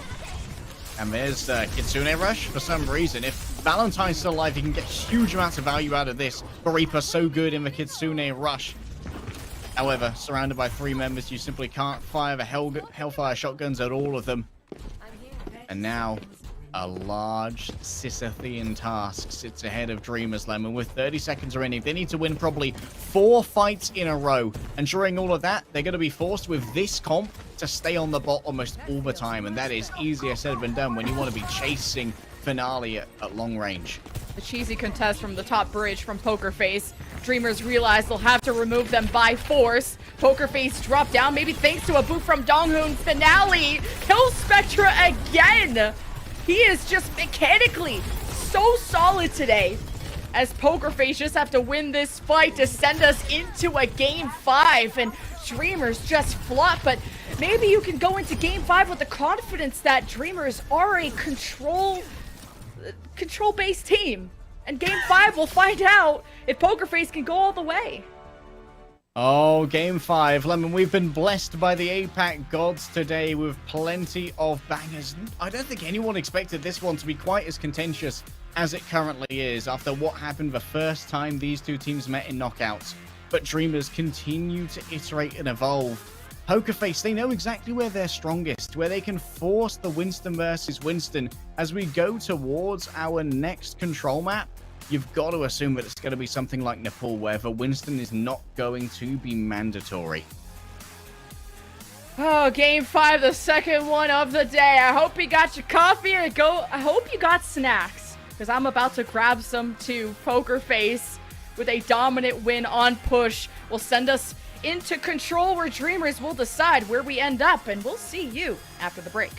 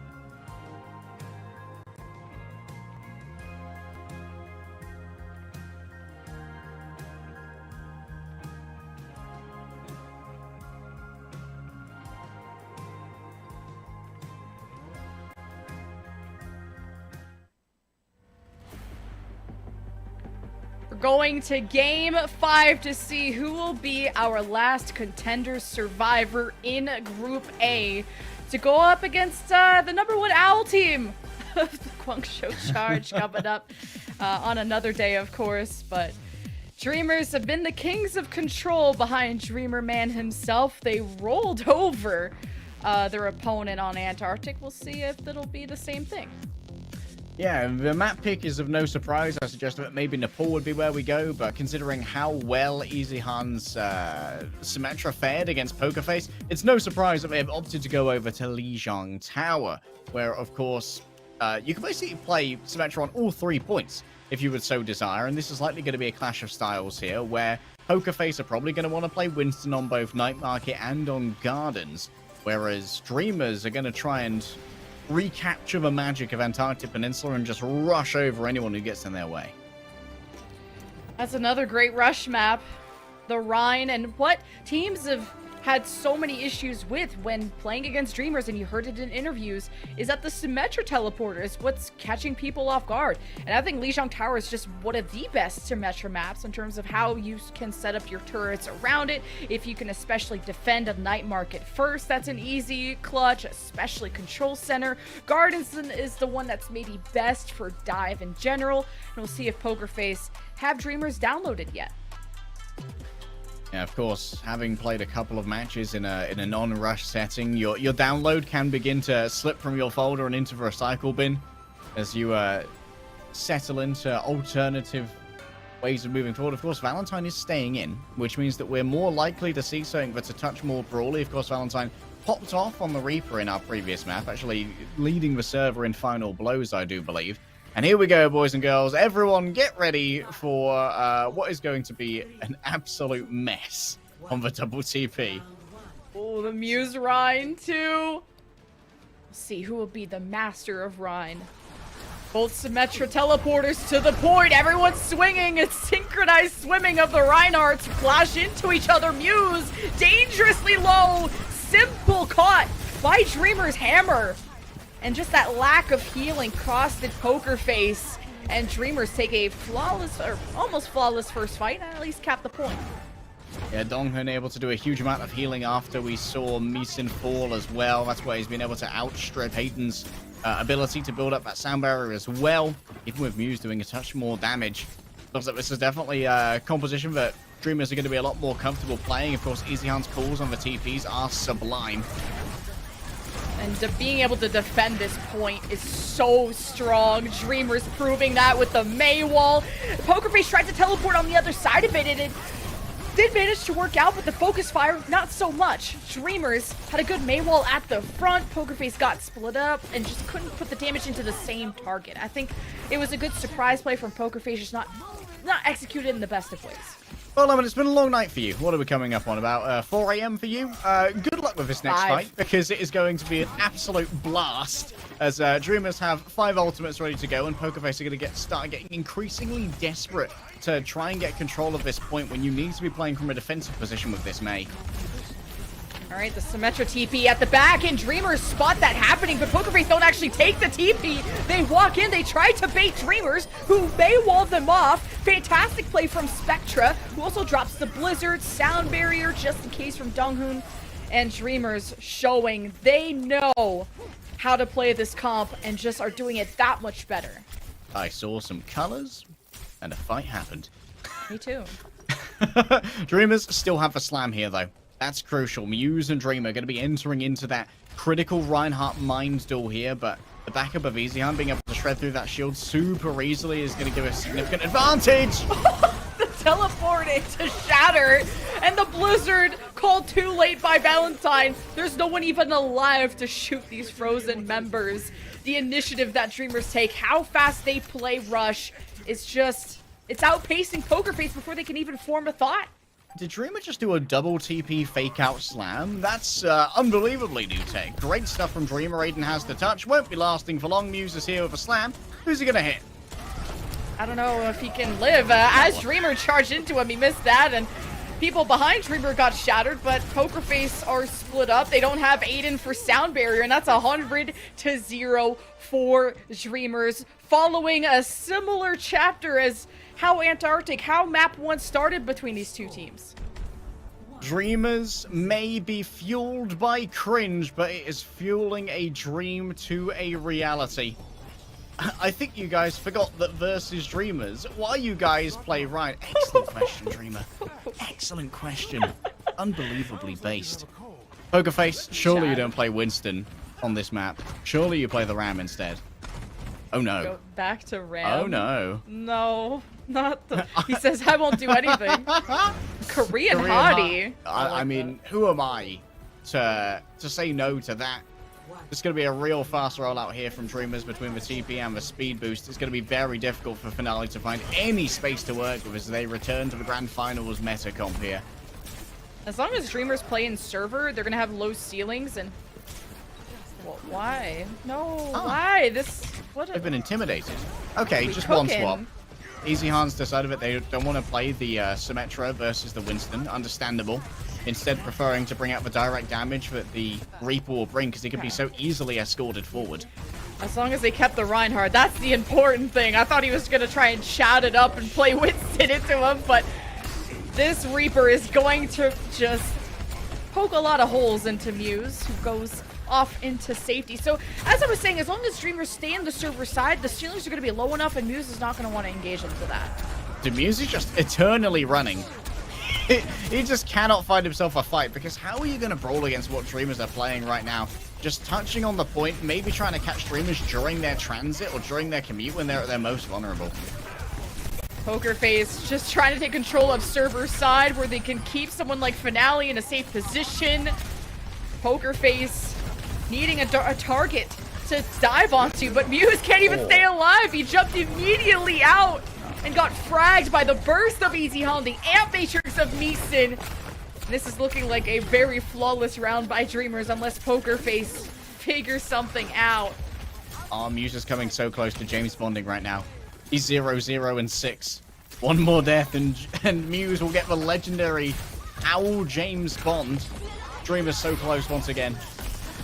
Oh, Pokerface, Kitsune Rush, trying to pump in the damage onto Dreamers, who keep themselves in with the sound barrier. The Blizzard behind Pokerface will have to split them up or force them forward. Pokerface lose their main tank yet again. The 007, you wanted to see it. Dreamers, 65% plus, don't have Meeson, but that doesn't seem to be a problem. It's so sad, yet a little bit funny. Valentine wants to try and find an opening here with the Death Blossom, finds a Reaper unawares, forces out the Wraithorn. This could be the opening that Valentine's been looking for to bring this back for Pokerface. They're desperate for any kind of purchase here on the point, but Easy Han wants to rebuff it. Valentine picked up by a Lucio, just being marked as he's teleporting around the map. Pokerface, Overclock, Primal Rage, Finale needing to clutch up because it's 91+% before Dreamers knock Pokerface out of mid-season madness contention. Easy Han pressuring back, sees Muse alone on the point, and he dies yet again, not able to get anything done. Finale with some nice kills. But it's only Depresso Espresso for Pokerface as they are eliminated from APAC knockouts. The dream ain't dead, Lemon. It's barely even bruised. 5 deaths the entirety of that map from Dreamers, and 3 of them were Meeson, who just got consistently run on by the faster play of Pokerface. The Dreamer only died once right at the end there. We saw Muse go 007, license to feed. Easy Han, 28, 12 and 0. What a play from Easy Han, but Spectra continually just making sure that any engagement from Pokerface was slowed down to a bare crawl, and they could not work against that Mei. Dreamers, just the kings of control. As long as they go to rush maps, the dream is still alive. Can we get Dreamer to Owl? Well, the biggest gatekeepers of doing that is the Guangzhou Charge, the #1 seed in Owl, who await them in the lower bracket, the losers final, which takes place on June 3rd. So next weekend, you won't want to miss that. What would win? A technological and economic development zone, or one big old dream? The dream, Lemon, was to get Dreamer back to Owl, but he might make it all the way to mid-season madness without even needing a contract. Dreamers, they simply rocket these control maps where they are able to move through and play Rush. And to be honest, part of this lays at the feet of Pokerface. They opted in to play a map where Rush is so powerful as Antarctic Peninsula as the opening map. They got to pick that as the higher seed, and they played into Dreamers' hands. They were made fools of, buffoons of. And also Dreamer getting into their heads of, why would you play Ryan against me, bro? And Muse is like, oh, you're right. And then fell for their trick and fell to this Tracer. Spectra put on a show for us as our player of the match. Our player of the match, dominating, especially on Rialto. Straight at that beginning, I believe, was 0 deaths, and it went like 17-0 straight at the beginning. It was powerful performances from Spectra, now twice in a row as well. Spectra managed to diff both Sonjun and Prophet last time around, and honestly, if Spectra continues at this level and the rest of the team play around him as well as they have done today and in the match previous, it's not out of this world that they could defeat the Guangzhou Charge. Spectra has to go up against Choice A1. I'm praying for you, bud. I'm gonna have my popcorn. I'm gonna be that unbiased caster, but good luck. But he proved today that I think he can compete in Overwatch League. Pulses onto Muse, made him miserable on multiple occasions, and clutched up so many fights, especially on Hollywood. Yeah, Spectra. The Tracer is just so important in this meta, almost ubiquitous, but of course, also having that Mei in the back pocket as well is such a big draw card for Spectra to have when this team just dominates in the rush. The variability that Spectra brings to the table and how you can never really telegraph what the team is going to play based on whether he's in or not is a huge boon. Spectra is a boon and popped off today. Dreamers, I think their double flanker was super solid too. At some points on Rialto, I felt they overinvested some ultimates like the EMP bomb, but they have leveled up their performance. They've leveled up also their aggression. Like, look at that alley-oop. I freaked out. Your feed was dead, and I don't think anyone wanted you to see that because that was so gross. Jumped into it. Just maybe Arrow's fault a little bit on that, but calculated, as the kids would say.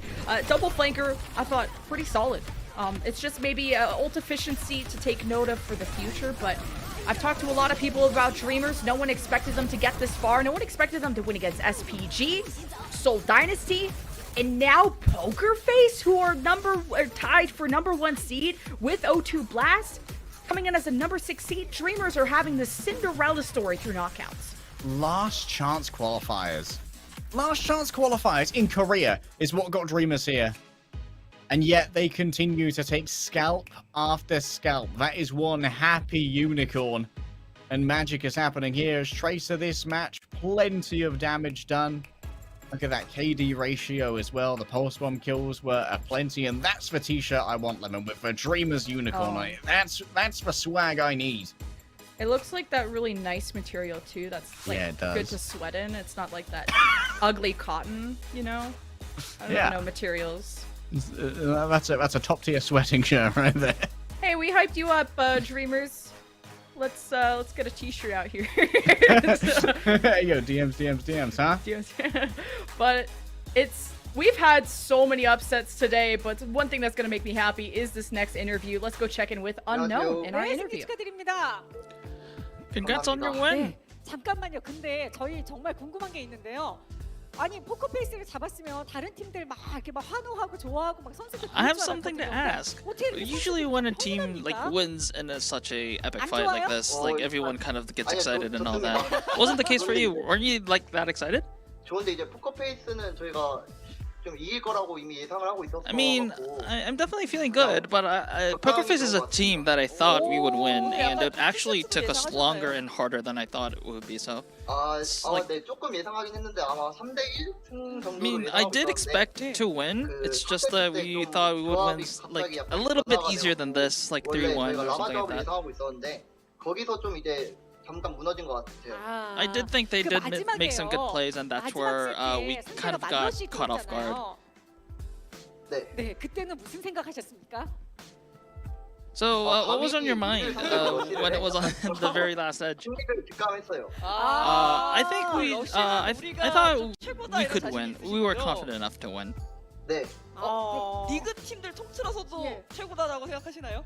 Do you think your team is the best in contenders and also with OWL teams? 그것까지 잘 모르겠는데 일단 컨텐츠에서는 I mean, 저희가 with OWL teams included, 그래서 I'm not 아까 100% sure, but out of the contenders teams, I definitely think our team is 자, the best. 오늘 스펙트라 선수가 펄스 부착률이 정말 어마어마했어요. 한 세트에 66.7% 정도 이렇게 저희가 수치를 봤는데 오늘 펄스 부착률에 대해서는 어떻게 So, 만족하십니까? your pulse bomb attach rate was really, really high. It was 그래도 66.7%ish. 실질적으로 만족하는 편입니다. And do you have any like special secret behind that? 그러면 트레이서로 내가 좀 더 잘한 것 같습니까? I 아니면 mean, I 메이가 think 조금 더 nothing 맞습니까? special. It was just one of my days. 둘 다 괜찮게 한 것 같아요. 아하, 둘 다 우열을 가릴 수 없다. So, what do you think? Did you do 사실 better on 저희가 Tracer 진짜 or other 스펙트라 heroes? 더 많은 얘기를 I mean, 하고 I think I did 싶습니다만 okay 오늘 전체적으로 경기가 across the 너무 board. 길어가지고 인터뷰를 짧게 마무리할 수밖에 없는 게 너무 아쉬운데요. 자, 스펙트라 선수 일단 드리머즈의 꿈이 계속해서 So we need to 현재 keep this short, but so I'll 계속해서 이어지고 throw a 있는데요. last 앞으로 question. 팬 여러분들께 Do you 드리머즈 have 많이 any 응원해주세요. 한 말씀 last 부탁드리겠습니다. messages to the fans that are keep 저희 it like 정말 열심히 하고 rooting to keeping the dream 팬들을 alive? 진짜 팀원들 휴가도 없이 진짜 거의 한 달 내내 지금 열심히 하고 있는데 계속 응원해 주시면 So our 감사하고 team is working really hard. We didn't even have vacation for the entire month, like without weekends, without any holidays. So please cheer for us, and we'll deliver the results. Thank you, and back to you, Lemon. Thanks The so dream much. is alive, Lemon. The dream's alive.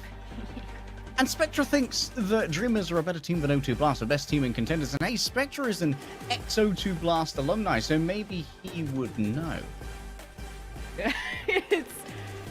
It's cool to see that they're so humble and they've worked so hard. And just speaking to the APAC casters who have followed their journey, everyone just has their jaw on the floor that not only are they able to beat SPG, Soul Dynasty, but Poker Face?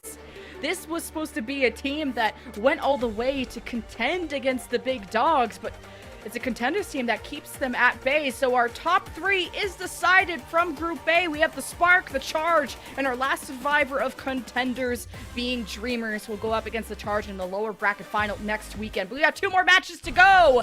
Soul Inferno versus Dallas Fuel, Panthera versus O2 Blast after the break.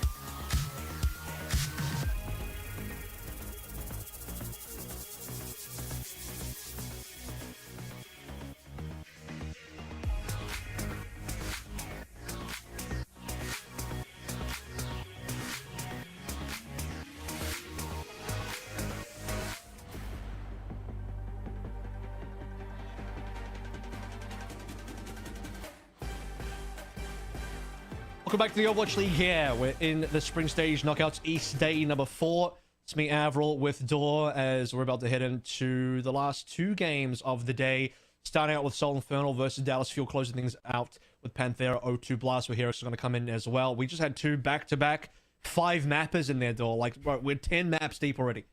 It's hard to top those, to be completely honest. Like, 5-map insane series, but we've got some good ones on our hands, and ones that, honestly, I think have a bit more texture to them than it may seem on the top.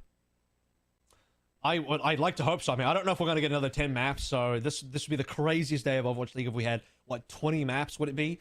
So, you know, I don't know if we'd be ready for that one. Surely, especially on your times, I don't know that you'd be ready for that one either.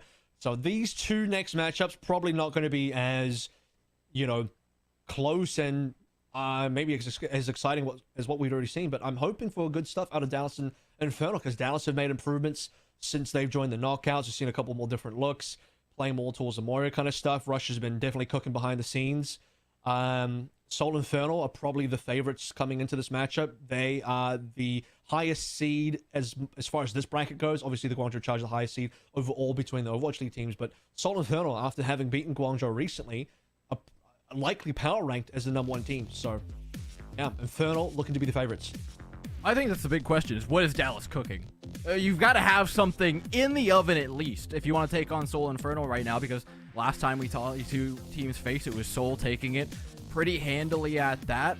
Coming in, Dallas hasn't been really tested within this bracket, and this is the first real matchup for them. They allowed Sin to take a map off of them in the match prior to this, so it's already looking a little shaky. But let's take a look at that roster to start things off.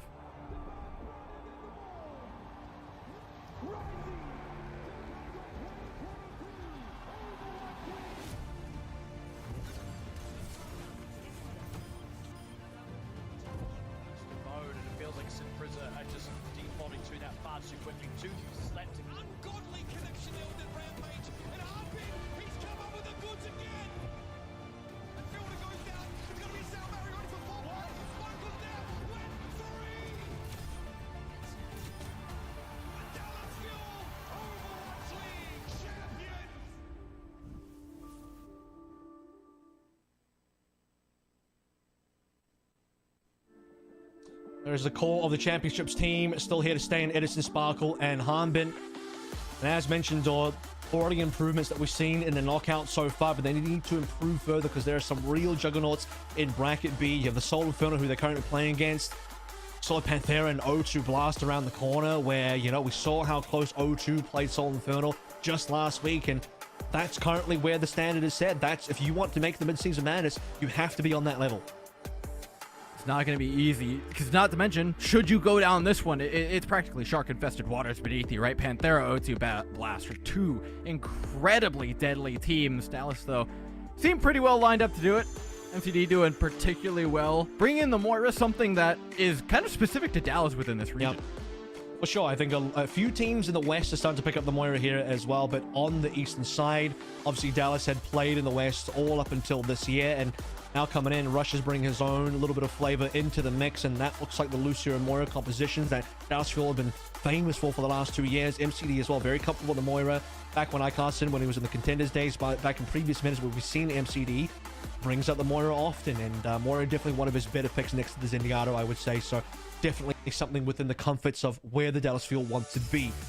Solid on the other side, team to beat in the East at the moment. Took down O2 Blast in a Giga Banger last week, and now this time they'll play up against Dallas Fuel. Let's take a look at the roster.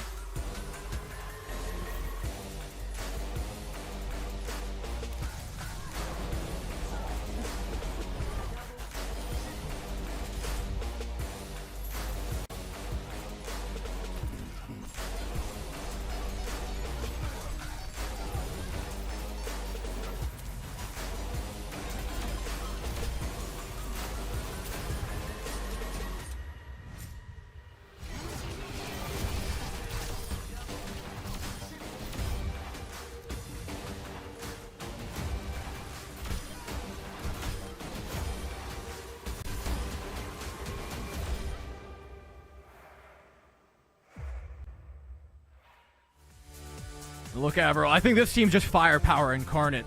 Starting off, though, I think we gotta mention one of the biggest things coming in today, MN3 and Zest just look unbeatable in the DPS line. And that's going to be a tough one for Dallas to go up against, especially in this meta that's so well suited to those two.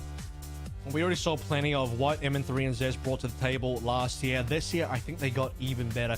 You know, in early preseason discussions, it's like, who's the better DPS duo? Is Shy Leave, are they the best DPS duo in the East and maybe the entire world? And that's starting to, that prophecy is maybe starting to turn around a little bit with Hangzhou Sparks' win versus the Charge. But for Soul Infernal, I really think MN3 and Zez might make a strong argument to be the best in the region. Currently, they are just so strong and backed on the sidelines as well in terms of the support line.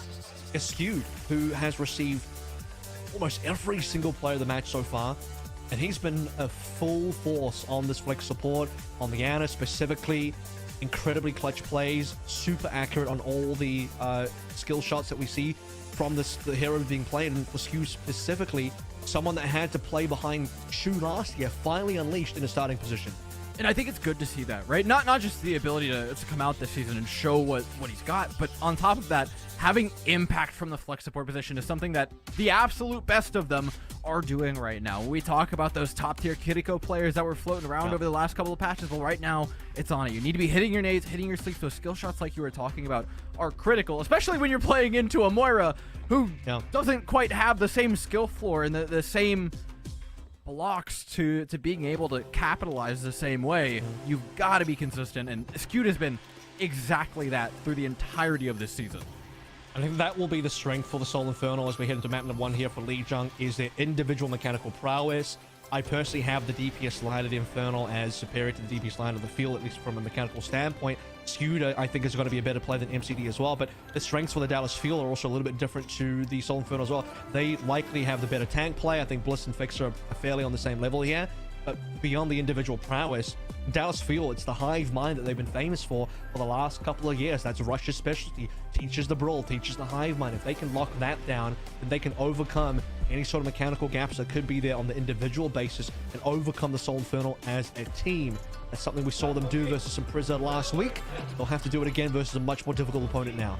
And I think you've hit on the tip of the iceberg there. In the rush, it's the identity for the Dallas Fuel. They're not going to want to play a lot of that dive, so map pools and map choices become a lot more important. Control Center, where we're starting off, looks fantastic for the Fuel, though, to open things up. And I think this is where the Dallas Fuel in future rounds and future maps as well, Junker Queen's going to be a really big pick for Harbin tonight as well, especially you know that Mag is going to be playing a lot of the dive tanks. The Winds will be coming out later on as well. Harbin is confident in the matchup with Junker Queen, and I'm sure he's also confident versus the Ryan in this Ram Ryan matchup as we head into more Dallas Fuel Lucio Mora. Alongside the Reaper, this is classic rush. Straightforward mechanical execution, but again, really leveraging that hive mind that Dallas have. And isolate targets, shove the shotguns in their faces and make them pay the toll to get onto this point. Soul Infernal until then, though, will take control of the high ground, which offers up a fair bit of poke angles for Skewed and Zest to take advantage of. They stab forward, bolstered by that Baptiste positioning, but unfortunately they pay the troll toll that Dallas Fuel had set earlier for them and go down quickly. This is where the Soul Infernal, they had some decent damage to Blitz early, but couldn't find a pick. MN3 so far is the only trade, and I'm not too sure Symmetra is going to be the best pick for this matchup at the moment. The Reaper is just so much more sturdy. Symmetra could also be a point of focus for the Dallas Fuel in terms of diving point. I know Zest was the first one down. MN3 has to be careful in these fights. A decent amount of damage done, though. Symmetra Wall will be one of the first ultimates up, but the actual first ultimate is Skewed on the Ant Matrix. And the upside of taking that much damage is that you do get that early support ultimate. They're going to teleport to the high ground, look to use it. Can't catch anybody out. The wall comes through. Still actually don't even step through it for positioning until a little bit later. That allows Dallas Fuel to get ultimates up of their own. The Annihilation for Hanbin will give him a second lease on life within this fight, one which he uses beautifully onto the health bar of MN3, bolstered as well. With the Coalescence at his back, should be a pretty easy cleanup for the Fuel. Something that MCD has always been famous for on the Mora is very quick charges on the Coalescence, and just as quick was Harbin on the Annihilation as well, doing tons of damage, despite having to hide away from the Ant Matrix coming in from Skewed. The previous fight, Harbin had done enough to be able to find the Annihilation. We have both Annihilation Cold running at the same time, and no sound barrier from Fixer. He had that one late. By the time the sound barrier was up, I believe somebody on the Soul Infernal was already a 4 versus 5, so a lot of points of running it anymore. Dallas Field overcome it. Cole, Annihilation, too good of a combo. MN3 swapping up with Symmetra. Now Now, though, is a big opportunity for Soul to get in. Blizzard's up for both sides. Sound barrier's up. It's all about execution, though. Dallas Fuel stab forward, looking for the first opportunity, but all they found is a hail of bullets from the Bastion, which opens the door for Mag to charge in.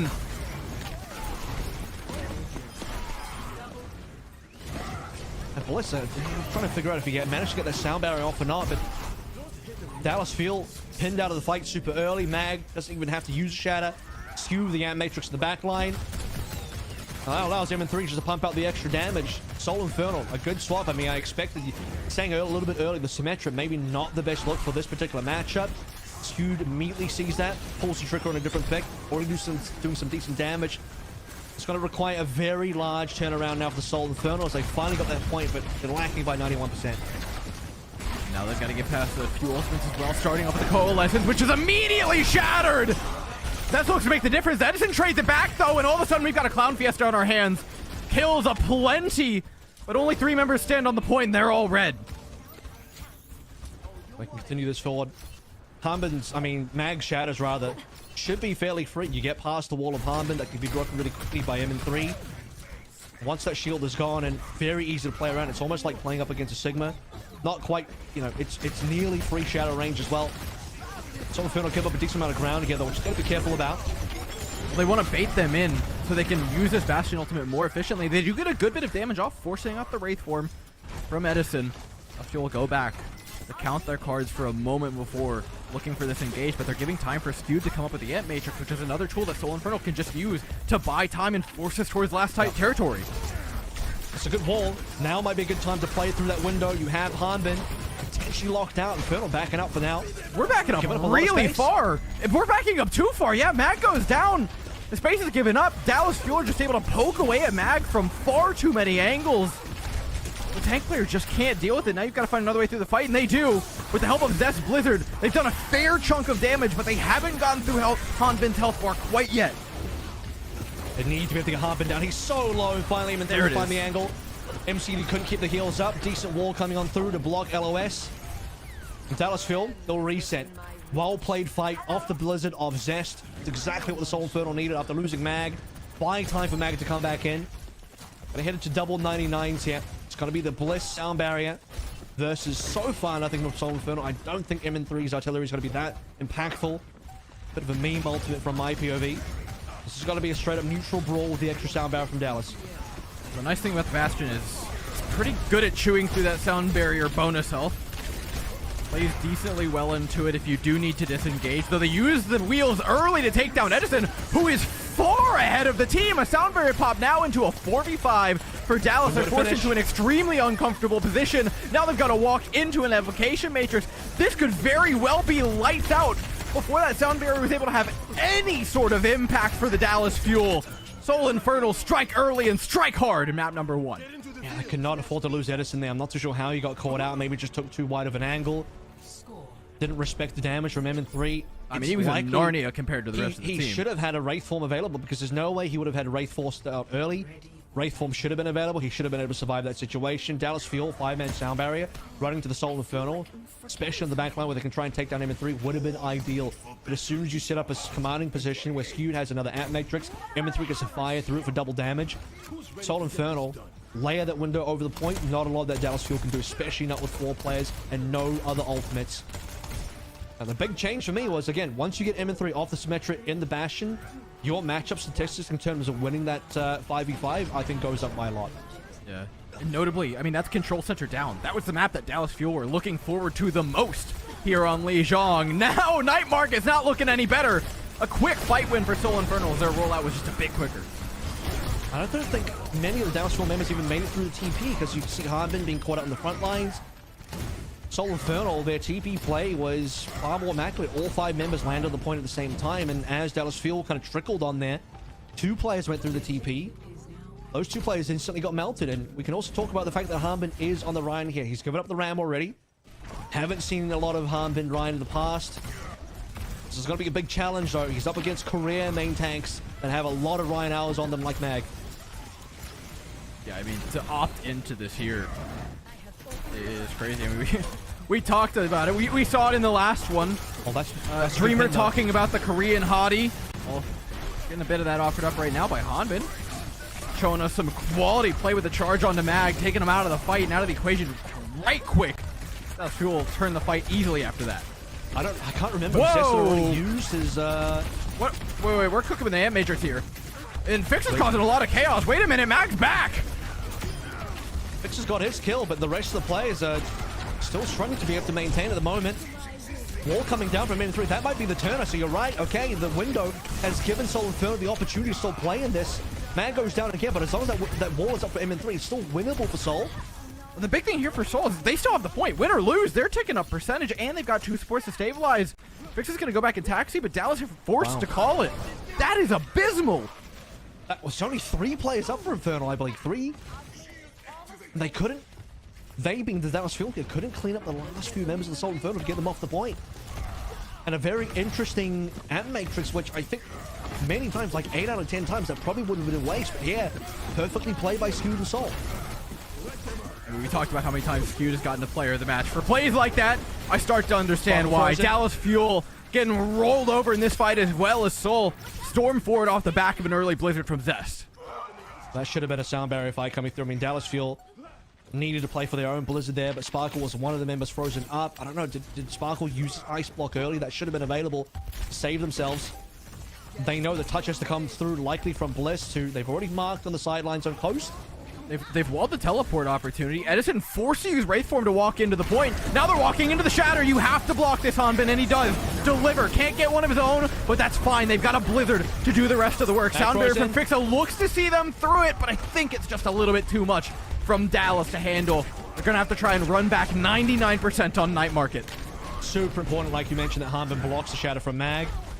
He does miss his own into Mag's shield, but the rest of the Dallas Fuel get onto point. They confirmed the touch, and I'm glad they had multiple angles of touching as well, which means Soul Inferno can't cover them all. Bliss from Coast side, TP play on the top, and also Reaper from Edison, Wraithform coming in from main. 3 different ways to touch, and Dallas will confirm at least one of them that buys them into the final fight. How do they snowball now? Because they've run out of ultimates. They spent everything in that fight. Soul Inferno also put in a pretty penny. The Skewed still has this window. These Skewed windows have been particularly deadly. Those nice displacement by Bliss. By an opportunity. Those Dallas health bars are dropping ever lower, though, without the support of the Lucio. And eventually, they'll just all hit 0. Soul Infernal take a small advantage, turn it into an entire map here on Lijiang. It's going to be it. They win both the Brawl matchups, and that's scary for the Dallas Fuel. I mean, that was the composition. That's the matchup that you would probably favor the Dallas Fuel in. If we talk about dive compositions here, okay, we already knew that Soul Infernal were going to be the dive team. But the fact that the Soul Inferno can come through today and win a Brawl Mirror, not only on Control Center, on Night Market, on both of those rounds. We forget about Gardens. We looked at Control Center as being a pretty lucky dice roll for the Dallas Fuel in terms of what round you start on for Lijiang. Into Night Market, no less. And it's both the Rhine and the Ram versions as well, though. It's not even just one of them. Both the Rhine and the Ram versions, Soul Inferno have beaten. So I'm not too sure what's there for the Dallas Fuel in terms of what they can choose, because that's all Brawl is. Brawl is either Rhine or Ram playing the Lucio. Don't know that there's many picks left to go through. Maybe MCD could get off the Moira, but I don't even think the Moira was the issue. I want to huff a lot of copium here, right? And find like the thinnest of silver linings ever. At least you figured out that neither of those was going to work early. Now they've got a little bit of time to go back to the drawing board and a few more maps to play with than if they saved the Rhine for a later one maybe, but nevertheless, it's going to be a tough matchup heading into number 2 with Soul Infernal up 1. We'll see you after the break.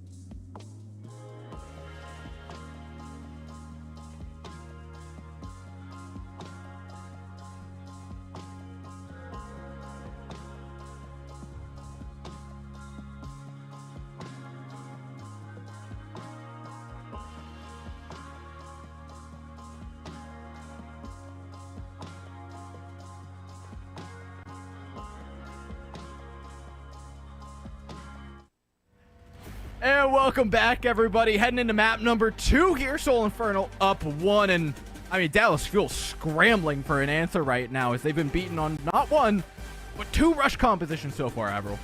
And that really hurts Dallas Fuel. I mean, that's an obvious thing to say, but when I say it hurts Dallas Fuel, it's like you need a winning matchup. If you want to win the series, there has to be something here where you can either go toe-to-toe or beat your opponent on matchup-wise. And, you know, that should have been the brawl composition for Dallas Fuel versus whatever Soul Infernal come through. Soul Infernal, you'd have to imagine, on paper, they should be the far less practiced, far less experienced, far less mechanically skilled players on a brawl, even though there's absolute mechanical gods on here. You know, they're mostly on the dive type heroes, and we will be seeing more dive maps and dive compositions in future, which Soul Infernal can still lead into. But I want to bring up something we talked about during the break. You know, we did a little bit of investigation. We zoomed, we enhanced, you know, a little CSI yeah, we action. enhanced, okay, there was the skewed moment of the window that came through, which we both felt was like, it's like psychotic, right? Like the 3v5, he just brings out a window and it wins. But beyond that, where skewed played super well on the map, especially I think on a control center, it was impressive. The early rollout on Night Market was wild. I have to go back and check because we're like, how did 2 players, how did Edison and might have been Sparkle as well, just 2 players dying? And then Hanbin came late, like, yeah, it looks so weird. So on inspection, what actually happened was Dallas Fuel didn't even TP into window. We suspect they probably TP'd out of spawn. So you place a spawn TP, teleport forward, and they just walked to point through main. That's why they showed up late. That's why, you know, 2 players got walled off instantly and died, because Soul Infernal actually TP'd to the point through the window or dropped on there as a 5-man. Got there early, and Dallas Fuel came super late to the party, and then that just snowballed out of control in Soul Infernal's favor. Yeah. Huge mistake from the Dallas Fuel, and there's no good reason to TP out of spawn instead of TP into window. TP in the window is absolutely the correct play here, and they didn't do it. Yeah, must have just been some weird muscle memory, like you're just used to TPing out of spawn, they throw it out. Either way, cost them big time. They're a map down, heading into King's Row. Do you expect the rush to stay for them, or is this still going to lean into Soul looking to try and bring that Winston to the table into the Ram? I think Soul will definitely play the dive. I don't think Soul really want to. At this point, Soul could also just play the rush if they wanted to, because they've proven that they can be better on that. But Soul Infernal's specialty has always been on the more dive type heroes, and I think at some point I'm still expecting the Junker Queen Hanbin versus Mag Winston matchup. That's got to be showing up at some point during the series. And Soul Infernal, they're going to lock the Rhine to start with. This is going to leave a door open for Dallas Fuel where they can do some shenanigans. Shenanigans such as Sparkle Farah. Hanbin can absolutely play Diva to start here with, because once you see a team on King's Row A especially lock in a composition like this, they are just to exploit. All you need to do is cap A. But they're going to square up onto the actual mirror itself. They're not going to go for any sort of counter comp. Dallas Fuel want to run it back, even the Lucio Moira. I mean, it's bold from both teams. Bold from Soul to stick to what wasn't broken and not play the Winston on a map where it's generally considered a little bit better.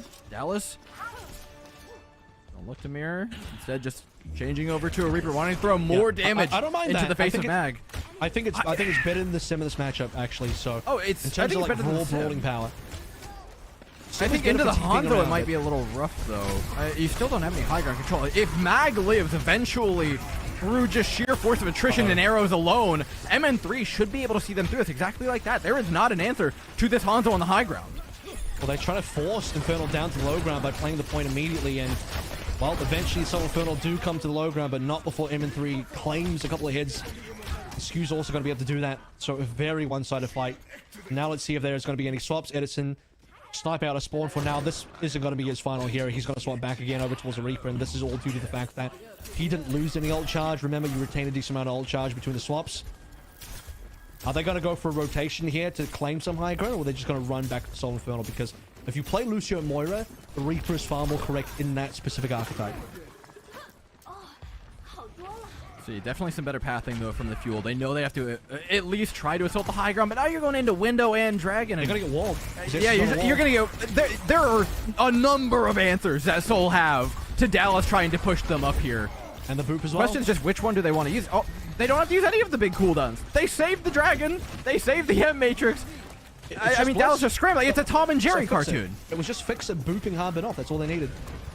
Bliss is trying to find the same thing. Bliss wants somebody to walk through so he can get a boop.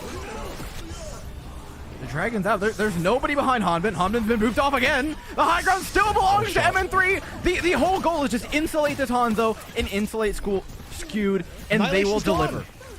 Yeah, I mean, wasn't hitting anything. He's on the low ground. He got booped off by like 3 different things. What do you want from the man? And maybe there's a chance they pull it back. They've managed to take out Mag. MN3 as well has been removed from its perch on high. And Dallas Fuel has somehow, I mean, dredged up a fight that honestly looks like a complete disaster to start out. That was the back of the Blizzard. Sparkle popped down the Blizzard to the low ground. Soul Inferno had the contest. Sound Barrier did not save Mag. I think Mag died just before Sound Barrier was applied in. MN3, by the way, going back over towards the Bastion that worked out of Control Center. And so Soul Inferno had to give up the high ground there. Because the thing is, as much as I say, like, the Annihilation was played on point and it didn't hit anything, and Harma just let that one run through, it was scary enough that Soul Inferno did not contest. So 2 ticks came through. Soul Inferno gave up 2 ticks that they had to contest, and they contested into Blizzard.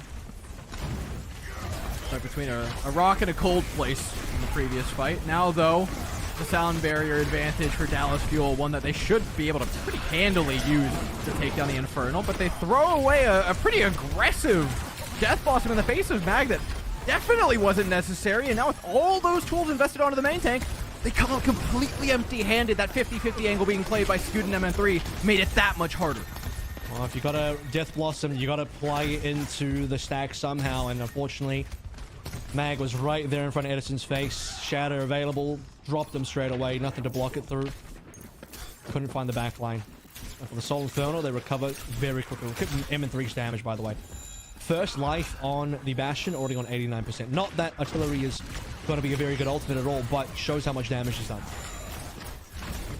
It's already looking like he's top of the lobby by like at least 1,000 damage, if I'm reading the stats correctly. Looks to double that now with the Amplification Matrix in front of him. Laying down the law right now. There was not even a chance for MCD to react. Hanbin's health bar as well, struggling. If they can keep Mag upright for the next 5 seconds or so, just put that Reinhardt health bar back on top. Soul Infernal should take this one cleanly and with ultimates to spare. Yeah, Zesh saved the Blizzard there, really important. We could actually see a scenario where maybe Soul Infernal attempted to use the Blizzard. Perhaps they felt like they were lacking damage, but not at all. They still had plenty of players to take down in terms of isolating them, and Zest had the damage output without the Blizzard. Now this is going to be a Blizzard versus Blizzard fight. Both teams will be ready for that one. Where the May walls are placed will definitely dictate that as well. That's not a bad wall to start out with, but not enough for Soul Inferno to walk up. Oh no, Edison's off early! The follow-up damage for the Blizzard is going to be significantly lacking. Mag, yeah, there's nothing to finish him off. The health bar remains stalwart. Now MN3's back, and he looks pissed.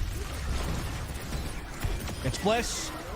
2-piece. They've held strong. Look how many ults are still there. The only ultimate they spent is, the one that doesn't really have any value anyway. Just freely put the artillery. I mean, what it does do there, to give credit to the Bastion character, is if Dallas Fuel want to walk up and you're playing in a situation where Sparkle drops a Blizzard down, you put in the artillery to counter, where Dallas Fuel want to run into their own Blizzard and try and catch Soul Inferno. That's not going to happen. Speaking of not going to happen, Fixer boops a bunch of Dallas Fuel members right out the window. Not that Dallas Fuel going to get too much done from that angle. Less than 1 minute now to go, by the way. I mean, less than one ultimate for Dallas Fuel heading into this. They get a sound barrier, but mind you, it was in the midst of MCD dying. Now with 45 seconds on the clock, still working with little to nothing for Fuel. Soul Infernal are rolling in it. And they still have to play up against a Blizzard. You know, once we get to OT, that Blizzard will win the fight for Soul, for sure. That MCD death, by the way, that was an amplified Fire Strike. So 200 damage Fire Strike from Mag. One shot's MCD. Nothing you can do about that, unfortunately. One good boot. Not the entire team this time for Fixa. Needs to be careful here that he doesn't overextend, because you go down with Sound Barrier. That is a very bad ultimate to lose. Celestial, though, look to engage with what little they have, using the Coalescence, fading away from the Shatter. Mag's trying to peel for the team in the meantime. Make that Blizzard find some purchase on the backline as Zest throws it in and takes down Sparkle, but not much else is had. There's a chance here for Fuel to try and sustain through this with the Annihilation, but with that gone, we're working with elbow grease, spit, and sticks for both of these teams. They're gonna have to fight through the trenches to finish off one another's health bars. As Mag goes down and the spawn advantage comes to fruition, though, Dallas are looking pretty good. Skewed down, that's huge. That's exactly the fake. Hanbin somehow snipes him down from range. Weird to see Hanbin get that kill to Skew, considering the Ram left click Not the most accurate, but that's exactly the kill you need. Skewed could have done another one of those magic ant matrices to save the day. With Mag down there, no tank to hold the front line. Soul Infernal laid out to bear. That gives Dallas Fuel the opportunity to finally walk up. Harbin, by the way, living barely by the skin of his teeth. He was on critical HP. Pops the Annihilation just to add some extra HP, and that actually survived and helped him survive. I mean, it was never going to be an easy fight, but there's no easy fights from here on out either. Fortunately for the Fuel, they have a Blizzard. It's just about whether or not they can land it. Throwing it into the backline, walling off Mag, who looks as good as dead alongside Fixa. It's a great immortality field, though, from Skewed, and it saves Fixa's life. Picks himself far through the Amplification Matrix as well. I mean, this is why this guy's got so many player of the matches, using just a sliver of the Amplification Matrix to keep Mag upright. Though Mag's health bar is still constantly under assault from the Dallas Fuel. The Shatter gives him the reprieve he needs, though, and the breathing space to put Dallas Fuel on their backs and finish off the round. To be fair, though, I think Dallas Fuel really recovered out of A in terms of going into the Streets phase of B. When I say recover out of A, I mean the fact that they were stuck on A spawn while on B the entire time through. They obviously capped A, but that payload did not move out of the archway past the bookshop for the entirety of B. You can take a look at the fight-winning... well, this was Zest earlier on, where he held onto Blizzard, got their multi-frag. Not quite the last fight. But this is what set up Soul Infernal for another good 2 minutes here, where everyone built up ultimates. But I gotta say, you know, for what an incredibly bad losing situation that was for Dallas Fuel, the fact that they managed to push to the end of B and OT gives them slight wiggle room to get some sort of a defense going. Yeah, I mean, you're happy with it given the circumstances on A. Yeah. Now, though, the question is, how do they hold it? Soul, I've looked to keep the composition the same, but now we talk about what might come out. You talked about it with Sparkle, MN3, at least for now, locking in a Pharah, but the threat of those high ground picks, whether it be the Hanzo, the Pharah, etc., is real. He's just straight counter comp. I think the Pharah is a lot less attractive into the Ram than it is versus the Rhine. But, you know, there's the option to just straight counter comp for Soul. However, Soul is they're brazen today because not only have they brought out the Brawl, they're winning with the Brawl versus what should be the best Brawl team in the region. Back to the Bastion. Yeah, I like it. I like, you know, what I've seen. Been cast in a little bit of the East for a couple days now. The attitude of it, if it ain't broke, don't fix it. They just keep, if it's working, they just keep running it. The Bastion has proven true for Soul. They're just going to keep running it. MN3 has been pummeling the likes of the Fuel health bars time and time again, whether in recon or in tank form. Hanbin now forced back. Soul looked to reset behind this pole and get that Bastion cooldown back up before re-engaging.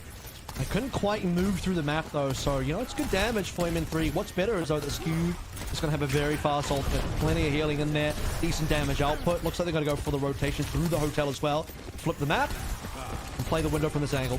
You know, pretty cleanly, and now there's a lot fewer places to hide from that Bastion to begin with. MN3 is dropped low and eventually taken down. It's traded for Edison. Hanbin trying to run back to the rest of the team and get away from the Amplification Matrix of Skewed, but it's got such a wide field of view that you simply cannot escape. Hanbin put in a corner by the Soul Infernal. Simply nowhere to go, but into more damage. Bliss and Sparkle, though, give them a chance. More than a chance, actually. I think Bliss and Sparkle, now Edison back as well, will save the day for the Dallas Fuel. Hanbin, yeah, he got caught way out. However, Infernal put so much resource into chasing down Hanbin, a lot of their players also ended up out of position. So once they decided to come back to point, Dallas Fuel were in position to find a couple of players from the Soul Infernal that was staggered through. Now that we fully reset, this is where Dallas is strong. They have their ultimates. An aggressive fade from the Coalescence. It looked decent to start out, but into the damage that MN3 is still offering up, it's difficult. The Blizzard out from the Dallas Fuel is going to be the last real big card that they have. There's Annihilation on deck for Hanbin, but I don't think that's going to be enough to turn this fight around, especially with MN3 going wheels up. Hanbin throws in the Annihilation regardless, though, and it's immediately, I mean, burned through. The guy was just removed from the server. I mean, Zest took no chances there. He basically solo Blizzarded just Hanbin. Doesn't want to give any opportunity for Hanbin to carry with that Annihilation. The confidence of Soul Infernal as well. They just chase Edison straight into the hotel. He's not going to get away with the Wraith form there. MN3 rolls up, wheels mode. Tank in the face. And Dallas Fuel their one big opportunity was to play through Coalescence, Blizzard, Annihilation, those 3 ultimates at the same time. If Soul Inferno can survive that, and they did off the back of Fix the Sound Barrier, no one was dead inside the Blizzard. I think 2 members of Soul Inferno got caught and froze in the Blizzard, but no one died because of the Sound Barrier. Now Dallas are thinking about a forward hold. I'm here for it, right? When you're trying to hold this much space, it's important that you take full advantage of this choke. They don't go for the drop play, though, instead backing away to the safety of the choke point, looking to rip time off the clock. I'm in 3 to try and dislodge them. It's going to pop this Bastion ultimate.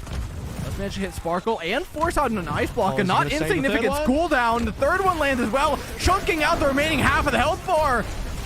I mean, look, we can talk all we want about the Bastion tick, cheese, this, that, how good the ultimate is. This Death Blossom, though, turning the entire fight around in the face of it.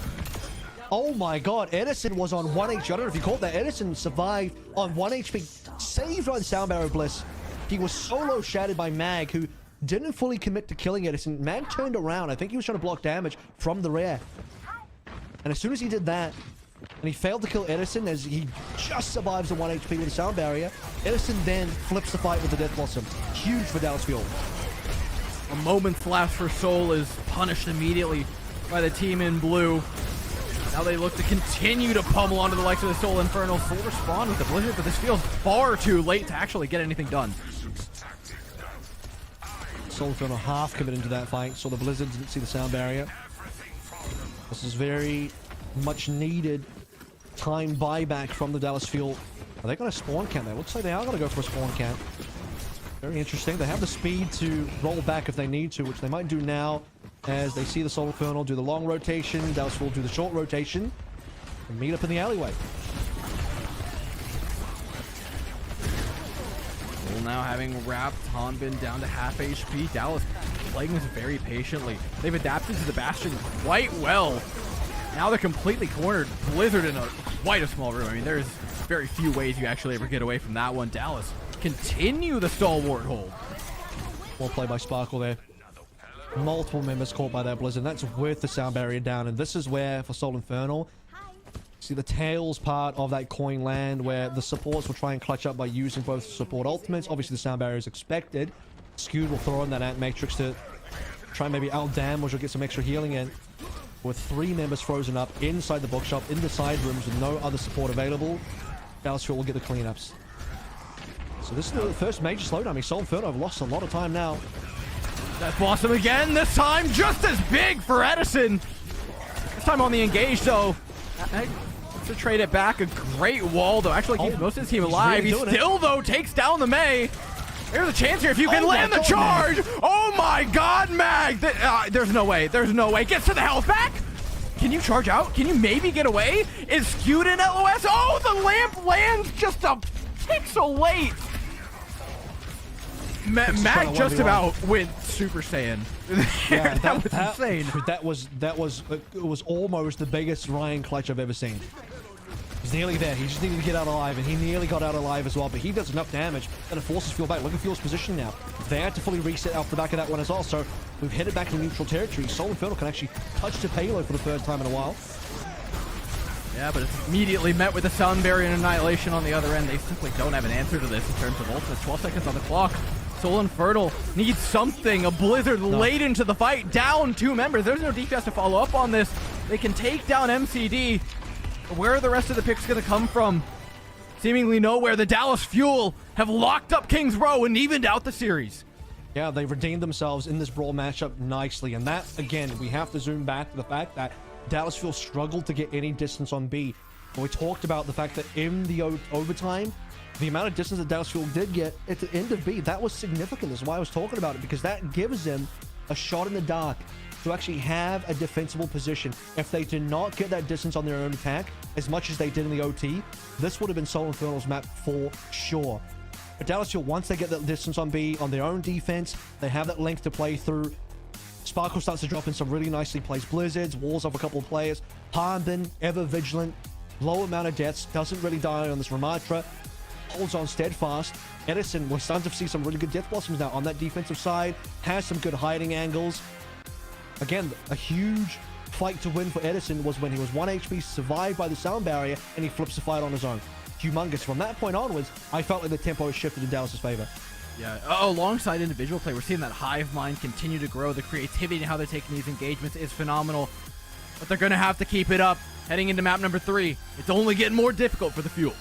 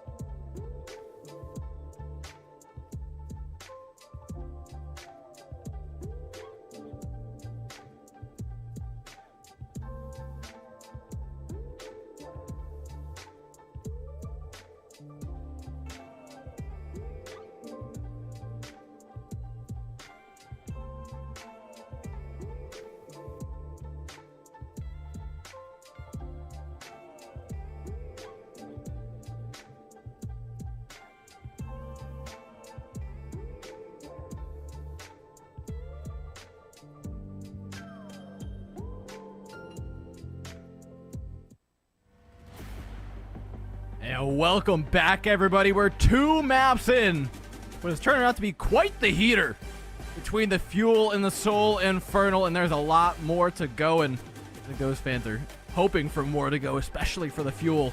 We're coming hot off the heels of a big King's Row win, and now I've got to play into the likes of the Infernal on Rialto. And although I don't think we were going to get another 2 5 mappers here after the first 2 we got, this one's going at least 4.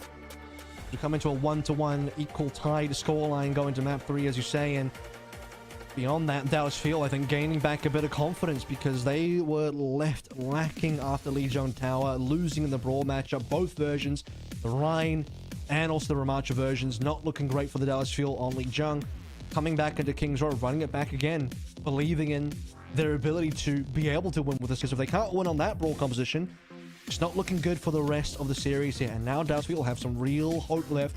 We have to pull through, maybe get this win versus the Soul Infernal. Rialto's going to be a very different map, though. That is the choice of the Soul Infernal. And it's a map choice that drags the Dallas Fuel very far away from, I think, Brawl. This is a Diva-favored map, a Dive-favored map. Sure, Harbic can definitely go the Diva here, which is one of his specialties, but it takes Dallas Fuel away from the rest of the other heroes they want to play. You're not going to have Lucio Mori here. Yeah, I think Seoul just want to change the game entirely. Flip the board and try and reset things, which is understandable. One of their big trump cards in that last matchup was the Bastion, and Dallas seemed to have kind of figured it out, right? There's a reason why it had fallen out in the West. It's because teams had kind of figured out the counterplay. Dallas figured out just as quickly. Edison's Reaper doing a big part in that, with the not just the damage he was putting out, but the impact he was finding with an ultimate that can be very difficult to find impact with at times. And we saw at least one complete zero-man ult from the Death Blossom as well. I think that was the one that he got shattered from. Which, to be fair, you got shattered. But, yeah, I mean, my point is, we saw at least one blank ult there, and he still has an ult efficiency of 4, which is 4 out of 5 members per ultimate. So he landed some very big Death Blossoms towards the back end that brought the Dallas Fuel back around. That, and I think the Sparkle Blizzards really pulled the Dallas Fuel into contention for victory on King's Row.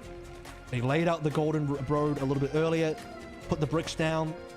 Just that one link to B was enough. Now we'll see what's enough on Rialto, as I'm expecting different comps out of these two teams. Very dive favor map. I think it would be really wacky for Dallas Fuel to still remain on Lucio Mori here. Yeah, it's incredibly unlikely. I mean, a lot of teams in the West, what we're seeing out of them is double flex support, and then you run the Diva to kind of peel for it and maintain that high ground presence. Snipers as well come into the fold, something that would give an entirely different texture to this series.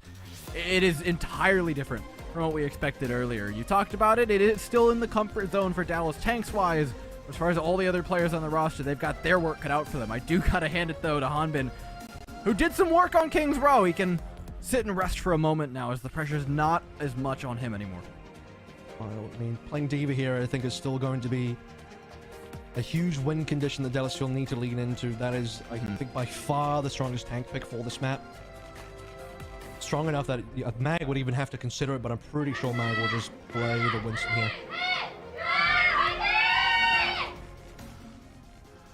Wrecking Ball is an option.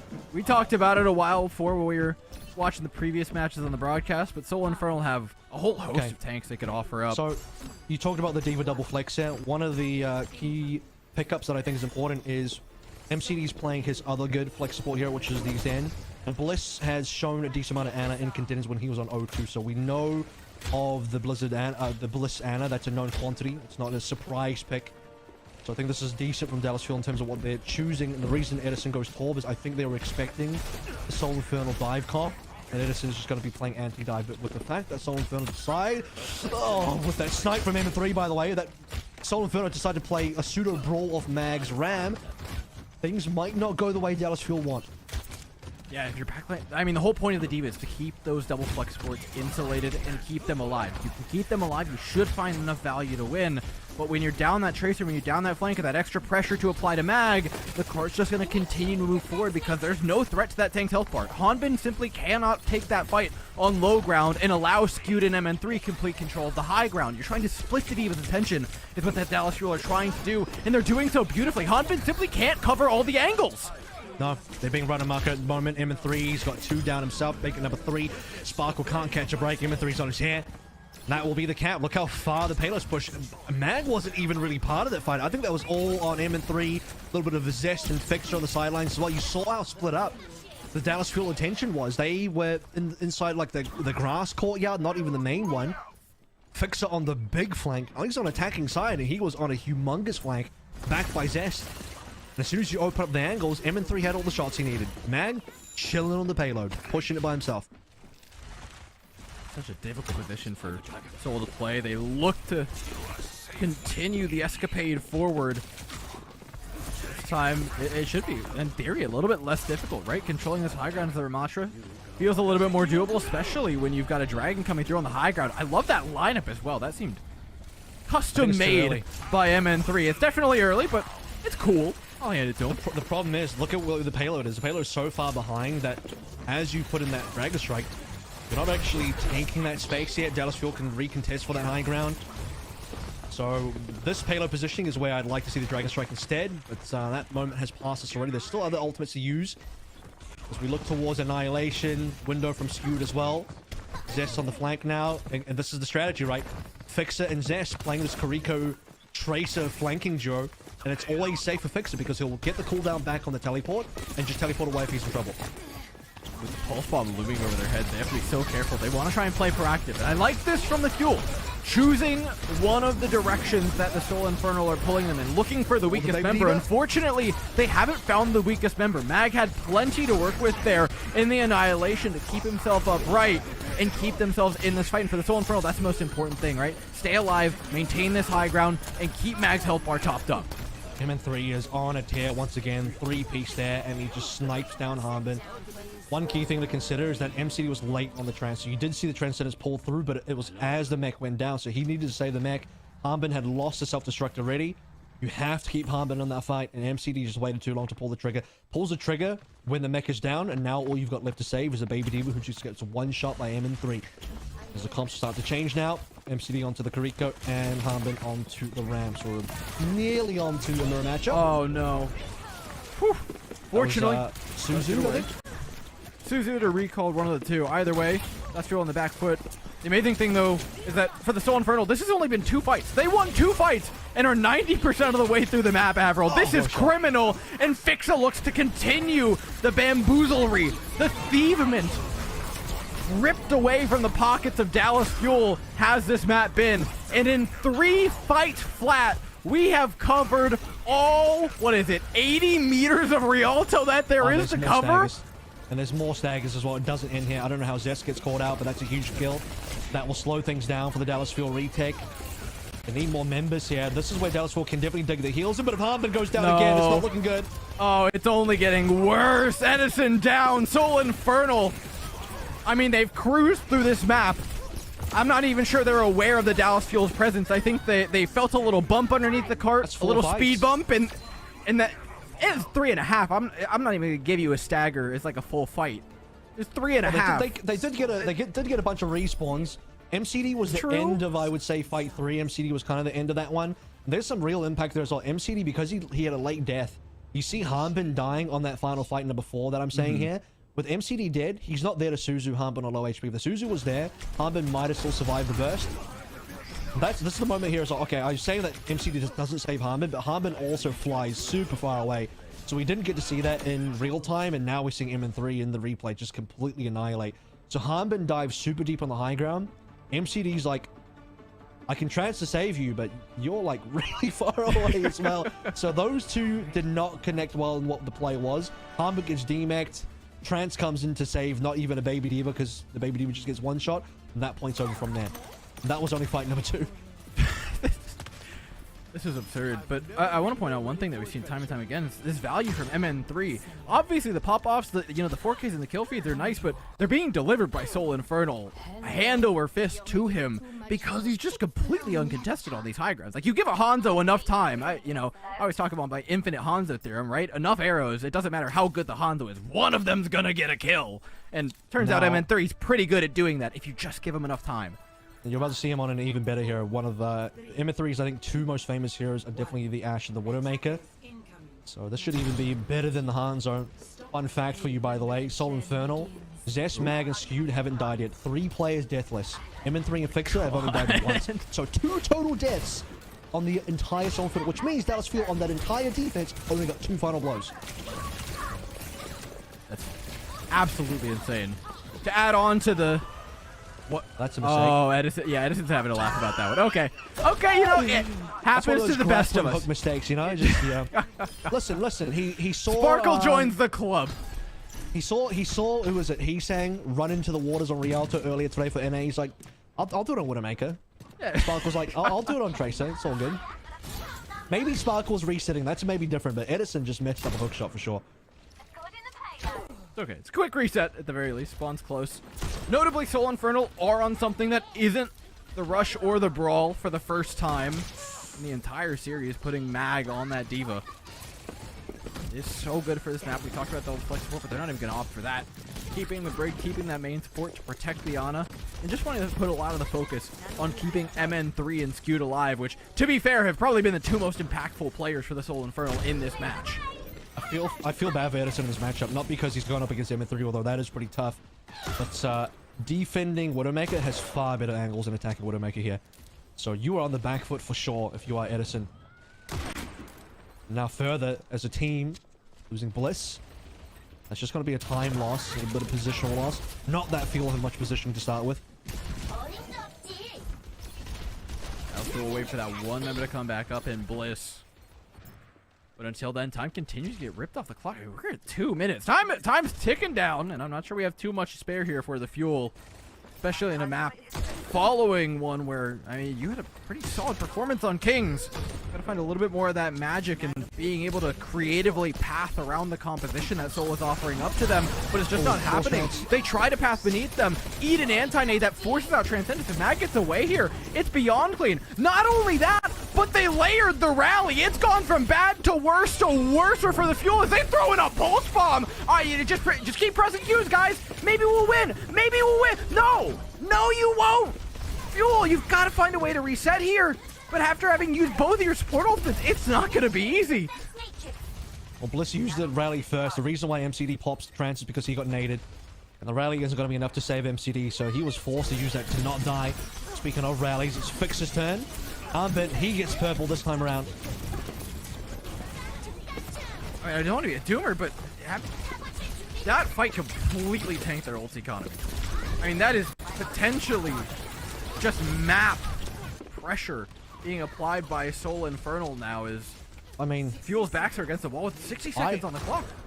One of the ways you can gain map control here, Sparkle needs to do a big flank. We can put pressure on Edison. However, the issue is fairly certain that Zest has Sparkle marked. So anytime Sparkle makes a move, Zest should be able to cover him. There it is finally. Sparkle putting pressure. That's what they needed. They needed Sparkle on MN3. They get Need on the pulse in the meantime as well. A clean fight. And that was Fuel off the back of just a clean engagement from Sparkle. And with that, the frags coming quick. I mean, that was one kill into several straight away. Zest having his pulse bomb into the backside. Is that what we're going to see? This is the Edison just dying. Like I said, it's a hook shot mistake. Exactly what I suspected it to be. Because that's really the only way that you should die. Oh, this no! is a mistake. Sparkle thought he was going to triple blink. I thought Sparkle was resetting. I gave him the benefit of the doubt. No, I'm so glad the observers got that. That's the comedy I needed. Dallas Fuel, though. No time for laughs. They got 4 seconds on the clock and not too many ways through this fight. Though those double support ultimates are coming back online. They started off with the rally. They don't want to use the Transcendence to win this fight, but Soul would love nothing more than to force them to use such a critical ultimate. And with taking down Bliss, all of a sudden, that becomes a reality. MCD pops the Transcendence, but that also means the fight's basically on a timer. That Zen heal, that Orb of Harmony is not particularly significant. Fortunately for them, though, they do close it down before the Transcendence ends. MCD, okay, he is going to get saved by Mag. I was going to say he's up for the next death if Armin can just fly at him. And demecking and killing the Baby Diva and Mag, I think, was the catalyst for winning that fight from this Dallas Fuel. Removing the tank out of the way, start opening things up for Harmon to walk forward. Bliss goes down, MCD still has a trance. It's an insurance policy, and as you say, if the fight goes longer, the Zen Orb won't be enough, but the fight does not go longer. It ends fairly quickly after the Transcendence, and now Dallas Fuel. Work cut out for them. Look, they are not going to get a good time back here, if at all. They might not even finish the map, but that's the distance they got to get. Forget finishing the map. We gotta think fight by fight, Avril. Dallas Fuel can only think a few seconds ahead when their time bank's this low. Soul Infernal stand in front of them, rally in hand, and a kill as well for MN3. Giving Edison the comeuppance. I don't think Edison's killed MN3 yet. It's only been MN3 killing Edison. The angles are slightly better for Edison now, but as the fight continues, rally from Fixer, Soul Infernal walk up. Sparkle pulse for some reason. I'm not too sure about that, but he just dies for it. Clean engagement from Seoul, just using that rally, finishing off the kills, playing it safe. They know they've got an ult economy advantage. If they can keep winning these one ult at a time, they're in a great place. Now they reset fully back. I mean, they lose a full team fight. Everyone gets wiped. Soul Inferno have major map control now. Especially with the fact that Skewed and M3 can play from high ground. M3 yet to lose a Widow battle. Oh, there it is. Wow. Finally, I feel like Edison you're gets to him. blame for that one. That's a caster curse if I've ever heard. I ain't playing the game. I'm not buying into that. I ain't bad Pachimari. Yeah, you know what? Not many people are. Dallas Fuel, though, storm forward with a pick in their sails. M3 should be back in a couple seconds here, though, and it's already back up to a 5v5. Dallas Fuel have got to do it all over again, and MN3 wants a sweet revenge. Holds the sights for the final moments of the fight, though. With 15 seconds on the clock, Fuel have to make it work here. They've got double support ultimates again. Edison finds an opener on his Zest, though, and that's exactly what they were looking for. But how do they apply pressure to this cart within the next 5 seconds? They've already popped that rally. Now Hanbin's forced to drop, and they still haven't fully claimed this high ground control yet. MCD's trying to peek out and find value from it, but Seoul are not going to let this go. Not into the Dark Knight, not easily. They throw in a pulse bomb, punish Sparkle, force the Transcendence out, and put Dallas Fuel's backs against the wall. They fight valiantly, though, away from that which they were pressed. Dallas Fuel still hammer through the health bars of the Soul Infernal to keep the cart moving. Yes. Really important they get Mag down there. That is a kill that if they don't get, would have stalled out the payload for a little bit longer. And once more, Dallas Fuel in OT. They'll successfully clutch it through off the back of the Bliss rally. If that's how you force positioning, you're asking, how do they actually walk up here? How do they force the high ground? How do they get any sort of positioning? You rally from Bliss. That's your new tank alongside D.Va running in with Hanbin. You start to really be able to put the pressure onto Soul Infernal. You see how much ground Bliss can take. Edison also sniping out Zest at the start of that fight was super important for controlling flanks. Now, in the last minute, trying to finish this map in OT, Dallas Fuel going to go back to where they started the series on. Lucio and Moria, the Ramatra and Hanbin. And Seoul still offer up this Bastion. I mentioned it earlier, but I think Dallas have kind of figured out how to play against this cooldown pretty effectively. They practiced a few iterations of MCD walking into it at different times, but once they got it locked down, it seemed pretty certain. So I'm not sure how well the Bastion is going to work out within this iteration, but they tried anyways. Soul Infernal looked to hold this doorway, and already it's not going well. Bliss on the Zest? That's a wild kill. Yeah. Not something you'd normally see. Zest, was he trying to do a big flank there, and Bliss just pops in the face? Not too sure, but that's going to force Soul Infernal backwards. I mean, if Dallas were going to clutch the OT, this is what it looks like. And they're building up support ultimates in the meantime. Cart continues forward, almost up to an Annihilation and Nano Boost. They might have the tools to match Soul come this next engagement, but they've got to get through a few things first, notably Bliss the pulse again, bomb how? from Zest, who's lurking in the backline. MCD can sniff him out from a mile away, though. Knows the play is coming from the Tracer, avoids it beautifully while the rest of his team looks to take down the respawning members of the Soul Infernal. Now they just cling on, using a rally desperately to keep themselves alive, but it seems inevitable at this point. The Dallas Fuel are going to see the end of Rialto. The question is, can they see through it, the finish line? Annihilation popped on either side, brings Soul back up to 5 members, Sparkle down, Dallas to 4. The numbers continue to dwindle for either end, though, as Soul bleed red in the kill feed, and the Dallas Fuel, by the grace of whatever they believe in, have seen every last centimeter of Rialto.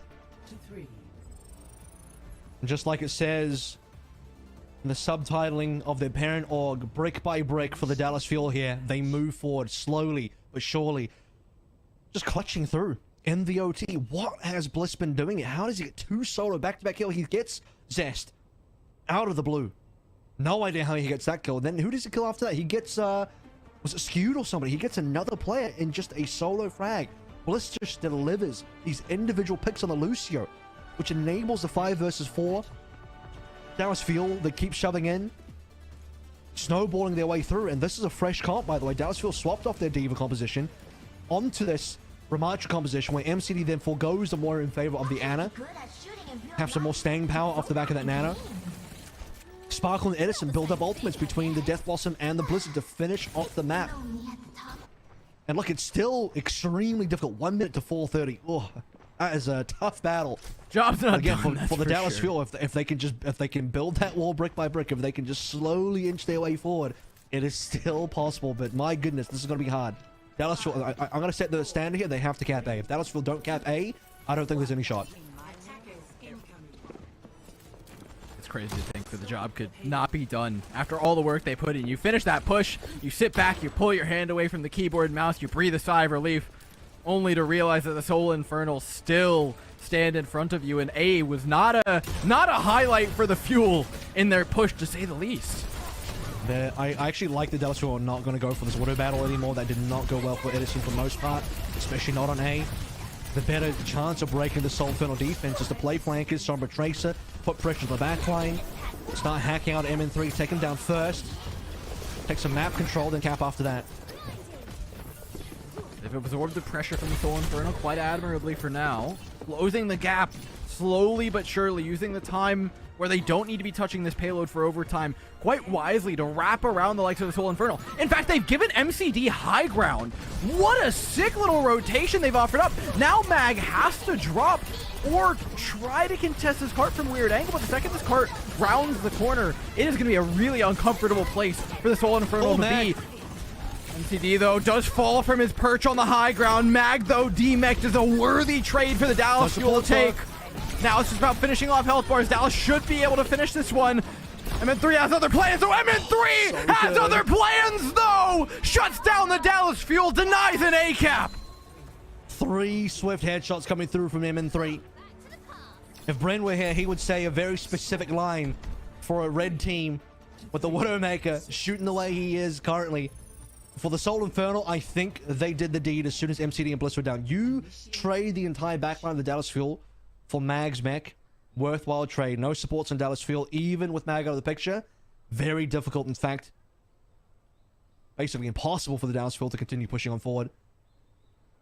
And as I mentioned earlier, I think the minimum standard here for Dallas is the cap A, because they don't have A. In fact, they're not even fully through A. This is going to be way too difficult. Here we go. Headshot. After headshot. After headshot.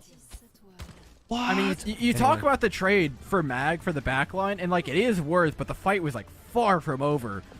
MN3 really had to do the legwork there at the end, but if anybody's gonna deliver, I suppose MN3 is probably the guy. And as I mentioned earlier, you thought MN3 Hanzo was good. He is far more terrifying. Proficient on the Widowmaker. I mean, he is far more well known for the Widowmaker than he is on the Hanzo. MN3 unleashed in 2023 for sure. Soul Infernal now in 4 minutes 30. Just have to get, I think, slightly over halfway on A. Which, yeah, there it is. About 2/3 of their way through. I respect that Edison has opted into the Widowmaker here. Again, defensive Widowmaker, better angles in offense, so Edison will feel better about this duel to start with. Like, good enough that MN3 hasn't gone to the Widow just yet. I don't know that he will actually either. We'll see. Wait, this time on the clock, I actually kind of like the Hanzo a little bit more. Because what you're looking for is kind of just a stray pick. You're looking for anything. You have plenty of time to get it. Hanzo, like I mentioned earlier, is a character, even for the best of Hanzos, that just relies on time. You need time to find the opportunities for those arrows to hit heads. They're not necessarily found, but given. There's plenty of time for the Dallas Fuel to give opportunities for those arrows to connect, or Zest to connect on the Tracer. Fixer avoids getting traded for a moment, but MC defends the high ground valiantly. Now, 4 versus 4. We're effectively playing Overwatch 3 here for a moment. Unbin still got control of that high ground, though, and that's the most critical point for the Fuel to hold on to. Halo's just about there, though. Fuel, this is it. They're going to have to contest. Keep contesting for the rest of the map now. Bliss onto Zest is a decent start. Bliss has managed to solo kill Zest a couple of times now on different heroes, in different matchups. That'll buy a bit of time. That'll force Soul Infernal back. With some respect onto Dallas. Allow time for Sparkle to make some moves to get this pulse bomb off. Pulse bomb almost up for Sparkle. Blink towards that high ground. There's not a diva in the way of them trying to land it. Call's already been forced, though. You gotta be careful not to get picked again. Pulse bomb out. Blinks as well. Used by Zest. Window time. Soul continue the push, but there is just nothing being found from this high ground. Hanbin's playing phenomenally up here to just sustain through it. This is a reset for sure. Soul Infernal lose all ground there because Mag also dies. Soul Infernal cannot hold the high ground. And Dallas Fuel are about to be on all 5 ultimates. If there's a good defense, if there's a world the Dallas Fuel defense can hold, it's off the back of a 5 ultimate scenario for the Dallas Fuel where they have to ration this one out for 2 minutes and 20 roughly. Soul Infernal though, looking towards Annihilation, very strong here. Trance is going to be good enough. I think Transcendence will be good enough to survive up against the Annihilation. So it's 1 ultimate covered. Then you just got to deal with the Amp Matrix, which Edison should cover with an EMP. EMP can just delete that ultimate. EMP out, an attempted dive by Fuel. I'm not sure how much I like this play. They tried to be proactive when they've been holding this whole time, but it finally works. The Pulse Bomb takes down Skewed, the critical member of the Soul Infernal thus far in the match. Soul are throwing everything in, though. It's the kitchen sink. MCD, though, counters it all with the Transcendence. Annihilation, Nano, Rally, all fall short of the all-powerful ultimate that Zenyatta offers. Soul Infernal, though, they just managed to out-sustain it. Can Dallas get enough members back? Can they scramble the fighters enough to contest this point? Hanbin flying like a goddamn madman with this defense matrix, but it's simply not enough. The Soul Infernal's time bank that they said earlier was just indomitable. Dallas needed 1 more fight, and this is why they needed to have finished A. If they can finish A, or at least get to the end of A, they would have had that 1 more fight. Because in that scenario, Dallas Fuel lost both Bliss and MCD. MCD, the Transcendence was good, but he was forced to the low ground. And once the Transcendence is finished, as the only support alive, chilling on the payload as a Soul Zenyatta, you are gone. And if you're gone as a Zenyatta and there's no other supports, your team can't hold. Nothing left. In another scenario where there was more fights left remaining, Dallas Fuel reset, play for the final fight on A, still a winnable defense for the Dallas Fuel, even in a full hold scenario where they have to hold the entirety of A. But just the distance they got in their time bank was just so poor. If they got a little bit more than that, I think it's possible. But for Dallas Fuel, too far this time. A bridge too far, I think, for the Dallas Fuel.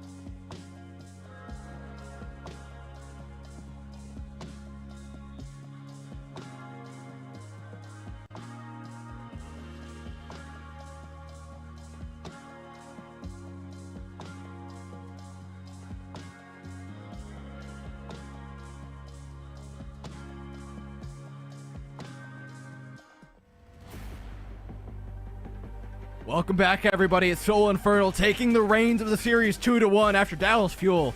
I have put in, quite frankly, an obscene amount of work on Rialto to come up just short in overtime. Now they've got even more work to do in front of them and even less energy to do it. Avril, this is how you have to do things in the knockout stage. It does not get easier. It only gets more difficult, and the longer we go in this series, the worse it gets for the Fuel. But they've got a map to offer up to us to try and bring this thing back into their control. You know, I feel surprisingly close for what is when you compare the time banks 1 minute versus 4:30, it should be a lot more one-sided for the side of the Soul Infernal, but even just the 1 minute, okay, the distance as mentioned wasn't far enough, but what was available for Fuel to defend, they really pulled, you know, Soul Dynasty to the distance in terms of how successful that defense was going. I mean, they were winning enough defensive fights that they had 5 ultimates at one point. Couldn't successfully, I think, execute to actually win the following fight. They played through all 5 ultimates and still ended up losing. One of those horseshoes and hand grenade situations, you know? And I just think they needed one more fight. I think one more fight would have been so good for the Dallas Fuel. It really should not be that close for how better Soul Infernal have been in terms of the stats, in terms of the 1v1s we've seen from the stats here, in terms of the time bank differential. The fact that Dallas will even cap all throughout Rialto, finish the entire map, and OT the entire distance is phenomenal. Very few teams can cap C on 130. That really shouldn't be there. MN3, I think, is the play to talk about at the moment. I mean, everything speaks for itself. He's winning across the board in terms of the Widowmaker stats. I don't think it's any surprise at all. I think we're comparing him to the wrong player. That's the issue here, Avril. We need to compare him to Bliss on the other side. Because what was Bliss on that last map? I mean, first pick after first pick from the main support position was kind of wild to see, but could come up big as we head into Coliseum. Well, the one sigh of relief that Dallas will have is that MN3 can't play Widowmaker here. Could still play the Hanzo, and then that's even in the Brawl Mirror. I think this is where we're going to get Brawl Mirror. I mean, I was thinking Jungle Queen versus Winston for this matchup, for not necessarily on this map, but between these two teams. But the further we go in the series, the less likely it's going to come through. I think every single scenario where, you know, you'd imagine, okay, this is where finally the Soul Infernal will play the dive. They're just going to choose to play the Brawl instead, knowing that the Dallas Fuel will match them on it. And then Soul Infernal, with a little bit of confidence, who know that they can already beat the Dallas Fuel on the Brawl Mirror, will fight it through. And Coliseum, I think, is one of those maps. Yeah, map 1 is definitely the most convincing of the wins so far for the Soul Infernal. Again, I'm curious to see if they lock in the Hanzo, if they continue to kind of hammer on the door here with the Bastion pick that they brought out time and time again. I'm a little done with the Bastion pick. It was fun for a bit. Dallas looked caught off guard, but they seem to have recovered quite nicely from it. And especially if they have a compositional change here, I think they'd be able to deal with it quite readily. So as MN3 offers up a Sojourn, Soul Infernal look to roll out possibly on something completely different. Mag should be... Mag's not changing. Mag's not changing, Avril. That's different. To be fair, I mean, I don't know what they expect Dallas Fuel to come through on, but Dallas Fuel are on the Jungle Queen. I think Dallas Fuel thought that Infernal were going to go for a dive. Infernal are going for a dive, but it's not the Winston dive. Not too sure how the Doomfist plays into the Jungle Queen. It will still be not the most favorable matchup. Doomfist has a decent amount more mobility than a Winston does, so there is that. It's a lot better than the Winston. You can punch the Carnage, you can avoid the knives a lot easier. You eat less chunk damage from the shotgun because you have a smaller hitbox, which is actually really notable. But you can also in a lot of situations get away. You can also get away from the knife pull because you got 2 sets of mobility instead of just the leap. Exactly. That is important. Yeah. The Doomfist into Junker Queen is pretty good, at least on paper. However, Doomfist as a hero generally in this meta is not good, so that's also true. The balancing factor, as it always will be. But nevertheless, I do like it for Mag. It's a creative option that Soul are bringing out. And I think what they could use right now is a bit of creativity. They did get the map win in the last one, but to call it a clean one would be to make a fool of yourself. I actually think they would have won if they just went Ram. If they just went Ram to start with, or even Orion, this would be a bad matchup for Harmbit, especially with Harmbit on Queen. Mag got to be careful here. Maybe not just Mag, but MN3. Sojourn's down. This as well, though, gets caught off a little too far forward. We traded all the way down to a 3 versus 3. This card does not move it anywhere. Sparkle Reaper, question mark. Now on Tracer. MN3 swapping off as well. Both teams foregoing the Sojourn. M3 back on his business with the Hanzo, but it's Hanbin continuing forward. This is Hanzo territory now. Joker Queen has been one of the best picks for Hanbin over the past year, and still right now he's showing us why. That this is the hero that will win something for Dallas Fuel if they can win this map and take us to map 5. I love this adaptation though from Seoul. The Ana Kiriko is something that, at least in the West, we've seen a ton of as of late. And when there's no threat to it from the Dallas Fuel, Sparkle can't really contest it on his own. It offers up a lot of support to Mag that is desperately needed. Now Hanbin posturing, looking for an opportunity, pulse bomb out. Looks to shut down the engagement, but they aren't successful in doing so. The speed is too much, and MN3 doesn't have a way out. The one thing that Sportline doesn't offer is speed to run away from the Junker Queen. There'll be a pullback. Okay, yeah, but as we mentioned earlier, Mag has 2 ways to get out of that. Sparkle wants 2 kills already, make it a 3rd coming on through, and this is Dallas Fuel pushing a little bit deeper into Soul Infernal territory. Edison with a swap onto Sombra now, so getting slightly towards more of a double. I actually like the Reaper. I think the Reaper into the Doom is decent. If you want to hack out Mag, if you want to really take down Mag, I guess the Hacker to Mag will do an even better job. The one thing Dallas Fuel can do quite comfortably, it's to play extremely quickly with a Lucio Moira composition. Rush Hanbin in there, put Sparkle in the driver's seat as well. And that will really put the pressure on the Soul Infernal backline. First of these teams to take away a clean fight is going to pick up a significant lead in progress. Neither of them have really managed to put a dent in it. Dallas making more progress, but more is a very relative term. You're talking about Coliseum. Soul with the storm forward though now. The hack of their own. Hanbin immediately melted down by the likes of Skewed and Fixa, who again are offering up a lot of bonus damage, running double flex support like this. Getting another one onto Edison as well. They saw Bliss getting his hands dirty in the last map and said, I want some of that action. That is, by the way, Hanbin's first death of the map so far in 3.5 minutes, nearly 4. Dallas Fuel instantly have to give up so much ground. The one thing that's lacking about the fact that Dallas have kind of won early fights is they didn't get distance. When they look at the distance now, pretty easy overtaken. They'll get some more. I mean, this is a sick dive. Rampage. They completely get away from it. Yeah, the Rampage, you want it on the backline, but I mean, into the Suzu, Rampage probably just doesn't find any value ever, right?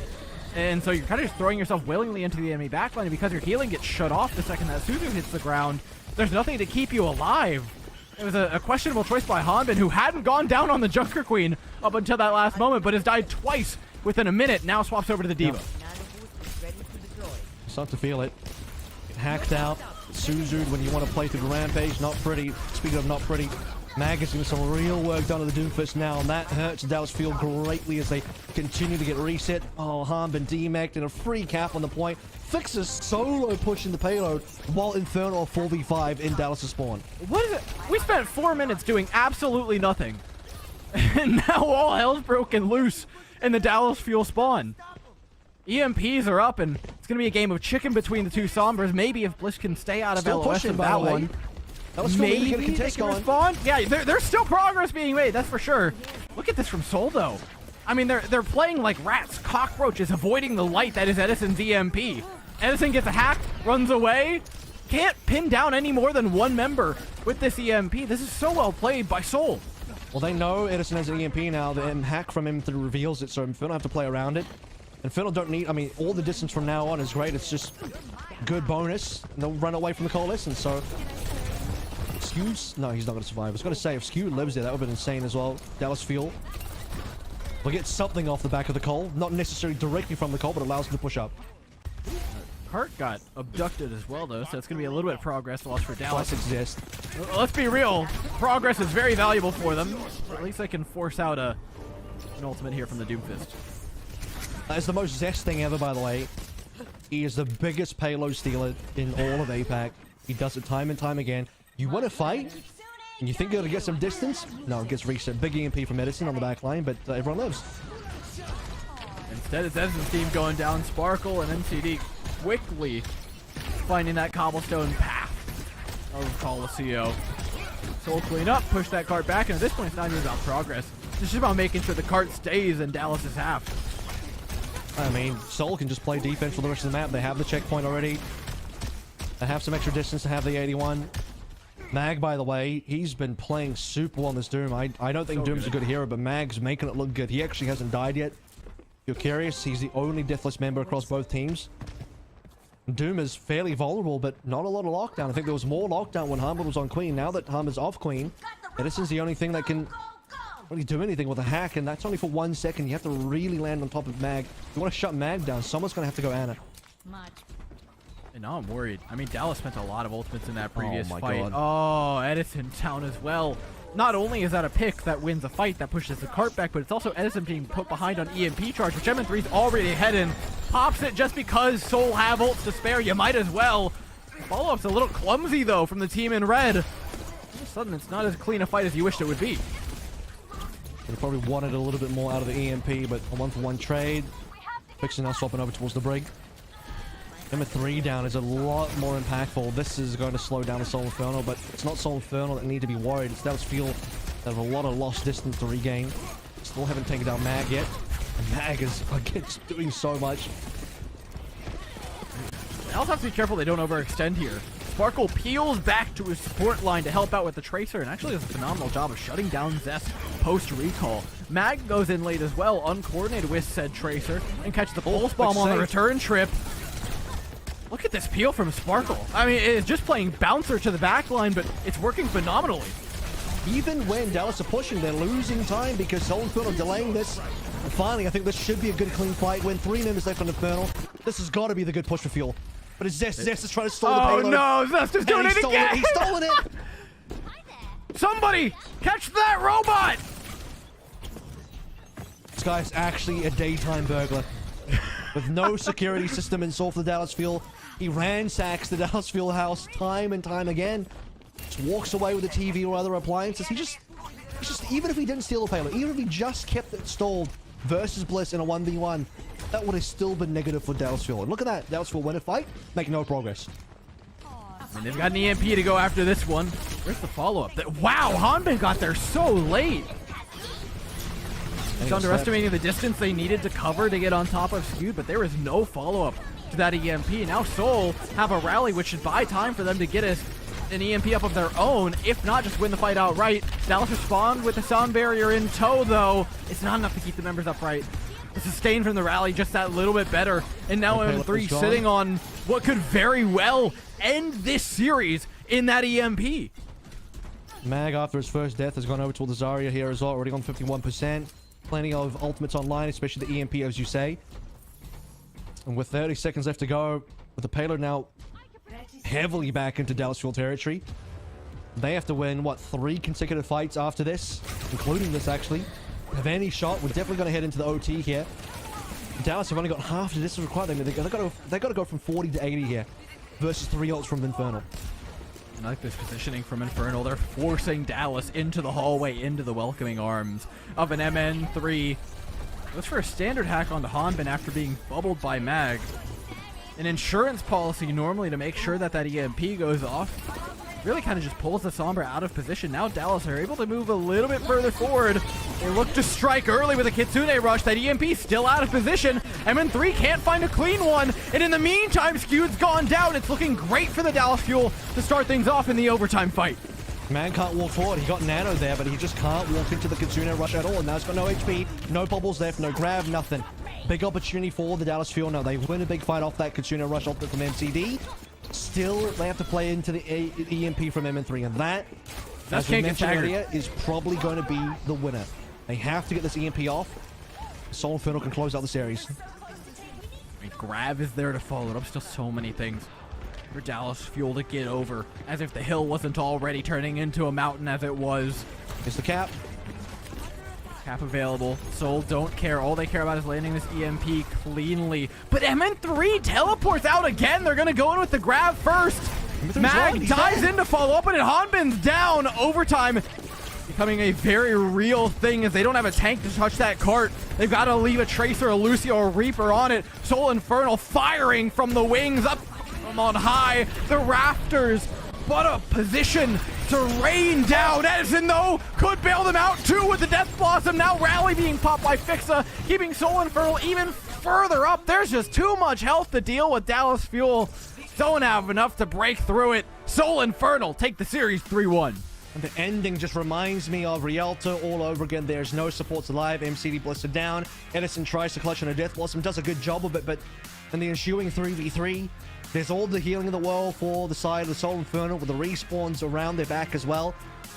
Dallas feel respawn's going to be too far away. Respawn's going to take too long. Bliss killing MN3 was actually huge. That gave Dallas feel a great shot. Get rid of the EMP, get rid of the Sombra. Put yourself in a position to maybe get a miracle push in. They were one fight away. They actually got the cap. But as you mentioned, Soul Inferno gave the cap away as well. Dallas feel one more fight after that cap, and they might have been able to clutch through on that map. Both Rialto now and also Colosseo, I felt like was one fight away from Dallas Fuel from making some real magic happen, but that magic tends to only happen in the overtime. The rest of the map on both Colosseo and also Rialto, bit of a shambles from the Dallas Fuel. Yeah, it's still, I think, a significant improvement. You watch the match, these two teams playing before, and it felt even more one-sided for Seoul in a lot of ways. Dallas have really picked it up, but too little too late scenario. They have one more opportunity where they'll play the winner of our next match coming up, but that's a pretty daunting task considering the tear that O2 Blast has been on, not to mention the firepower that Panthera's got behind them. Yeah. A lot of tools available ever. And you look at how close O2 Blast played Soul Infernal as well, and you're thinking, man, Dallas Fuel had a reasonably competitive series versus Soul Infernal, but compared to where O2 Blast were, there's still a bit of a gap there. Speaking of one of the gaps that we did see today, MN3 played lights out. Unreal performance, and not even skewed because snipe away the player of the match this time from MN3 as he popped off on all different heroes. We saw early on with the Hanzo, later on coming in with the Widowmaker, ending things out with the Sombra. Yeah, I mean, map 5, I think a few shaky bits with the EMP, but like, no notes on virtually anything else. The job was done after the first few. A backpacking performance on the Hanzo, and one that impressively enough, they were able to invest in. Seoul felt very comfortable putting the entire plan on the back of getting MN3 high ground and keeping him up there and trusting that, yes, this player, if we give him the opportunity, is going to deliver, and boy, did MN3 deliver. Especially in a matchup where I think, Zest was probably a little bit quieter this time around. MN3 definitely putting on that pressure. Mag on that last map on the Doom, again, spent 6 to 7 minutes deathless. Made Doom look like a very competitive hero. Skewed was probably... I joke about him sniping away the player of the match, but early on, man, oh my goodness, Skewed map 1 did a lot of work, especially on map 1. This is highlights from MN3 on the Bastion that we fondly remember as well. Skewed on the backline for this map 1 did a ton of work. We'll see a few clips onwards, though, where MN3 really made a case for his player of the match. And that was certainly after Legion Tower, but even on Legion Tower, things look good. Yeah, it's funny that we mentioned the snipers being played by MN3, but the Bastion, it really defined the early rounds in the series. Did a ton of work. This is it, though. I mean, all the way through Rialto. Like, it was even at that. 3.5, 4 fights to finish this entire map, and almost every single one of them was predicated by a pick from MN3. Yeah, I mean, he's so good at those, and really it just didn't stop, did it? Because you saw the Widowmaker afterwards. The attacking side was all sorts of MN3 stuff going on. That trance moment is still funny to me, but just disgusting shots like that, man. And so consistently at that. I mean, it took everything up until what was apparently definitely not a caster curse for any answer back from Edison. For every other moment in the match, I mean, it's just MN3 all day. 1, 2, 3. Caps off a beautiful Rialto. Heading onto the Sombra. The manual hacks were, I mean, quite good, and the positioning was phenomenal. High damage for 10. Low death. Solid ult efficiency, especially when you consider that half the time he was playing Widowmaker. Damage-wise for Bastion, definitely extreme. I mean, that's what you expect out of a Bastion player. Damage per 10, throwing that into a brawl matchup, I respect it, because the other option is you play the Reaper like Edison did. But I think you really want to melt down a Ramatra. Bastion's a great hero to do it with. I think the Sim was a little bit of a problem. The Sim on early night market especially was a good deal of the rotations and timings for MN3. But later on, man, the Bastion certainly worked the treat, slowed down a little bit, then the Widowmaker and Hanzo picked up speed after that. Let's take a look at the interview. 이번엔 PO팀이니까 PO팀도 축하드립니다. Congrats on your player of the match, MN3. 그 아직까지 최종 진출 이런 거 아니라서 아직은 막 이렇게 행복해하지 않는 건가요? So you haven't locked in MSM yet, so you guess a little bit composed though? Yeah, I mean, we still have a few matches up ahead, so 오늘은 좀 딜러 keeping it 최초로 kind of, you know, 팀에서 딜러 최초로 steady. POT 받았는데 오늘 경기력은 좀 만족스러우신가요? So are you are you satisfied with your performance today? I think I can be a little proud of that. 힘들어하는 선물아. 하지만 오늘도 경기에서 캐리했기 때문에 이긴 거고 오늘 보면서요. 뭐 한조도 그랬습니다만 뭐 바스도 그랬고 마지막 그 위도우 3면 헤드 있잖아요. 기억나세요? Do you remember the three consecutive headshots from your widow? 게임을 딱 클러치하면서 끝낼 때 기분은 어떤가요? So how does it feel to clutch and end the map? 저희 팀원도 몇 명 죽어있던 상황이었어가지고 어떻게 해야 되지 하면서 하고 있었는데 딱 잡고 나서 내가 다 잡았다 나 이러고. So coming into that like fight, we were like already 3 members down, so we were like, oh man, how do I approach this? And then after I got those kills, I was like, okay, I actually did it, and it felt good. 생각 드셨나요? 그 생각은 처음에 한주할 때 들었어요. 이미 그때. So when did you kind of feel that you were going to get the player of the match? After the Hanzo? I mean, the Hanzo kind of hit, so yeah. 원래 준비는 안 했었고 이것도 약간 저번 경기 때 이런 조합하는 거 보고. So was the Bastion a planned strategy? I mean, we didn't like specifically plan for it, but like the few matches before today, we kind of talked about how their comp played out, and we thought it was a good counter to that. 생각을 하면 어쩌면 통할 수 있겠다라는 생각 좀 했던 것 같은데요. 자 그래요. 지금 아직까지 뭐 잔칫날이다 이런 건 아니고 MSM을 일단 지출하는 건 첫 번째고. 근데 지금 이 분위기 정도면 뭐 동부에서 So we're not in the celebratory mode right now, but you still are in a good position to get to MSM. 아니면 뭐 전체적으로 성숙해진 건지. So about your team vibes, do you think that you've grown together as a team, or is there any kind of differences compared to the earlier parts of the season?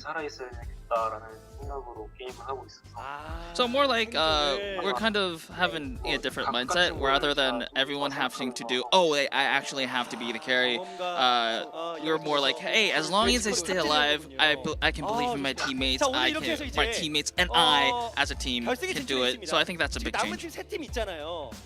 남은 팀들 있잖아요. 이 팀들 중에서 본인들이 결승에서 만날 것 같은 팀이 어떤 So out of the teams remaining in the bracket, surviving in the bracket, who do you think will make it up to you in the finals? 어려워요? 아마 조금 어렵긴 한데 다 약간 비슷한 것 같아가지고. 그만큼 어렵다. It is a difficult question. I think every team has a chance. 마지막으로 시청하시는 팬 여러분들에게 자 오늘 POTM 그리고 결승전 그리고 결승전에 임하는 자 각오 한 말씀 들어보겠습니다. So lastly, a message to your fans. 이렇게 조합이나 전략 같은 거 잘 정리해서 올 테니까 다른 경기들도 잘 봐주시고. So I mean, we'll prepare really well and have a good strats coming into every game, each and every game. So please look at us with great interest and also support us. 오버워치 씬을 바라보는 멘트였어요. 우리 팀에 대한 관심과 여러 가지 것들. And not also just our team, but also Overwatch in general. Please keep look at us. And that was the end of the interview. Back to you guys. Appreciate the interview. Some strong words there from MN3 of confidence, but certainly unsure of who's coming out of that lower bracket, Avril. Yeah, and we still have O2 and Pantera to play through, two very strong teams. O2 so far been the only team to play Infernal extremely close, so while MN3 might not have said it, I think O2 Blast might end up being that team that faces Infernal further down the line. We'll have to find out, though. You'll be back with Hero to take over that game. I'll see you guys later.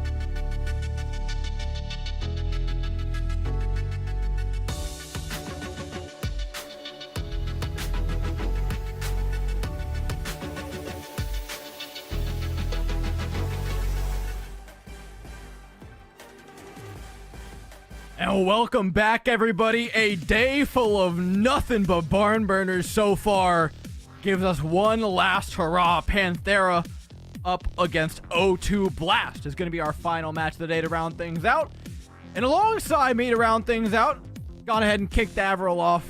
Hand over fists. Curix has yet again wrestled his way onto the broadcast. Yeah, I've gone ahead and just shoved him right out of the booth. Second day in a row, man. But look, we've got two incredible teams. Interestingly, yesterday we had a little bit of a rematch game. Today we have another rematch game. This one a little bit closer to home, though. Panthera taking on O2 Blast. Panthera looking for redemption. This is the team that sent them down to the lower bracket, and this is the roster that's looking for that redemption. And look, on paper, you expect big things from this roster. Nace, Becky, Fate, Yangjun, Slee. Avril talked about it earlier, right? There's hardly a team here that hasn't had players, multiple of them, that have at least graced the Overwatch League. At least 3 of them starting on like a lot of these rosters. But the caliber of player here that has graced the Overwatch League, most notably the man in the center there in Fate, who has played at the absolute pinnacle of Overwatch competition, is immense. You can feel the gravity from all the way over here in Virginia. Oh, nice. Yeah, we're actually both. I always forget that we're like basically the same location. But are you feeling the gravity too? Then it's not just I'm me, feeling right? it a little bit. Okay. Yeah, you're like 2 hours away from me, so you're getting a little bit more of a pull than I am. But nonetheless, I'm feeling it. But I'll tell you what, man, I'm really feeling this O2 Blast roster. They have just been playing phenomenally. Yes, they're down here in the lower bracket, but they really took it to an Infernal team that just seems so dominant. And a big reason why, I gotta say, has been Marvel. He has been dominant throughout this entire tournament and looks to continue that here today. I mean, bro's just been going crazy. There's nothing else to say. In fact, in the last time that these two met, Marvel over the first map and a half, I believe, just didn't die. Like, period. Yeah. Yes. A whole literally, yes. That half the series without dying.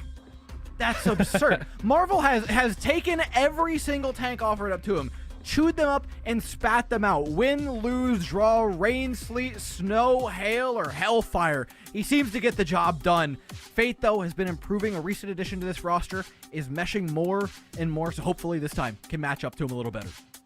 Definitely looking at that tank battle. That's going to be one to watch. But I think another thing we have to kind of talk about here is the fact that we're starting things out here on this control map with Top Dragon actually over Knife. That's another big thing that we're going to have to be on the lookout for as we're getting ready to dive into Nepal for map number 1 here. But again, this is loser's bracket.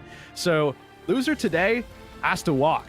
Winner, though, one step closer to midseason madness. As well, a shot against the Dallas Fuel. And you know, all these teams, they just want to bite at the Overwatch League teams. They just want an opportunity. And O2 Blast especially, I think, feel they deserve one after the fight that they put up against the winners of our previous match. But they've got to earn it. Starting things out on Nepal. I'm excited for this one. Honestly, here, before you shoved Avril off the broadcast, he was talking about O2 Blast. He's like, Thor, I know you haven't had time to cover O2 Blast in the past. This is something every caster should have the opportunity to do. He like made it out to be some like mythical journey that like I haven't been on a self-discovery. I'm expecting big things. He set the bar high. Well, I mean, they had a 31 series win streak rolling since April of last year, and I mean, you can see, I mean, that is a legacy in and of itself. Not many times has that happened. I think what it's been, Envy at the beginning of Overwatch back in like 2016, and then I guess maybe Hurricane are the only other 2 teams that come to mind immediately that have a record like that. Insane. Of course, O2 Blast obviously lost that record, taking that loss that we saw just a bit ago, sending them down into this situation where they have to get this rematch against Panthera. But here we go. Interesting start here. O2 Blast, they've got Top Dragon on the Pharah. Holy, I mean, Top Dragon Pharah we've seen plenty of before. Probe on the Tracer, reliable. Marvel on the Doomfist, though, is coming out looking to offer up something really deadly to Panthera. Holy sneaking. Soldier 76 here, a good choice by Panthera. That gives an answer to the Pharah from Top Dragon, but not a solid enough one yet. It hasn't resulted in that pick. And if Marvel can create enough chaos over top of this point, it's Top Dragon who will be reaping the benefits. Oh, you can see caught off a little bit. Nice on the side. Does manage to get away. It's Top Dragon actually that almost goes down. But Panthera, with that early cap, now they control the point. They're looking to lock Top Dragon out of it. Well, they can only do so for so long. Yangjun's down, and No disengage tools makes this a much tougher proposition for Panthera. In the meantime, though, they are still getting progress. Fate falls, though, and the point flips immediately over to O2 Blast for 20%. We're going down pretty late there, but O2 Blast may have already done the damage. And certainly as things get more chaotic and broken down, you would have to expect that O2 Blast are going to have that advantage. They also have the Resurrect as well. As long as they can keep Top Dragon upright, which looks to be the case here, they should be able to solidify this one, and Panthera are going to have to back out. For Panthera, it's hard because I guess now you're not playing with a nano boost, and O2 Blaster coming up on everything slowly but surely. 4 ultimates cascade over the 100% mark. An arsenal available now to O2 Blast, and Panthera have to find a way to contend with all of it. This just works out so well. I mean, you're seeing as this is broken down, it's been broken down for quite some time. These Resurrects keep coming up, and O2 Blast are more than happy with the situation that Panthera has allowed them to be in.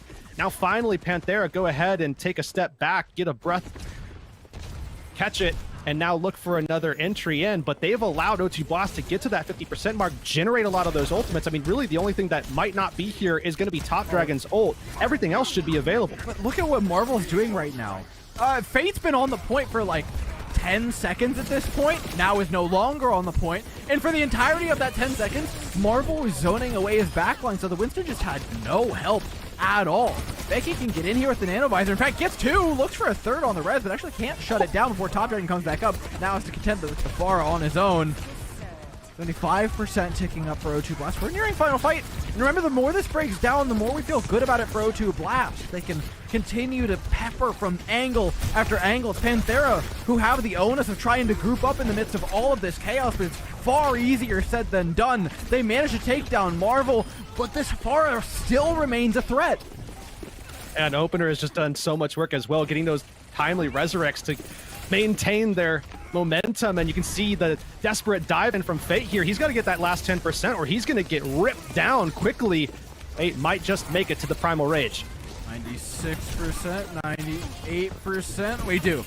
We've made it to Primal Rage. O2 Blast, though, contend with the Pulse Bomb. Probe playing relatively safely and peeling away as Fate pops the Primal Rage, keeps himself alive, keeps the overtime burning.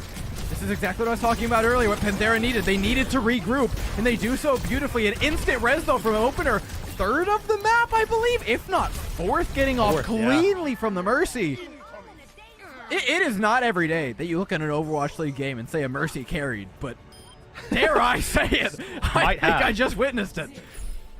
I mean, the massive turnaround, too. I mean, we saw the initial 2 onto Top Dragon, then the 1 onto Marvel, and 1 onto Probe as well. Mean, yeah, I mean, the big thing, I think, that we saw was the fact that even when you saw a massive investment in these long-winded fights, as Top Dragon is just, you know, just laying in the rockets left and right and causing that havoc, Opener is obviously helping with that process, but more importantly than that, when you see the big investment on the other side from Panthera, when you saw finally the, you know,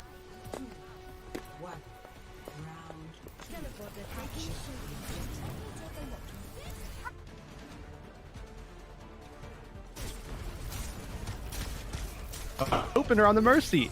Yeah, I mean, this comp, by and large, its job is to buy time for that Pharah to get value. You're investing into this flying missile launcher and hoping that good things come out on the other end. But with Marvel down, it's almost certainly a first tick for Panthera. Ooh, that was definitely a first tick for Panthera. Yeah. Yeah. I just wanted to make sure that that was locked in, and that's exactly what it's going to be. O2 Blast has Probe coming back from respawn with a swap, though. Hanzo as nice falls, and now O2 Blast, they're the ones that have a potential advantage. Yeah, Panthera haven't really extended their position beyond the point after capping it, so this is really difficult to play. Taking down Irony is not as big of a pick as it looks like. Taking down Opener, though, does increase the odds. Now it's up to Marvel, Probe, and Top Dragon to get it done with just the health bars that they have remaining, and they are able to. Also a lot of work done there by Marvel. On the Doomfist, you see the smile on his face, and he's earned it. He's deserved it.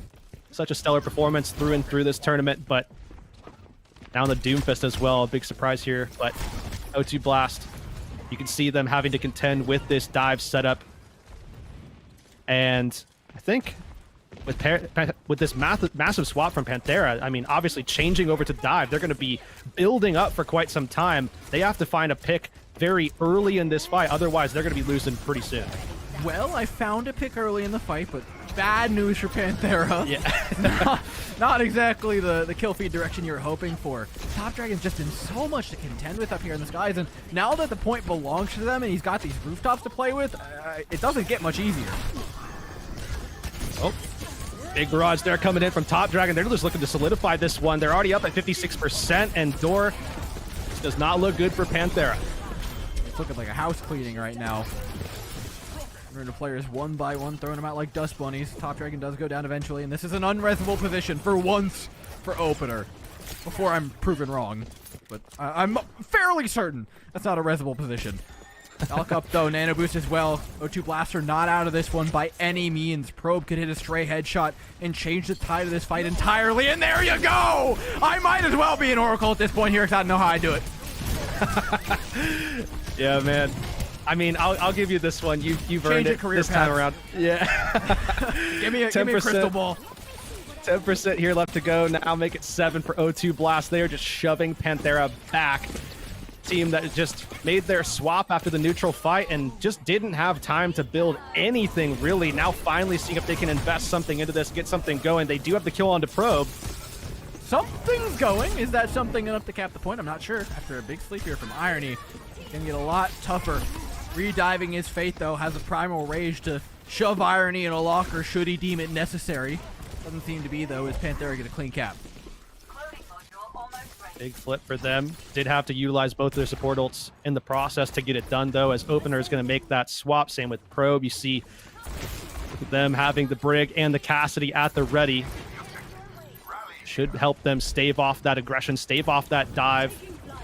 Tip of the spear, Fate looking to find some value. They have Primal Rage ready. Just have to get something out of it. I mean, Fate, if anybody can get value out of a Primal Rage, it's certainly amongst the names you expect to. Going into the back line. Has Irony quite low, sustained up by Opener for some time. Enough time for Nace to actually go down in the meantime. He's dropped low now, and all of a sudden it's looking bad. The peel from Opener was so good. Yes, Irony goes down eventually, but it took far too long. And you see the flip coming in from O2 Blast. They just still have a wealth of resources here. It's going to take a miracle from Panthera to be able to flip this and win it, especially now that Top Dragon has come alive again. Miracle's not on the menu here in the ball. 2 clean points by O2 Blast. Yes, I see some percentage up there for Panthera, but it feels almost like that's what O2 Blast allowed them to have while they were in control of the map. Yeah, I mean, you look back at the first round especially, and I mean, all smiles, all laughter for O2 Blast. I mean, they're having a knockout round. I mean, it makes a lot of sense, though, right? I mean, it does, because O2 Blast were incredible. I mean, you look at the way that they won on round 1, and it was just like, it felt like 2 elongated fights was all it took for them to get all the way through to 100%, which is 2 full minutes of capture progress that they were able to hold out in. Incredible job from them. Good job in the neutrals. But really, I think Opener, especially in that first round, was incredible. Yeah, again, it's not every day you can say Mercy's going to carry, but hey, the time for everything. Maybe, just maybe, Panthera can pull this one back in map number 2.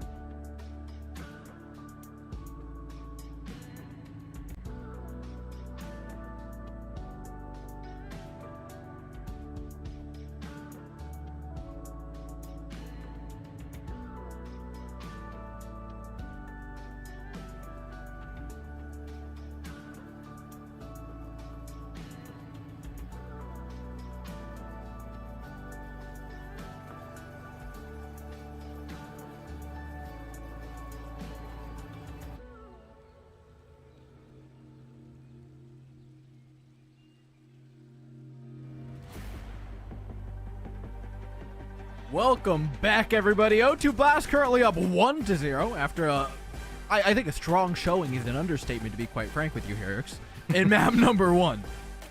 Yeah, definitely so. I mean, O2 Blast came out swinging, and they swung hard at Panthera, a team that is looking for redemption, as we've already been talking about. And we did mention that it likely kind of has to come through players like Fate, players like Nice, Becky.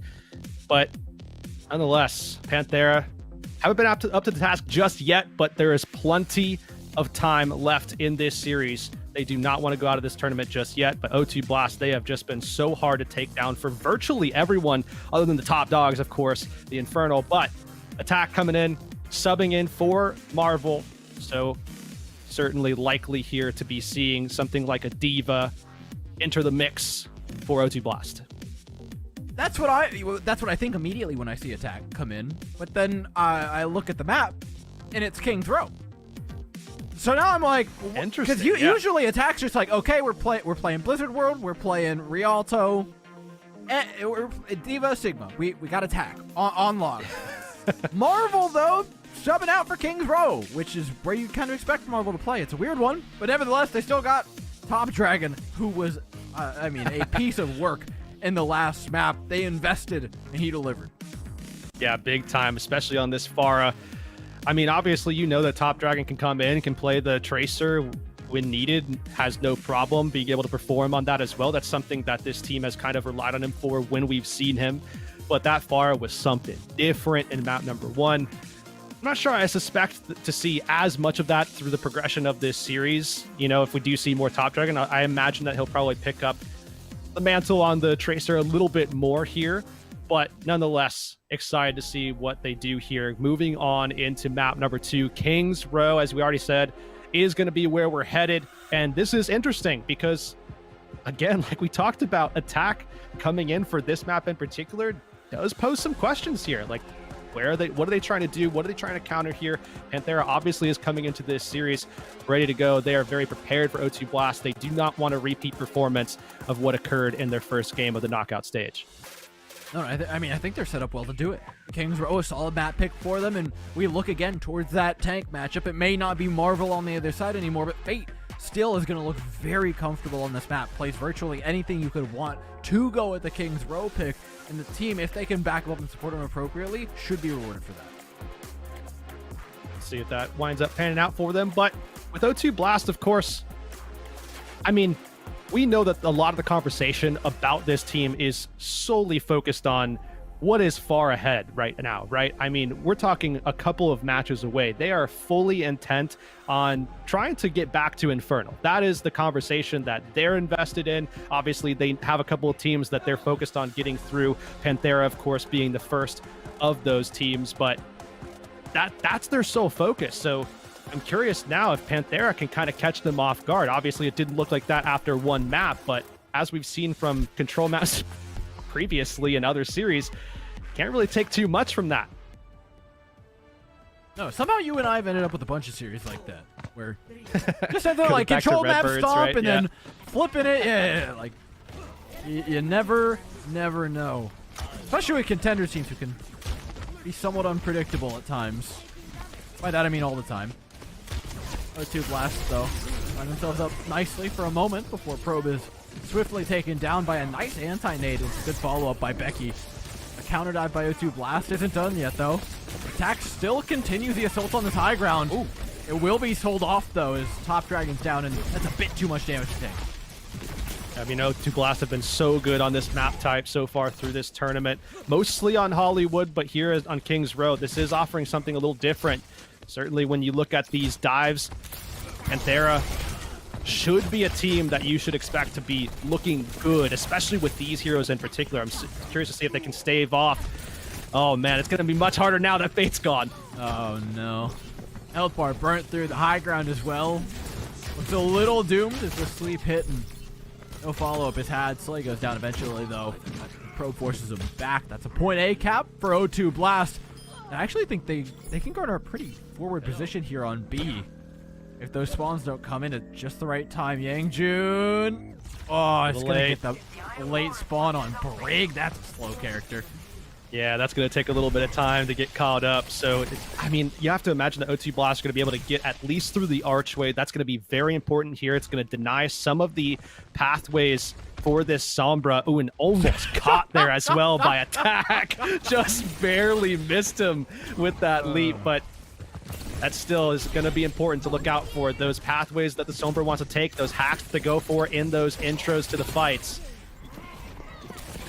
Speaking of intros to a fight, Panthera have a lot of ways to introduce them to this nano boost. They're going to use Fate as the delivery vessel for that.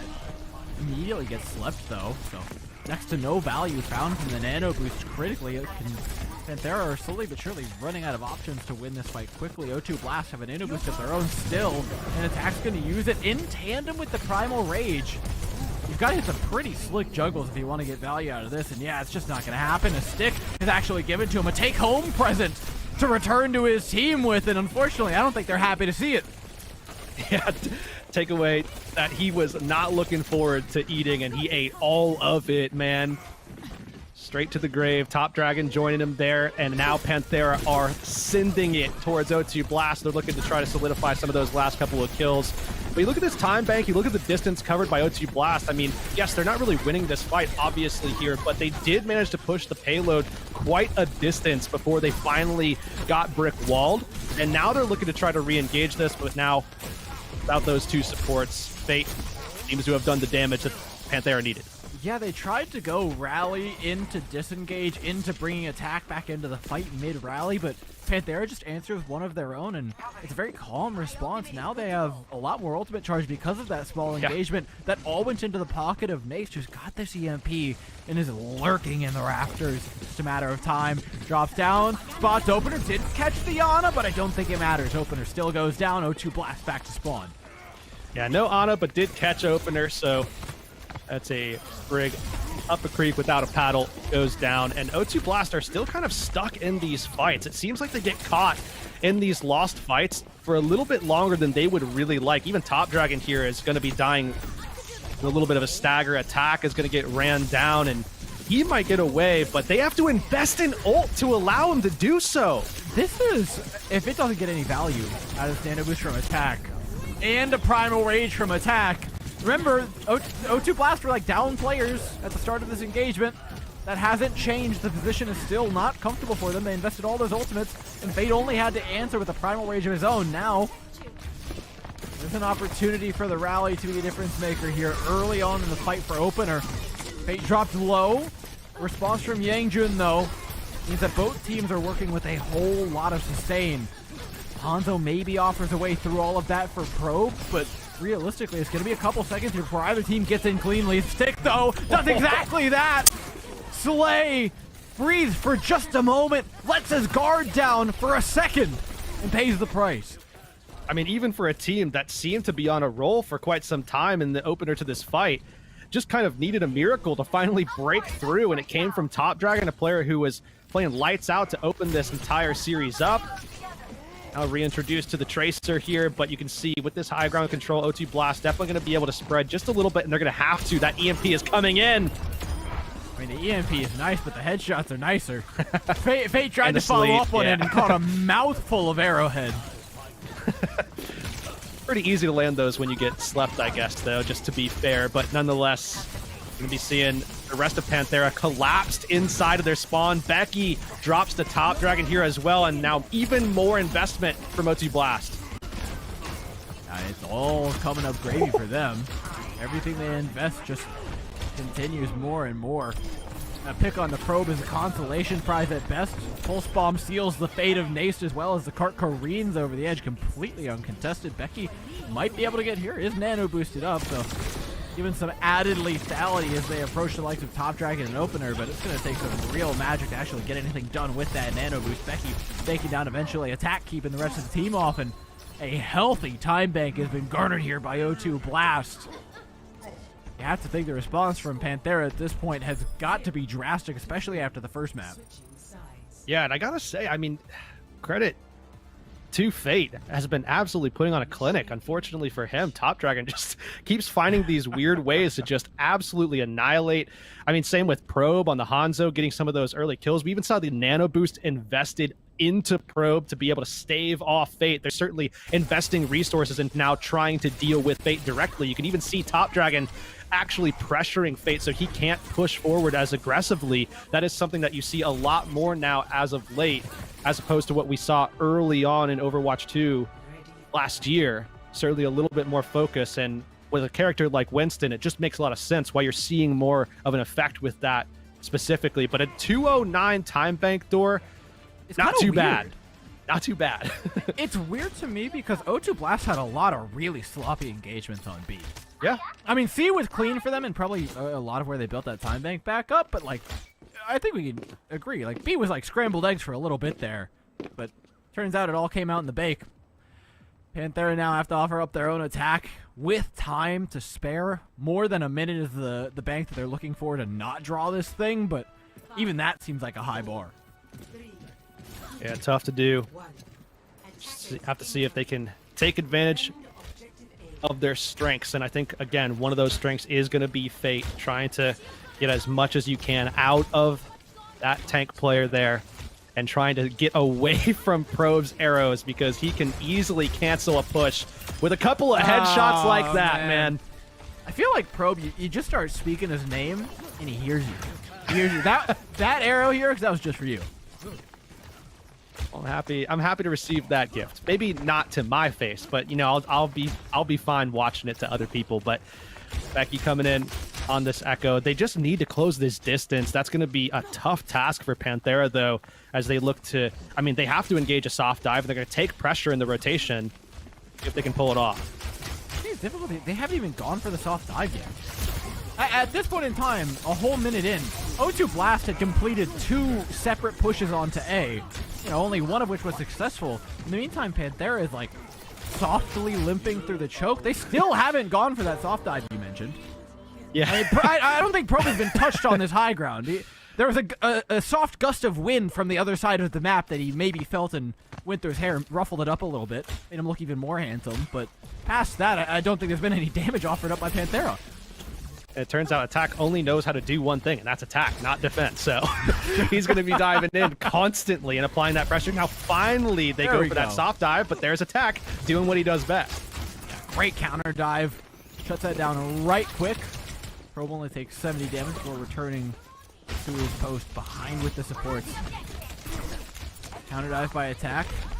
It's made a lot tougher by the fact that he eats an early arrow, but it's quickly cleaned up. Becky's traded for Probe. Nano Boost thrown in now, though, onto Opener. And the raid boss. Slay! Just can't escape the clutches.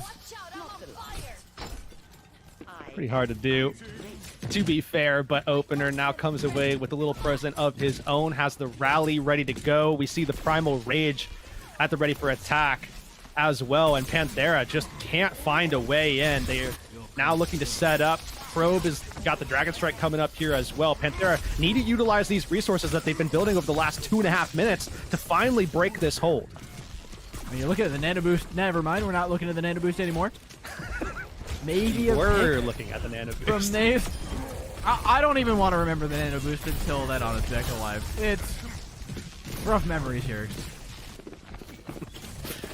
O2 Blast making quick work of this, and you can see the rally now going in from O2 Blast as well. I mean, why not just go ahead and invest into this? Probe even throwing out the Dragon Strike, not going to catch anything, but it is going to start forcing Panthera to make a move. Yeah, separates him away quite nicely. Rally used early as well by Panthera. And with Fate down, there's no clear nano target for Sui on this point. It might even have to be Becky. No, they hold on to the ultimate, waiting for the Winston to come back. Panthera are betting a lot on this Nano Boost hitting. At this point, it's really the only thing that they have left, and Probe, especially if he can take down this Tracer here, that would be devastating for Panthera, as they all purpled in the back. Everything's purple, and it gives a chance, a pick onto Opener. Second one onto the main tank. Panthera now have the point. They just need to patrol it, make sure those members can't touch and that they're not giving up picks in the meantime. But O2 Blast have quite a solid position here in the hotel.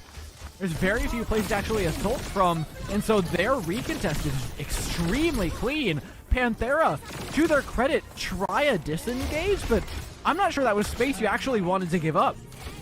I'm actually fine with it because you do time think it's out good? Top Dragon with the ult, you push Pro back, and now they might have a shot, but oh no, it's just looking bad.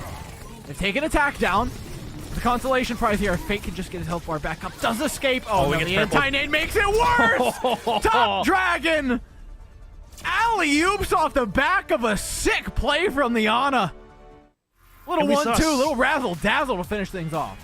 We saw so much of that too, Dor. I mean, those constant anti-nades that came in, the biotics for the side of O2 Blast. I mean, incredible pressure exerted by them onto Panthera. It's just so difficult to get anything done when you have to pause, you have to disengage. Basically, everything was forced upon Panthera. That was O2 Blast in full control the whole way through. Yeah, not just in their own push. Well, honestly, even in their own push, it felt like they weren't in control for a couple seconds, but then the dust all settled and they still managed to find a way through. It feels like whether things are clean, messy, ults, no ults, picks, no picks, O2 Blast have been large and in charge, and they look to storm this one through in 3 maps to see if they can do it after this break.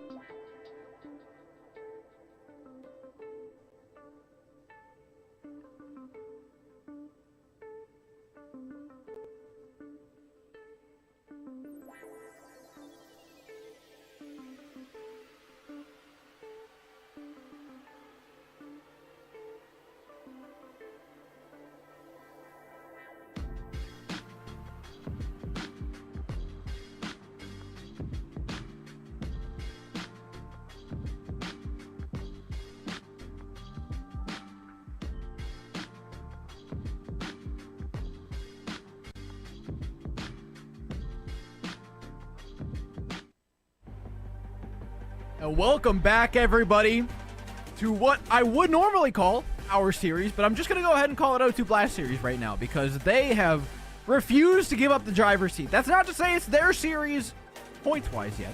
They haven't gotten to 3. They're still... Hello. You can't see it, guys, but I'm waving at you.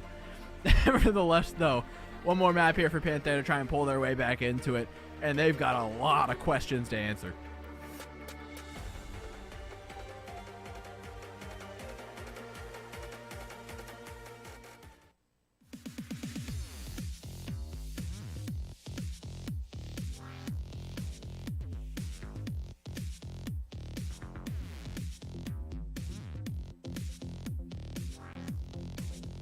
Okay, we got my mic coming in now, so we're back and ready to go. But yeah, Panthera obviously, yeah, they have a lot of questions for themselves to figure out, and they don't have a lot of time to do it. Losers bracket, you can see, of course, obviously the seriousness on their face, and need that right now. I mean, there's a lot at stake here in this moment, and O2 Blast have been taking it to them through and through. We do have one sub coming in, I believe, here as well, if I'm not mistaken. Oh, no, we don't. No subs. No subs. Oh.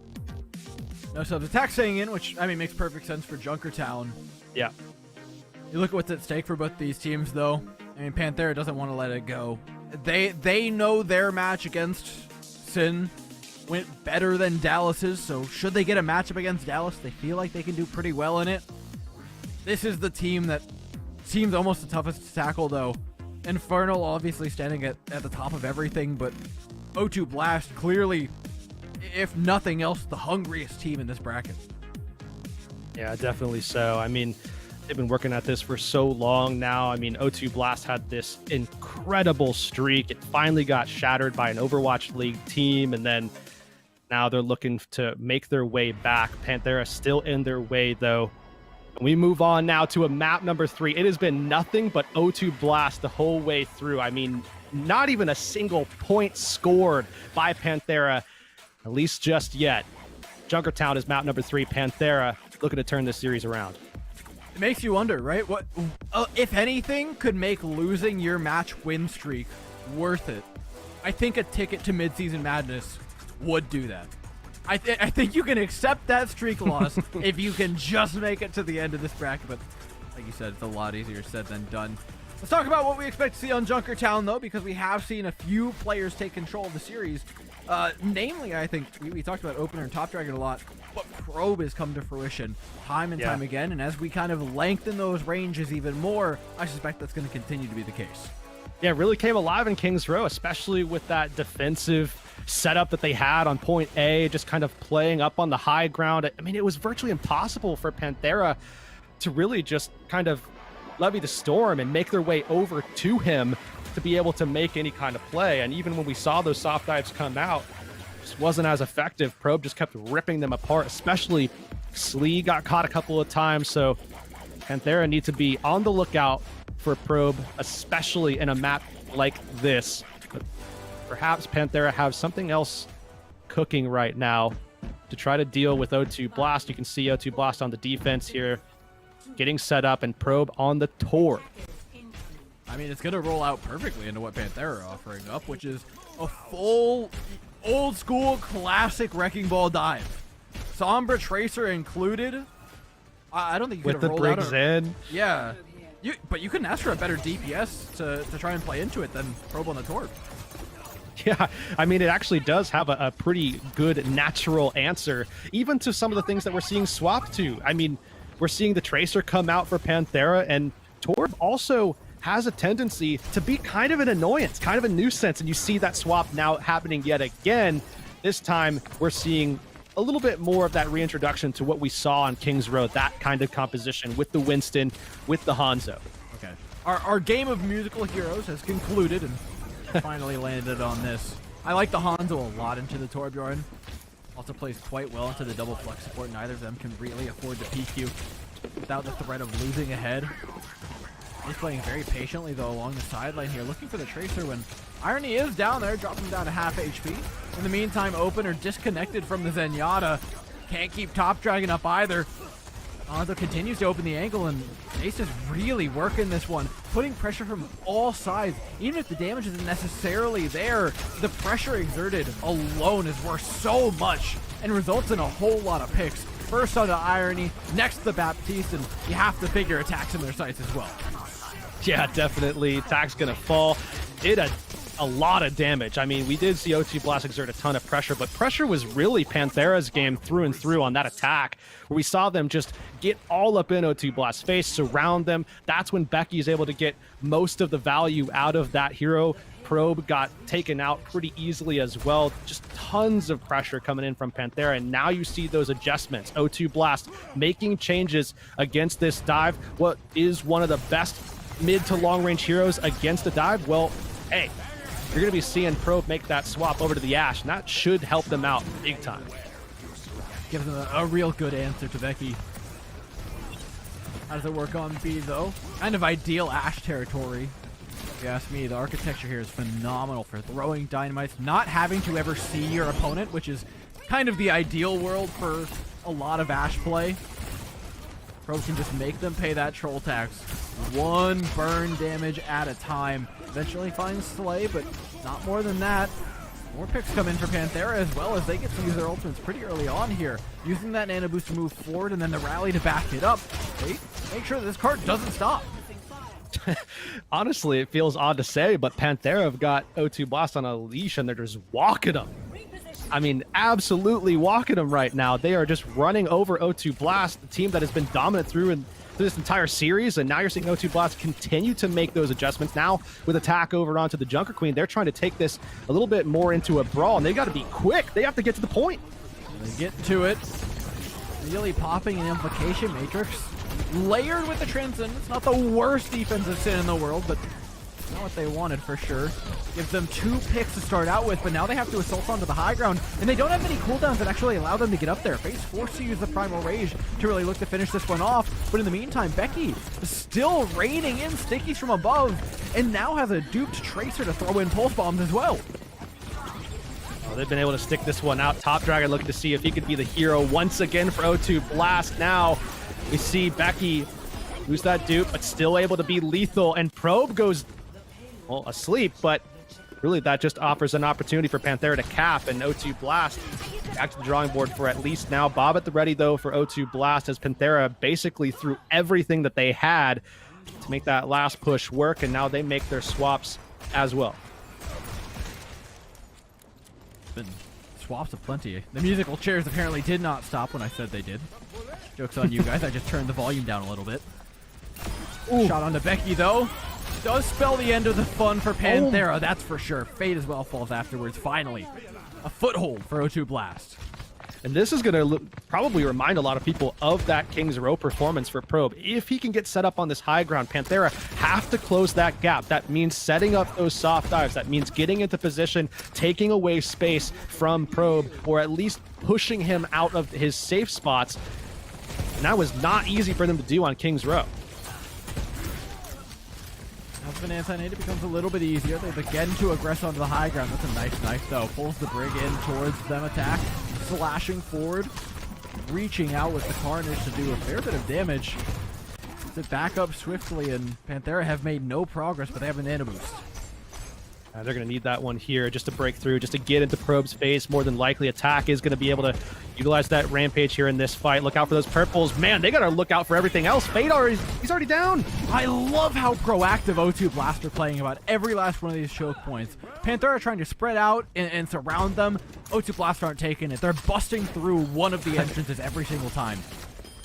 Exactly what they did on King's Row as well, remember, right? Like Attack just diving in at Panthera while they're in their setup phase. They aren't even ready for their soft dive yet to try to take away some space before Attack is in their face. So that's exactly what O2 Blast is looking to do. Just try to keep that tempo high so that Panthera doesn't have time to react to some of their aggressive plays. Attack looming over the heads of Panthera. The ever-present ultimate available, but it does go down mid-cast. Nace shuts it off, but the high ground still hasn't been dealt with. The Implication Matrix from Opener allows Probe to really put in work and undo all the progress that Panthera just made. Jin trying to help Panthera push their way forward. They got a pick, but they still need a little bit more here. They have to deal with this high ground control that Probe just continues to have, but that is a big kill that they got on Top Dragon. They should be able to maneuver forward. Without the pressure from Top Dragon, there's very few low health bars for Probe to finish up on. Top Dragon, in fact, actually goes all the way back, swaps over to the Sombra to try and counter the Ball of Fate. They've got other problems to deal with right now, though, namely a dragon beneath the legs of Probe. The reaction time on the Coach Gun, just a moment too long. But they do get Fate in the meantime, and that's a large part of the cart presence gone for Panthera. Now it's just about cleaning up these remaining members, and for Panthera, to be completely honest, just not staggering, which is not easily done in this situation. They just keep going deeper. They just keep going deeper. Wait. They bought enough time for the ball to get back? Okay, you know what? I'm here for this. Yeah, it looks Fate's a back little in weird. position, but they're still caught in a bad spot. Oh, I like the idea, right? There was a regroup spot on that high ground, but I think rotation just had to keep going or something. Maybe it just wasn't meant to be here. Maybe not. Top Dragon close to that EMP. That should definitely help them either deal with Fate initially, apply pressure to the back line. They could even use it to have a follow-up hack and try to deal with Becky. There's so many different avenues for O2 Blast to get value out of this EMP. They just have to be able to execute. The Rampage should help them as well. Oh, they missed the solo hack onto Irony, and Irony lives because of it too. EMP is perfect. Just onto Fate, that's all they needed. 10 seconds left. That respawn timer, all too deadly. What a knife! No. And insult to injury, Yangjun just can't hit the bash onto the high ground. It's a tough mechanical maneuver, but one they wish they had. Now a hack onto the Doomfist of Fate makes his life a whole lot harder in this push. A whole lot deader for Panthera. O2 Blast put the brakes on, but albeit all the way in a point C, something that Panthera, I don't think, have been able to say for the entirety of this series. Yeah, I mean, come on now. We got to cheer a little bit for Panthera. They've got some points on the board for the first time all series, and they're looking a lot better. You got to say, you got to be honest. Panthera, they carried the momentum so well. Exactly. Starting off hot on, you know, once they finally got into that rhythm, once we finally saw them find that composition that they needed to lock in, you saw them just be able to go from fight to fight to fight, just decimating O2 Blast. Just like I said, I mean, they were just dog walking him for a little bit there through A and B. Fortunately for them, O2 Blast figured it out, made their adjustments. I think one of the big things that helped them out as well was actually attack going over to the Junker Queen, something that I know a lot of people out there in the community are keeping their eye on, because we know how strong Junker Queen is right now outside of this meta and into what would be the Season 4 meta.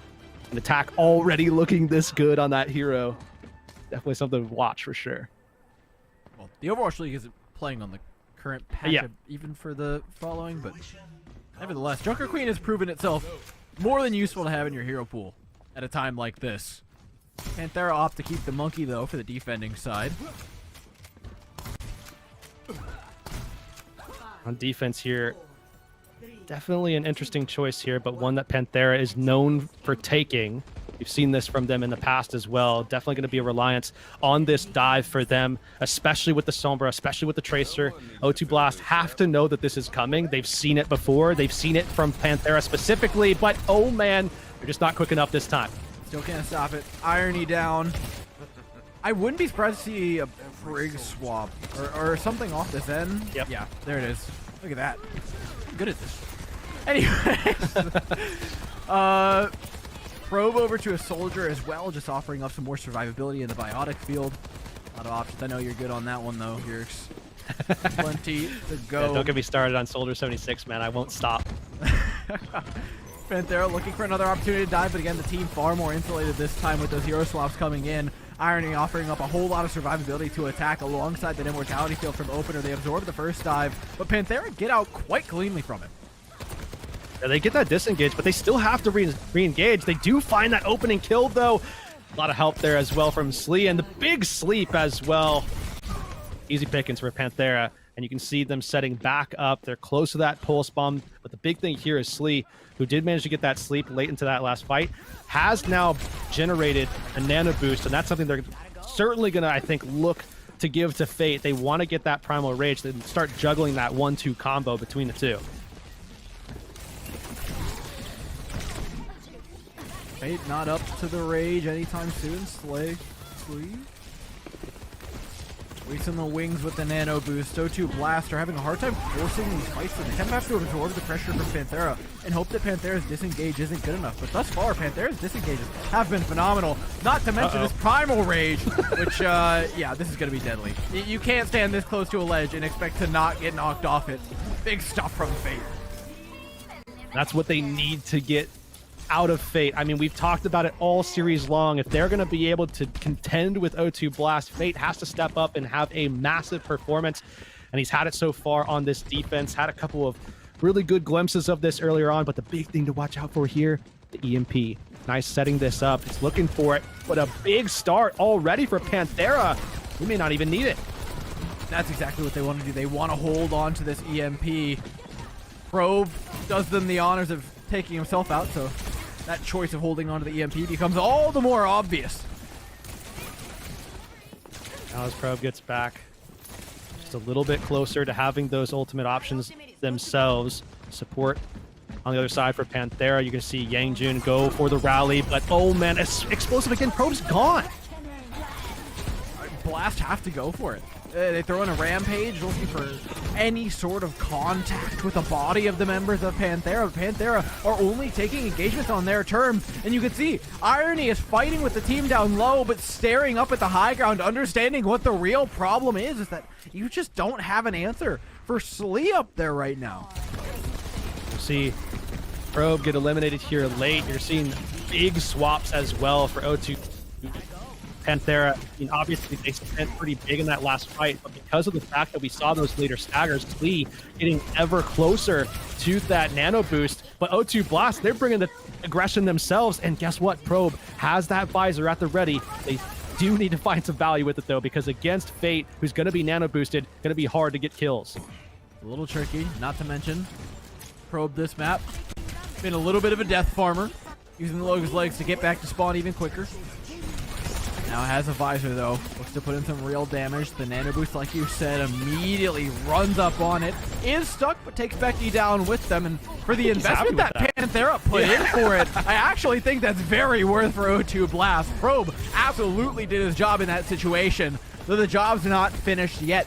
O2 Blast have got to take down the remainder of these health bars, drop Fate low, bomb out and a remake in, almost certainly solidifies this one for O2 Blast. Ace, though, has an EMP and drops a lot of players down to half.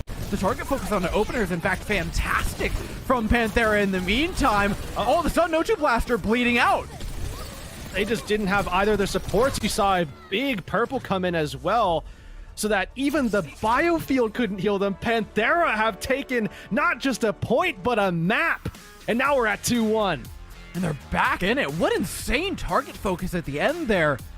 O2 Blast just had nothing to contend with the high ground control that we saw, with the disengages. The entire composition seemed predicated on the fact that they would be able to punish the Winston or the Tracer for overextending in one of those dives, but every dive Panthera did was as clean as they come. Like 99.9% of germs are gone off this one. It was dive in, do some damage, get out. Even if they didn't get a kill, they got out clean. And to me, that's actually one of the best signs of a good dive team, is when even when you don't get a kill, they're not overcommitting, they're getting out clean, and they can find a re-engagement off the back of that. So nice to see Panthera with a sign of life against the team that dropped them down into the lower bracket. O2 Blast, they were going to run away with it. Not for long, though. Panthera on their way back. We'll see you there for map number 4.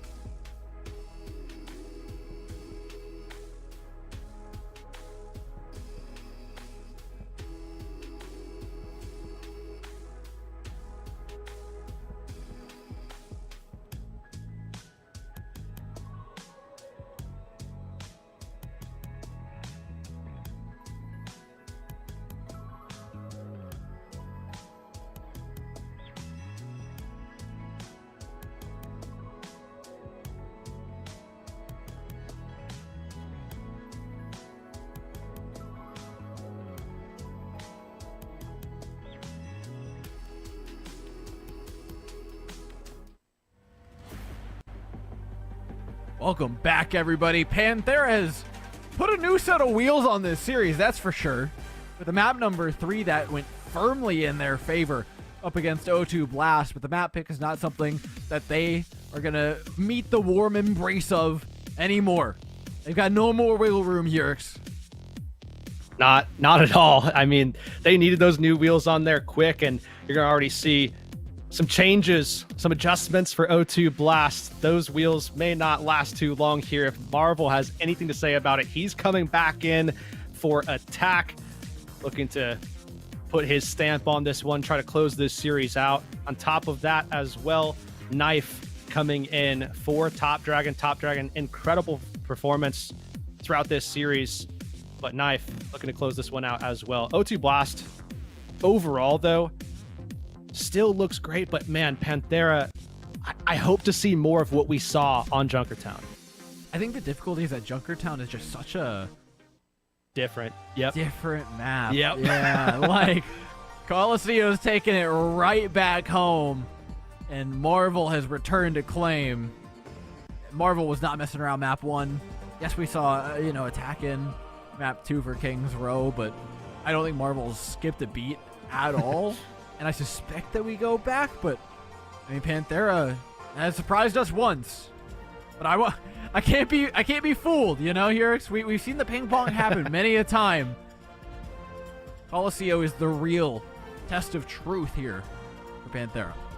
It's the test of tanks more especially too, and I think this is just the case of why Marvel has been so, surprising to a degree. We know how good he is already coming into this, but when you're talking about contending with players like Fate and just absolutely dominating matchups, and you've seen him go up against all these other tanks, and he has been player of the match, I mean, a countless number of times at this point.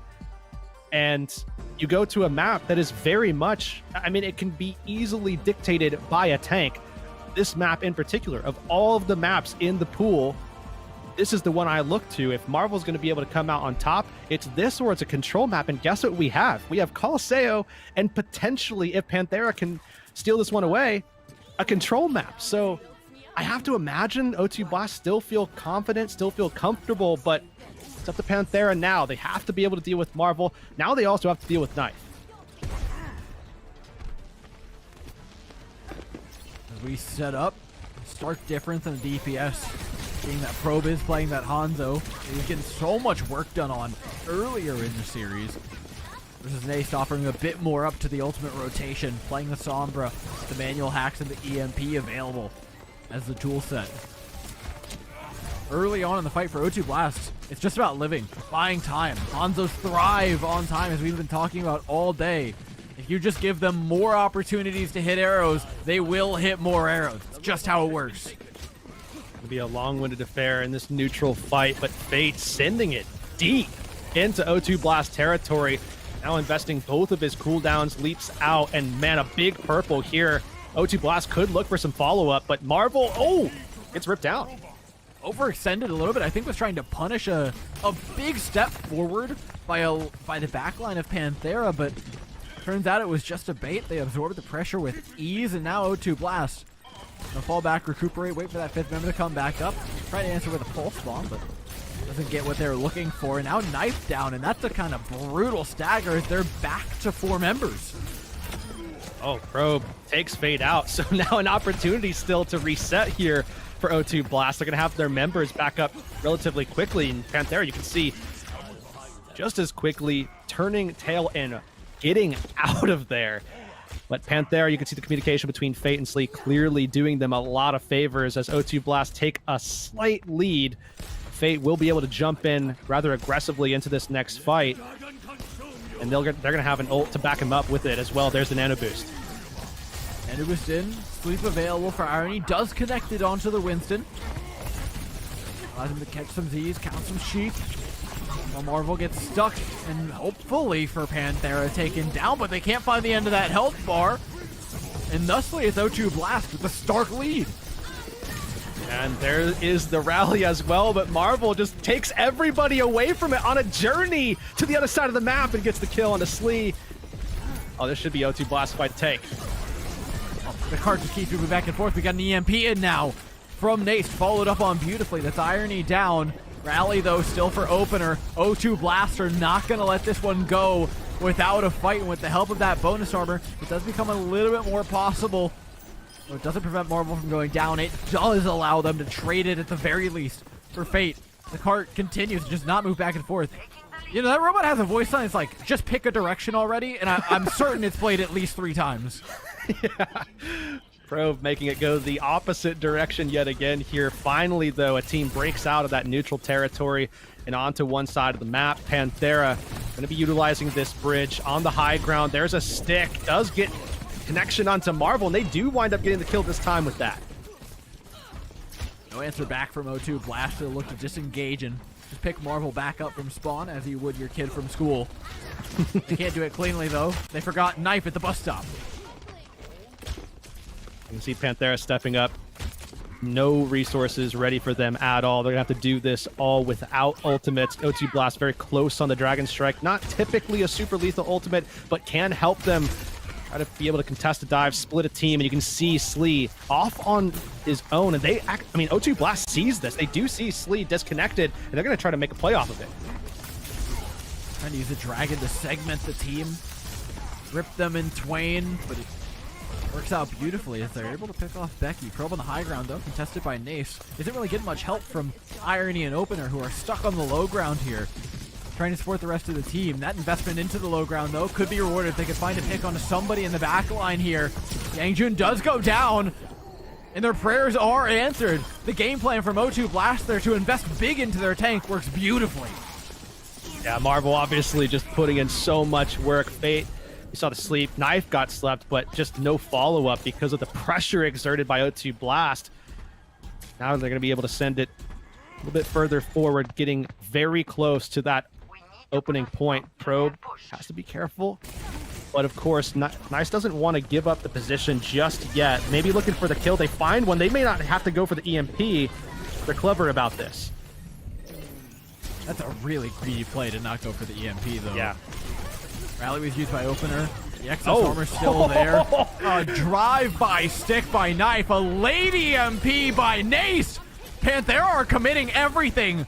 This is the kitchen sink being invested, and it's worked out. Fate has failed them out of a position that would have been horrible if they didn't get value out of it.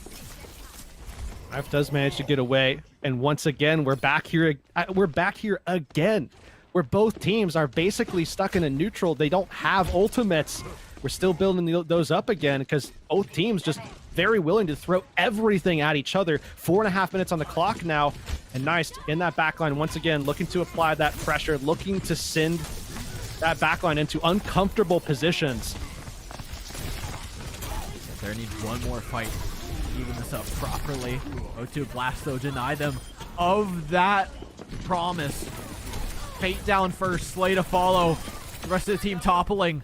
Over half the Dime Bank has passed, and Panthera are bleeding out in the series. On top of that, Panthera, the way that they die here, the way that O2 Blast are able to get progress on the cart to get it back to where they stopped the last push before Panthera gets that full reset, and now Marvel going in asking for a little bit more. I love this. I mean, it's proactive play Incarnate, allows them a point cap, forces back Yangjun and Slay. Yes, there's an nano boost on the other side, but losing fights is not the absolute end of the world for O2 Blast, and in fact, they can still very much win this one. They can just coordinate with that Tracer a little bit more for an engagement onto Slay and Yangjun, and they've got both of them. Marvel and Knife group up on the bridge and deliver the goods.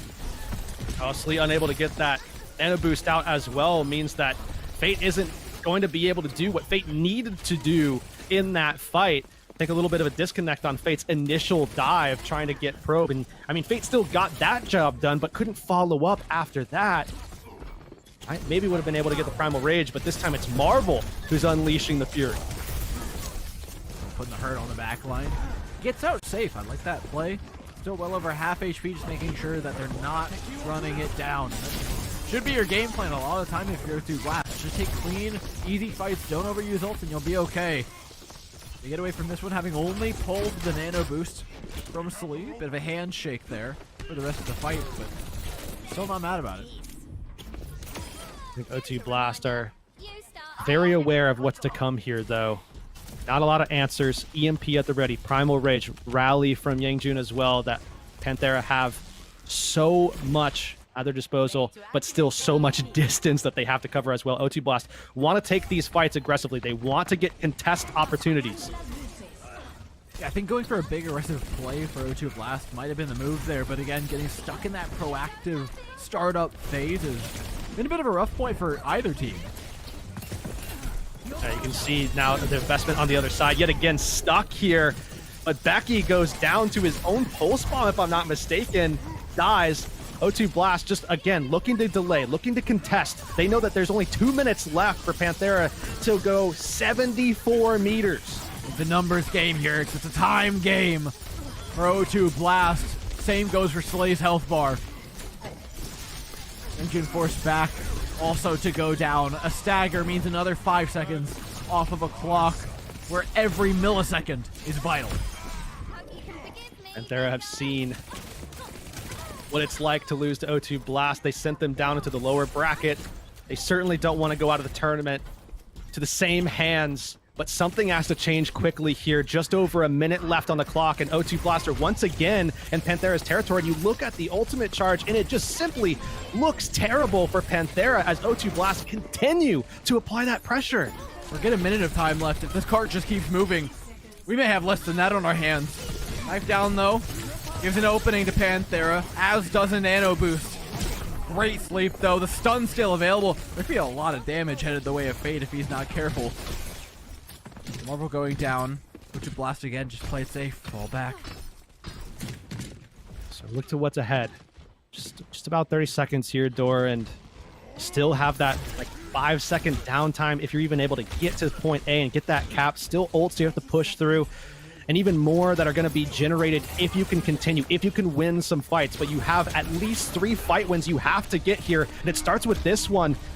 It's Becky, Nice, both having ultimates ready, and the rest are coming up pretty shortly. This might work out for them, at least for now.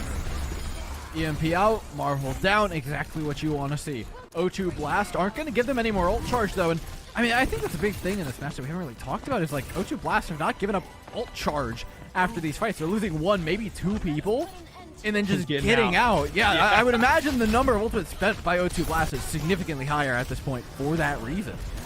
Now, they spend 1 more to try and put the final nail in the coffin that is Panthera that just won't shut. It creaks a little bit, the hinges get stuck, and they roll out yet again. Panthera find one onto opener, are looking for the tank now as Yangjun makes his way into the back line as things get very messy. Trades either direction, but Panthera must remain strapped, duct taped to the cart. And unfortunately, that cart will be their undoing. Overtime burning down, spawn advantage for O2 Blast. Alone Sombra, the only thing keeping the point up now. It all lies on Becky, a pulse bomb available. Almost hits it onto opener, but the shield stands in the way, and as overtime burns, there's just nothing you can do. The touch impossible. The match unwinnable. O2 Blast take the series 3-1. O2 Blast 2-0 against Panthera here in the knockout stage. Panthera definitely turned up the heat towards the end, but just a little too late for them in this series, unfortunately. O2 Blast, though, very happy to be moving forward in this bracket. Remember, their sights are set squarely on Midseason Madness. They're looking to go ahead and punch their ticket all the way through. They've got Soul Infernal still on their minds after taking that loss just recently, but overall, such a fantastic performance from O2 Blast, a team that continues to show that they are truly great. Yeah, and it's greatness in every single role. We saw subs come in, perform. Top Dragon starting out for this team, something we don't see often, but for Nepal, oh my goodness, we witnessed a Mercy carry out of opener. How often can you say that? Yeah, I mean, through and through, right? I mean, Top Dragon, incredible, enabled by opener for some of that and the opening map, and opener was incredible. Yeah, Top Dragon was incredible. Probe was incredible. Marvel came in. Attack was great. I mean, everybody on this team has a great performance, and that's what it takes to be in this position where you're able to go up and contend against Overwatch League teams. That's, I mean, O2 Blast once again making their mark. You know, I kind of get what Avril was saying. I kind of get the O2 Blast magic get it. now. They're looking real good, and especially Probe, our player of the match. Yeah, I mean, talk about a player that really came on fire, especially on King's Row. We saw him just shut down entire pushes when they were on their defense, and that I think was one of the moments that felt really pivotal in the series, where it was like, okay, we're clearly establishing ourselves as the team to beat, especially in this series. I mean, just taking Anna out, taking down Fate as well. Probe was doing so much and then continued that performance. Even when playing things like the Ash on a map that they lost, you still saw Probe putting in that work. And it was Probe coming up with opening picks left, right, and center here in the first map. I think this is where a large amount of the impact was found, was maps 1 and 2 on the Hanzo specifically. So much value. Was the bane of Fate's existence for this entire map. Yeah. We saw so much of, sleeps coming in from Irony onto Fate, but really the follow through that we saw from Probe was what was just so hard to deal with for Fate. And moments like this here, especially where Fate comes in, gets slept, then Probe just eliminates him, and then the follow as well. Those are not easy to land, by the way. Those wall bounce shots and getting headshots. I mean, that's 3 hits into sleeve, back to back to back, to be able to get that kill, and then follows it up later with another one. I mean, on the Hanzo, on the Ash, whatever it may be, Cassidy even, Probe was stellar. It makes you wonder, though.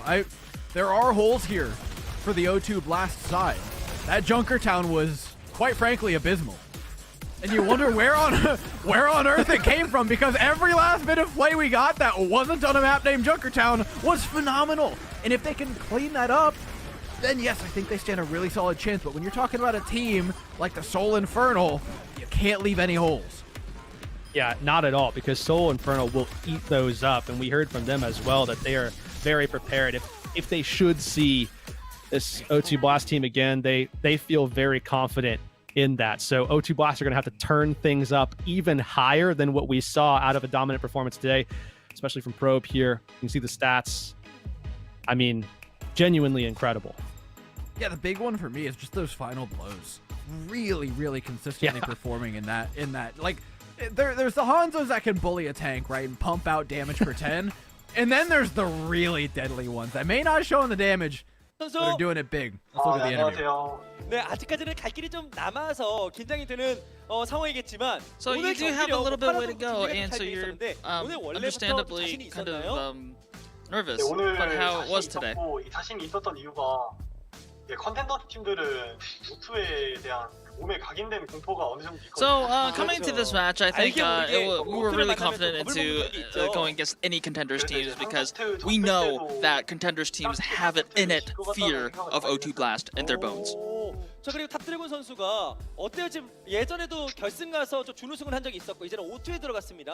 O2에 들어가면서 본인의 여러 실력이라던가 뭐 좋아지는 부분들이 느껴지나요? So on a different team, you also had a few experiences on other teams in different seasons, and you also was the runner-up of contenders at some point. Do you feel that you've improved a lot while at your time in O2? I think definitely with great teammates, with the great coaching, with a great environment and a great competition, I think it's a really great environment to raise my form and also my skills. I mean, what's so special about O2? I think everything that the support here is really special. It's starting from the team house to scrimming environments, also the competitive environment, because you're surrounded by good players, is also a really good place. 뭐 이기고 했습니다. 자, 그래서 지난번에 서울 그 경기 뭐 2대3으로 한번 패배했었는데 어때요? 그날 지고 나서 분위기가 어땠는지 숙소 분위기가 너무 궁금해요. Last time your winning streak ended through a loss to Soul Infernal. How was the atmosphere there? 그래서 비비고 졌으니까 어쨌든 되게 재밌는 경기였어요. I mean, it wasn't a total stomp. We did show what we were made of. It was pretty close, and I don't think it destroyed morale that much. We were just getting more thirsty and thirsty to get that win. 보고 있었고, 그리고 그 팀과 석패했다. 그러면 델러스 만나잖아요. 델러스 상대로 좀 자신 있다라고 저희가 해석해도 So 될까요? can we kind of infer that you were really confident against the Dallas Fuel because you had a closer match with the Infernal 지금 than 다시 한번 Infernal had with the 그 Dallas 결승 Fuel? 가가지고 한번 명승부 Of course. 뭐 이런 거 기대하고 있는 건가요? 아 그쵸. 결승에서 제일 재밌고 짜릿한. So, are you expecting a finals, a bracket group finals with Soul Infernal? Yes, I'm definitely looking forward to a great match at the finals. 아, 그 템포를 처음 당하면 좀 이제 아플 것 같긴 한데. 예. So, I mean, so the Dallas Fuel plays in a particular style. How do you feel going against it? I mean, I think that tempo is a little bit different from other teams, so it's gonna take a while to get used to, but I think we're still confident. 프로비 선수가 진짜 이게 말은 없어도. So, Proby got the player of the match today. How do you rate his performance? 이게 프로비 선수 그냥 믿고 하는 게. So, I mean, I think Proby's a really good player. He's that sort of player where you kind of just like, oh, he's there. You kind of believe in him. You know that he's gonna do his stuff. So, there's a lot of confidence towards him. ML3 나오라고 해도 프로비 선수가 맞이할 수 있습니까? So, I mean, let's talk a little bit more about Proby. Do you think that he can stand against the odds of MN3? I mean, I stand the odds. I think he'll be able to beat him. 가능한가요? 벤트 선수도. I mean, what about you then? Are you about, can you go against the challenge of Zest? 오. I think I can hold my own. 알겠습니다. 예, 그러니까 모든 팀 상대로 이렇게 자신감 있는 인터뷰. So this means that you're pretty much confident against any team. 델러스 필과 상대하는 마지막 각오 듣고 오늘의 So now let's kind of hear your resolve going against the Dallas Fuel next. 이제 빠른 러시 조합 기반이다 보니까 이제 처음에는 많이 맞을 텐데 끝까지 가면. So they're really a fast-paced rush team, comp team. I think as long as we can get used to it real quick, we'll be fine. And that's the end of the interview. Back to you, casters. 자 이렇게 해서 오늘의 Top Dragon showing a lot of focus there, understanding exactly what they have to come up against in the future. Well, let's talk about our past, Jerks. We had 4 matches today, and oh my god, did they deliver. Yeah, that first one was massive. Spark taking on Charge, the Joe down, as they say.